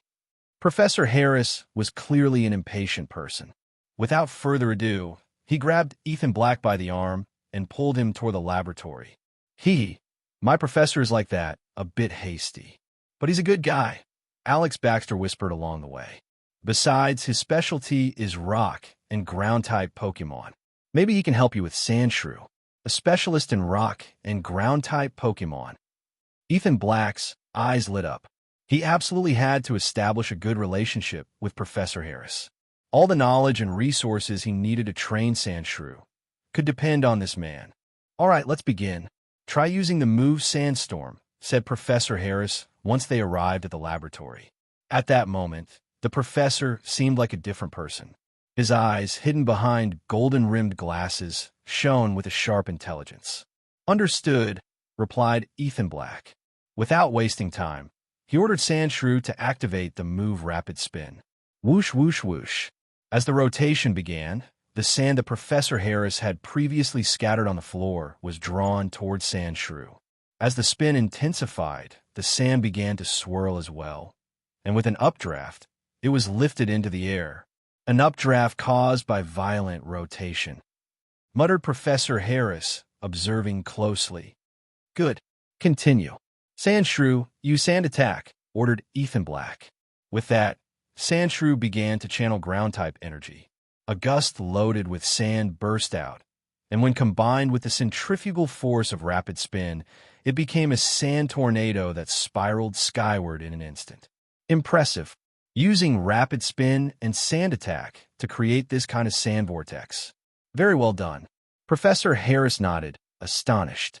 According to his knowledge, even in the entire Pokémon University of Ironvale City, there were very few students capable of performing a combined move like that.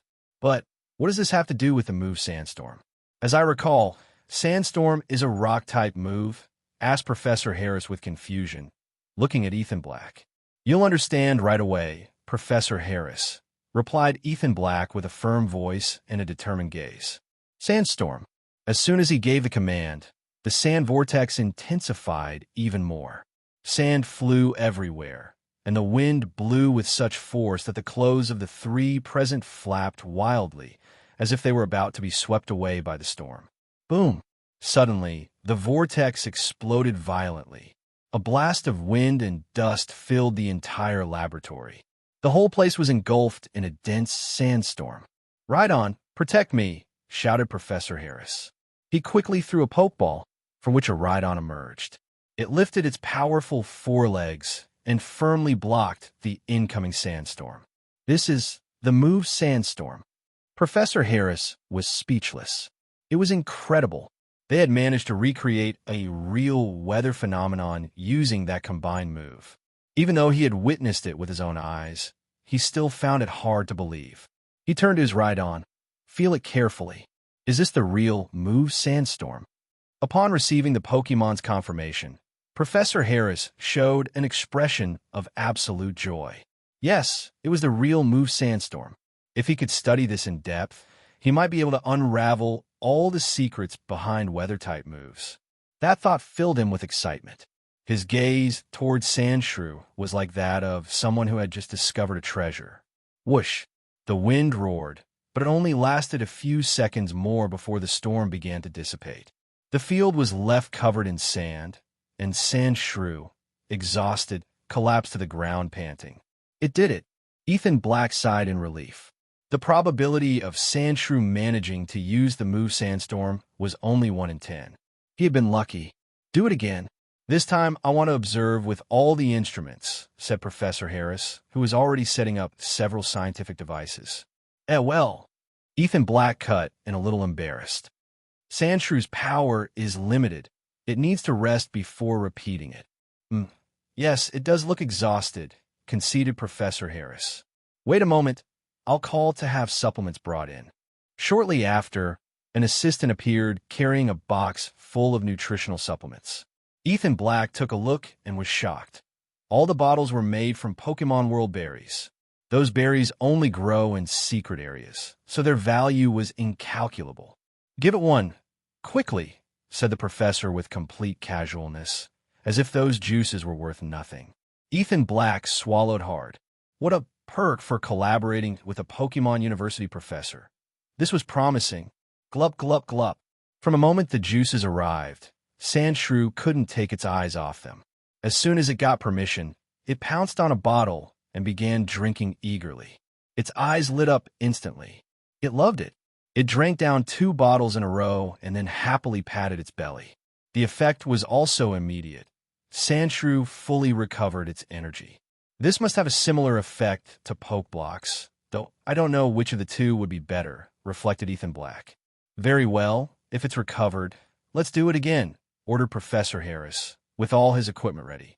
Shah, replied Sandshrew enthusiastically, returning to the center of the testing field. In no time, another sandstorm began to form from the combination of rapid spin and sand attack. Professor Harris began taking records. Ethan Black leaned closer to look at the screens. What he saw looked like a thermal camera image, with 2 types of energy clearly visible at the center of the field, one light gray and one brown. Gray and brown. If I'm not mistaken, thought Ethan Black, this must represent normal-type energy and ground-type energy. He kept observing and noticed that as the vortex grew stronger, the brown energy became increasingly intense to the point of completely dominating the image, displacing the gray energy. When the energy reached its peak, Sandshrew let out a roar and the vortex exploded, scattering sand everywhere. Pop, pop, pop. Along with the sound of sand and stones striking the walls, the sand vortex burst into a rain of rocks that punched small holes into the laboratory walls. At that critical moment, the Rhydon that had already been released stomped heavily, causing a stone wall to rise from the ground, blocking a wave of sand and rocks that was coming straight at them. Thanks to this, the 3 present and the instruments were kept safe. Was this a failure? Said Professor Harris, looking at the dust beginning to dissipate in the place and the sand piling up in the corners. He frowned slightly. Rhydon also roared in response, confirming that this time the attempt to use the move sandstorm had failed. Well, my Sandshrew isn't strong enough yet. That's why it can't control that power properly, explained Ethan Black quickly, his eyes shining as if he were already planning something. Lack of strength, huh? Yes. That energy was too strong, clearly beyond Sandshrew's control, said Professor Harris, frowning as he opened the energy log and converted it into a data chart. When he saw the energy spike in the data, he was momentarily stunned, surprised at the magnitude of the energy. This sandstorm was generated entirely with ground-type energy. After carefully checking the energy composition, the professor's eyes widened in astonishment. He quickly began typing and splitting the record into several segments. Ethan Black blinked, feeling a little dizzy from seeing so much data. When he turned, he noticed Alex Baxter watching the instruments with an ecstatic expression. Ethan Black shook his head. This definitely wasn't for him. Being a researcher was way too complicated. He preferred to focus on being a trainer. With that in mind, he left the duo of researchers who were eagerly analyzing the data and went over to his Sandshrew with a nutritional juice. After all, his Pokémon was the most important thing. About 15 minutes later, Professor Harris and Alex Baxter finally left the instruments. Looking at Sandshrew, their eyes were shining with so much enthusiasm, it was as if they were staring at their favorite prey. Let's try one more time. Ethan Black finally understood, after an entire day, how terrifying researchers could be. Their work could be perfectly described as tireless labor, with no rest and no food. Throughout that whole day, Sandshrew used the move Sandstorm a total of 10 times. Only once was it successful, but that was enough for Professor Harris to gather a lot of valuable data. Although they still didn't understand how Sandshrew could use a typically rock-type move only with ground-type energy, they knew that with further research they might find answers. That uncertainty was precisely what made research so exciting. That night, Ethan Black received his second benefit from Professor Harris. "Is this Pokémon food?" he asked, curiously examining the meal in front of him. What he had before him looked exactly like the Pokémon food he remembered from the world of video games or anime. Small balls similar to dog kibble. In the shows, characters like Brock or Sillin were experts at preparing this kind of food. Apparently, the formula for making this food also came from the secret kingdoms. What kind of places were those secret kingdoms really? Thanks to Alex Baxter's explanation, Ethan Black understood how valuable this food was. Just as he suspected, Pokémon food came from recipes from his secret kingdoms. Furthermore, depending on its function and effects, it was divided into common food, energy food, specialized food, and special food. Common food, used in the daily life of Pokémon. It helps their general physical development and is the most basic. Energy food contains energy of certain type. Besides improving the Pokémon's physical constitution, it also helps strengthen its affinity with that type. Specialized food, designed for specific species. For example, for a rock/ground type Rhydon, both rock and ground energy are mixed, along with other ingredients according to its unique characteristics. It's the most suitable food for a particular species. Special food, prepared for a single specific Pokémon, with unique effects such as boosting its speed, defense, attack, etc. The food given to Ethan Black was precisely an energy food for ground-type Pokémon, clearly prepared by Professor Harris with the intention of aiding his research on the move Sandstorm. Looks like Professor Harris hasn't spared any expenses to investigate the origin of this move, commented Alex Baxter upon seeing the food. This kind of food can only be obtained by people at the professor's level. Even if someone has money, they can't necessarily buy it. A priceless treasure. Since it was beneficial for Sandshrew, Ethan Black didn't hesitate at all. He released his Pokémon and offered the food with both hands. He thought that, because of its appearance similar to dog kibble, Sandshrew wouldn't be very interested. But to his surprise, it loved it. It began eating enthusiastically, crunching the little balls with a satisfying sound. Looks like the best thing for a Pokémon really is food designed especially for them, thought Ethan Black. Very soon, Sandshrew finished the entire contents of the jar. Its body began to emit a faint brown glow. It was absorbing the ground-type energy from the food. Seeing this, Ethan Black returned it to its Pokeball so it could calmly digest that energy. I think I've been too focused on training moves, but at the end of the day, the Pokemon's body is the foundation of everything, reflected Ethan Black. He pulled out his notebook and looked at his previous training plan. Then he gently crossed it out. With the nutritional juices and Pokemon food provided by Professor Harris, Sandshrew was facing a great opportunity. And as its trainer, his mission was to make the most of those resources to help his partner build a solid foundation. That night, Professor Harris came by again.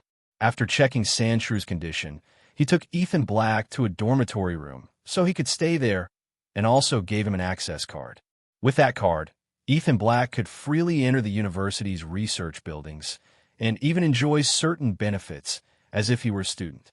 Not long after Professor Harris left, Alex Baxter also showed up, saying he wanted to show him around the university campus. "Alex, you came just in time. Where's the university library?" Ethan Black suddenly asked as they walked along one of the campus paths. "The library? What do you want to go there for?" "Our university library is a bit special. Everything inside is related to knowledge about Pokémon, so outsiders can't go in," replied Alex Baxter, somewhat puzzled. Ethan Black was thoughtful for a moment, then pulled out the access card Professor Harris had given him and asked hesitantly, "This is the card Professor Harris gave me. He said it lets me enjoy some student benefits. Could I enter the library with it?" Wah, that's Professor Harris's secondary card." Alex Baxter exclaimed in shock. "And what does that mean?" Ethan Black asked, confused. "What does it mean? It's huge. That secondary card is only given to Professor Harris's assistants. Every year, tons of people fight for that position, and now you, this lucky guy, have it in your hands. If others found out, they'd probably want to kill you." Alex Baxter growled, his eyes full of envy. "So, does that mean I can enter the library?" Ethan Black asked, his eyes shining with excitement. "With that card, you get privileges equivalent to a graduate student. Unless it's a very restricted area, practically no doors will be closed to you on campus," Alex Baxter sighed. "This academic donkey. How did he suddenly become a grad student? Then what are we waiting for? Take me to the library already." Ethan Black exclaimed impatiently. In his head were loads of knowledge about the Pokémon world, but he knew almost nothing about how to raise them properly. If he could study that, and combine it with what he already had in his mind, he'd be able to create a much stronger training plan. Faced with his insistence, Alex Baxter had no choice but to take him, though he did so with a look of resignation. However, upon reaching the library, he stopped, with no intention of going in. "You're not going in?" Ethan Black asked, confused. Alex Baxter rolled his eyes and shrugged. "Of course I want to, but you have to pay with academic credits. I already spent all mine writing the report on the move's rollout and defense curl, so for now I have no way to get in." "And I can." Ethan Black frowned. "You've got Professor Harris's card. Who would dare stop you?"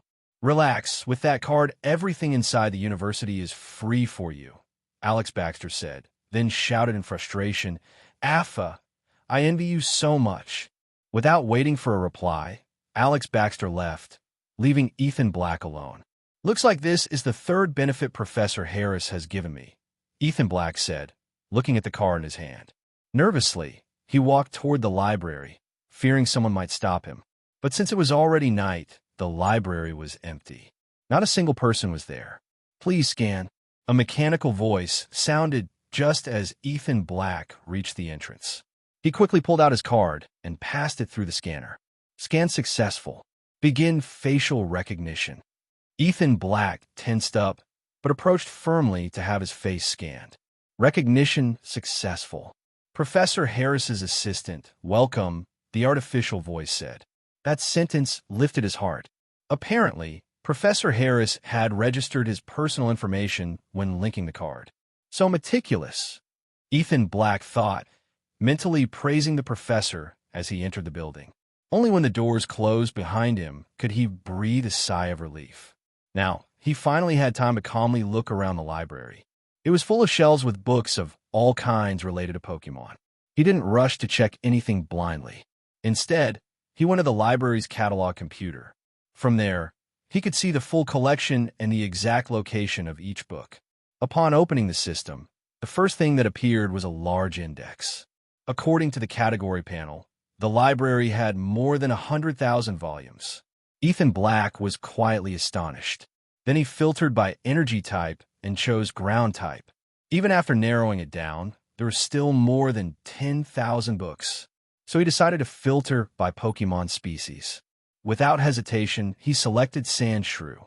At that moment, the number of books dropped drastically. Only 3 remained. There are only 3 books about Sandshrew. Ethan Black was surprised. He went back and chose Geodude. Immediately, more than 100 books appeared. 3 versus 100. Geodude wins by a landslide. He then tried Rhyhorn, and again, more than 100 titles appeared. Seems humanity still hasn't had time to study every Pokémon thoroughly, Ethan Black reflected. Popular Pokémon like Geodude, Rhyhorn, or Onix get more attention because they're powerful and easy to train. That's why most researchers focus on them. He tried several more times with other Pokémon, but the results were always similar. Finally, he sighed in resignation. His hope of finding a complete training manual for Sandshrew was fading away. Even so, he took a deep breath and went back to Sandshrew's section. He decided to open the 3 books one by one. Sandshrew's life habits. Sandshrew's body structure. Differences between Sandshrew and Sandslash. As expected, none were training manuals. Still, Ethan Black resolved to study them carefully. The more he understood about his partner, the better. After all, his knowledge so far came from anime and video games. Knowing how Pokémon were in the real world was something very different. The library of Ironvale City's Pokémon University covered a fairly large area. It was divided into 4 floors, and each one contained a different category of books about Pokémon. For example, on the first floor were the most basic books, introductions to Pokémon, attributes of moves, type advantage relationships, etc. On the second floor were intermediate level books, such as the moves each species could learn and the methods to perform certain moves. The third floor, on the other hand, housed books with basic training methods and fundamental knowledge about Pokémon breeding.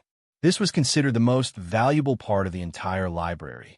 Lastly, on the 4th floor were the most important books, advanced breeding methods for specific species, training techniques for rare moves, etc. If Professor Harris managed to complete his research on the move Sandstorm, his findings would be stored there. However, access to the fourth floor was restricted. Only people who had made great contributions to the university could receive permission to enter. The access card Ethan Black possessed allowed him to reach up to the third floor, which was already more than enough to leave him ecstatic. In the following hours, Ethan Black took a general look at the library's digital catalog. Since the books on the first floor could be borrowed, he planned to take the 3 works on Sandshrew that he had found earlier. In contrast, the books on the second and third floors could only be read inside the premises, so, since it was still early, he decided to stay and review them right there. The books on the second floor were quite basic, mainly general Pokémon data that Ethan Black already mastered perfectly, even feeling he knew more than what was written there. So he went straight to the third floor, where the material that interested him most was basic move training and fundamental breeding.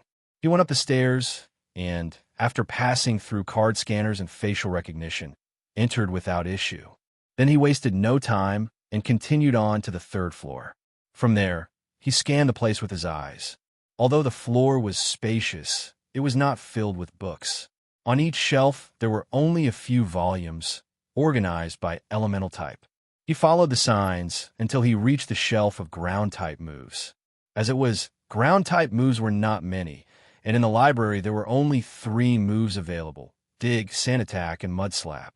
Even so, there were multiple books that taught different ways to train them. When he saw the title Dig, Ethan Black's eyes lit up.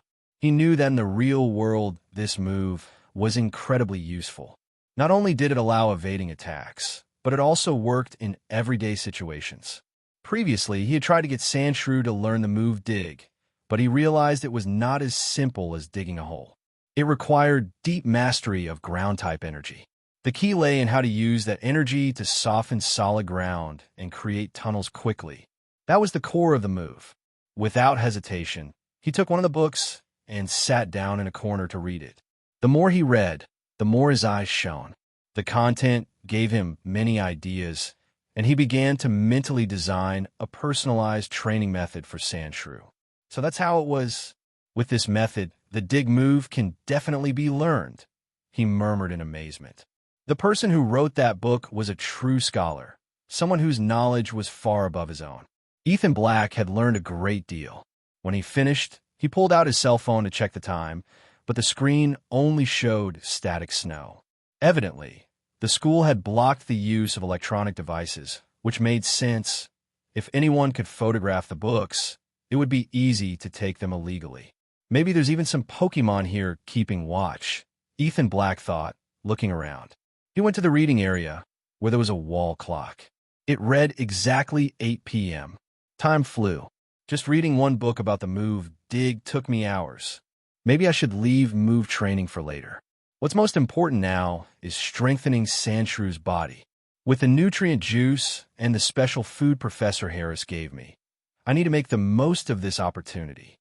He put the book back in its place and went straight to the shelf with the basic breeding books. Although these were on the second floor, they were not specific to any Pokémon species. However, that didn't take away their value. In fact, he was excited. Until now, he had had lots of general knowledge about Pokémon, but zero real information on how to raise them. These books were perfect for building a solid foundation and broadening his vision. Browsing the shelves, he found a volume on ground-type Pokémon breeding, grabbed it immediately, and began to read it in a quiet corner. So raising a Pokémon is a bit like training an athlete, he reflected.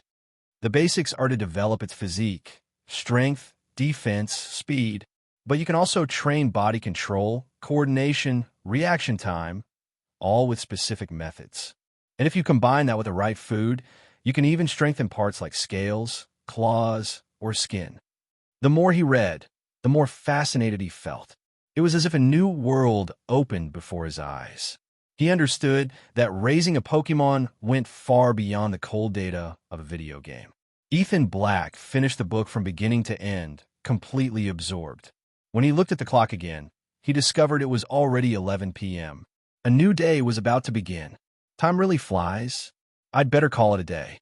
Tomorrow I have to help Professor Harris with his research, and if I'm exhausted and make mistakes, it would be terrible to cause him trouble. He stretched, returned the book to its place with some reluctance, and went down to the first floor to borrow the 3 books on Sandshrew. Then he scanned his card and left the library toward the dormitory he had been assigned. The next morning, Ethan Black woke up very early together with Sandshrew. He released the Pokémon from its Pokeball, and it came out brimming with energy. Ethan Black didn't know if it was just his imagination, but he felt that Sandshrew had grown a little. Could it be because of the Pokémon food from yesterday? He murmured, circling around it, examining it curiously. To check if it wasn't just an illusion, Ethan Black took a measuring tape and measured its body, carefully writing down the data in his notebook. From now on, Ethan Black planned to focus on Sandshrew's physical development as the main approach to its breeding, so recording its daily physical conditions was a fundamental part of the process. After the measurement, he took out more Pokémon food that Professor Harris had left in the room and gave it to Sandshrew to enjoy a good breakfast. Sandshrew, greater than over equal to omega less than over equal to. Once everything was ready, Ethan Black headed with Sandshrew to the laboratory building. There, Professor Harris and Alex Baxter were already waiting for him since early morning, with all the scientific equipment ready. As soon as Sandshrew arrived, they started working enthusiastically, which made Ethan Black shake his head with a smile.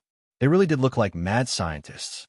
After leaving Sandshrew in the care of the professor and Alex Baxter, Ethan Black sat in a corner with the books he had borrowed the day before and continued absorbing knowledge. Half a month passed like this. During that time, Professor Harris gathered a large amount of data, and at the same time, Sandshrew became increasingly skilled at using the move Sandstorm. Thanks to Professor Harris's dedicated teaching, the success rate of the move had already risen to 50%, meaning it managed to perform it correctly once every 2 or 3 tries. On the other hand, just as Ethan Black had assumed, the constant consumption of specialized Pokémon food noticeably improved Sandshrews' physical development, who had visibly grown in size. As for Ethan Black, he practically left Sandshrew in Professor Harris's care, while he dedicated himself completely to the library. Every day, he immersed himself in the books, comparing, deducing, and gradually building a personalized breeding plan for Sandshrew. One more morning, Ethan Black left the library intending to pick up Sandshrew so they could go have lunch together.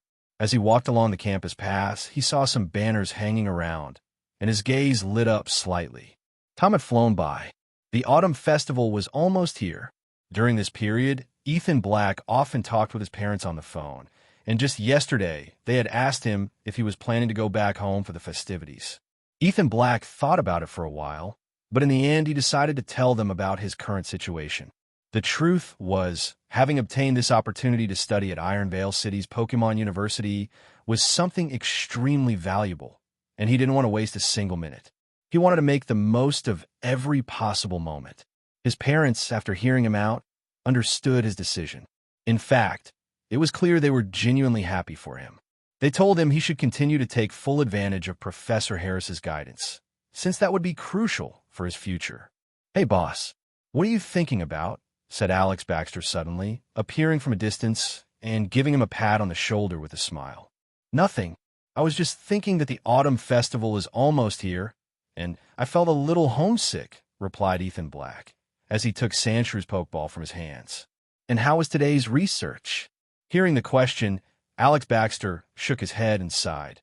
"Even though we've already gathered a ton of information about the move Sandstorm, we still haven't managed to understand why Ground-type energy can activate that move. We don't have a single solid lead." "Ground-type Sandstorm?" repeated Ethan Black, also with a sigh. Not even he, with his entire mental database on Pokémon, could imagine a logical reason. After all, the move Sandstorm is typically a rock-type move. Then why? Wondered Ethan Black. "Well, that's not something we need to worry about. Let's leave it to Professor Harris," said Alex Baxter.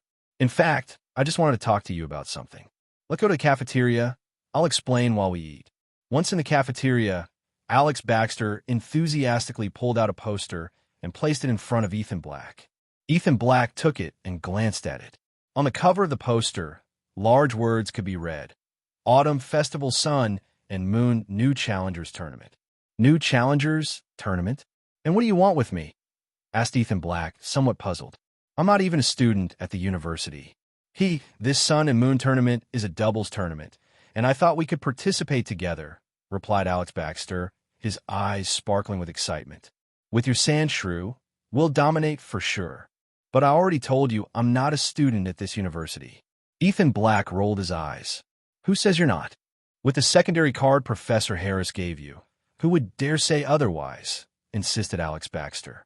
Besides, you're only 18 years old. You fit perfectly within the requirements for a novice trainer. I'm sure there won't be a problem. Even so, I think we'd better leave it, said Ethan Black with doubt.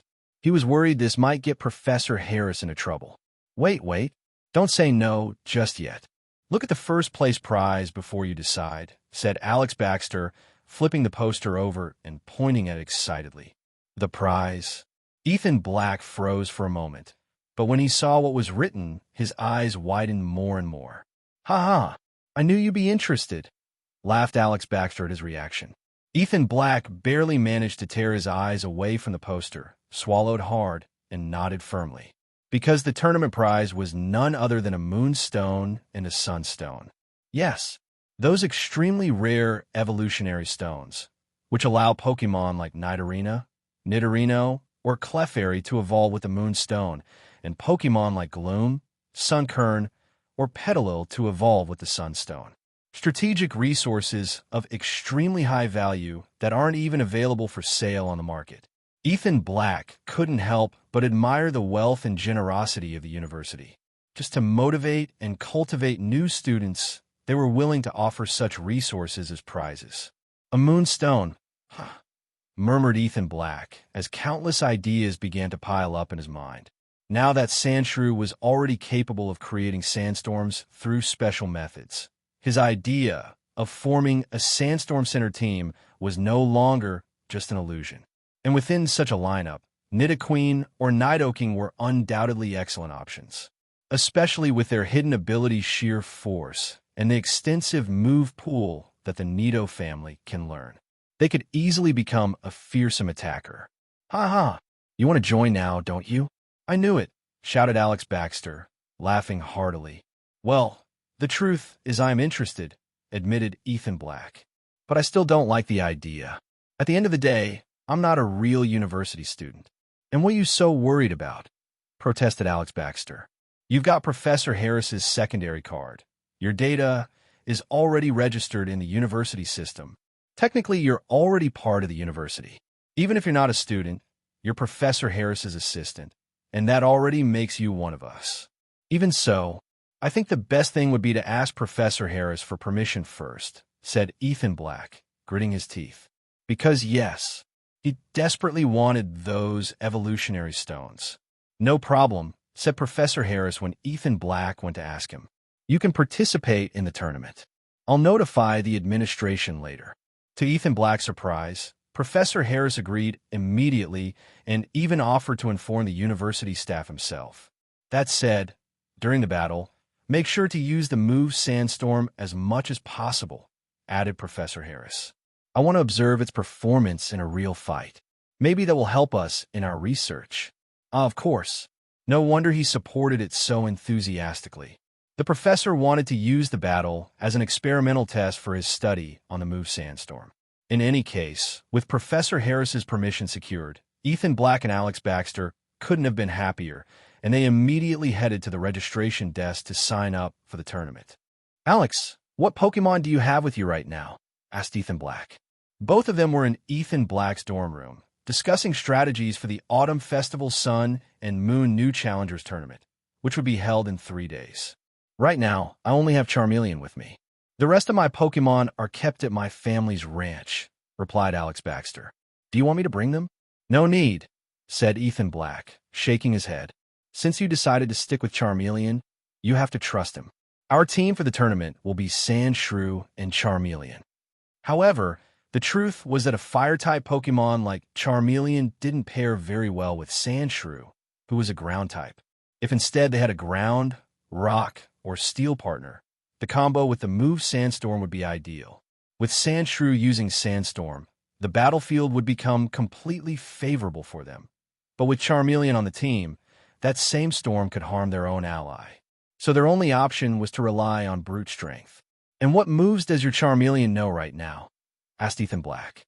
Alex Baxter thought for a moment and replied, "Scratch, Growl, Smokescreen, Ember, and Flamethrower. Just those 5. Ethan Black noted them down in his notebook. Then he wrote Sandshrew's moves: Scratch, Defense Curl, Rollout, Sand Attack, Rapid Spin, Euro Ball, and Sandstorm. Looking at the list, he fell into thought. Charmeleon was clearly a ranged attacker with powerful fire moves, something he had already shown in his first battle. On the other hand, Sandshrew was strong in close combat. That difference could be taken advantage of on the battlefield. "Relax, man. With our level, we're going to crush it," said Alex Baxter, confidently munching on some fries. Ethan Black looked at him disapprovingly. "We'd better not underestimate anyone. The Pokémon University of Ironvale City is recognized throughout the country.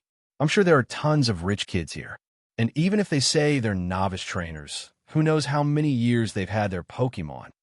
Alex Baxter nodded. In fact, he himself wasn't exactly a beginner. When he entered the university at 16, his father used connections to secretly get him a Charmander, the same one that was now Charmeleon. Besides, he was convinced that there were many students far richer than him, even families that explored secret kingdoms. So getting a Pokémon before turning 18 was nothing unusual. No. If you want to win, you have to know your enemy," said Alex Baxter firmly. "You keep studying strategies. I'll go out and investigate a bit. See if I can find out what Pokémon our potential rivals will use. That'll give us an advantage." With that, Alex Baxter left, motivated to do his espionage work, while Ethan Black kept writing and analyzing strategies in his notebook. Time flew, and the Autumn Festival arrived as scheduled. During the holidays, the campus was quieter than usual. However, the Academy sports field was bursting with excitement. Boom, boom, boom. Fireworks exploded in the sky. It was the official signal that the Sun and Moon New Challengers Tournament was starting. In the stands, the announcer took the microphone and enthusiastically declared the opening and progress of the event. His voice, amplified by loudspeakers, echoed across the campus. The participants began to enter the stadium and gathered in front of the main stage, waiting for the tournament to begin. After all the trainers had entered, the university directors made their appearance and gave their respective speeches. Finally, half an hour later, the announcer took the microphone again. "I officially declare the tournament open." More than 200 people were participating, which meant around 100 pairs. The system was single elimination. The duo that won moved on to the next round, while the one that lost was out. Since the tournament would last only 3 days, the schedule was tight. Each duo would have 2 battles per day, and on the 3rd day the champion would be decided. All the teams went to draw their participation number. Alex Baxter was the one to draw for their team, and he pulled number 77. "A lucky number," they said excitedly. Maybe it was a positive sign. They quickly looked for their battlefield and found field number 7. At that moment, teams 70 and 71 were fighting. Since their number was 77, they would have to battle against team number 76. Trainers, send out your Pokémon and prepare for battle. Double battle, 2 versus 2. Each trainer will use 1 Pokémon. When a team has both Pokémon incapacitated, the match will end. At the referee's command, the 4 trainers threw their Pokeballs. For flashes of white light lit up the field, and the following Pokémon appeared: Geodude, Onix, Pidgey, and Spearow. Team 70 chose Geodude and Pidgey. Team 71 chose Onix and Spearow. Both teams used a similar strategy: 1 ground Pokémon and 1 flying Pokémon to have an advantage both on land and in the air. However, Geodude and Pidgey were too passive. Onix and Spearow defeated them without much trouble. As expected, many of these participants are only here to fill the numbers, commented Ethan Black, relaxed. Clearly, the truly wealthy trainers were few. Most participants were actual beginners, just starting their journey, so their battle skills were still very basic. Several more matches took place on Field 7, and the situation was similar. No particularly strong opponents. It looked like they would have a fairly easy first round. Finally, it was Ethan Black and Alex Baxter's turn. Their opponents were two girls, and upon seeing them, Alex Baxter made a face like I don't want to hurt them. "Don't get sentimental," said Ethan Black. "Let's finish this quickly. Relax, I won't hold back. I'll show them true power, and they'll fall head over heels before my iron fist," said Alex Baxter with a mischievous smile. "Let me fight first. You support me from behind." "All right, as you wish," replied Ethan Black with a thoughtful smile. "So that's the way to flirt now, huh?" Hello, everyone. As we wrap up this video, I want to share a quick note. I have a Patreon account. If you'd like to support me and enjoy on-demand audiobooks, you can become a Patreon member. Alternatively, you can check out my Google Drive link, which has 500+ novel audiobooks available through my Ko-fi or Patreon shop. I appreciate your support.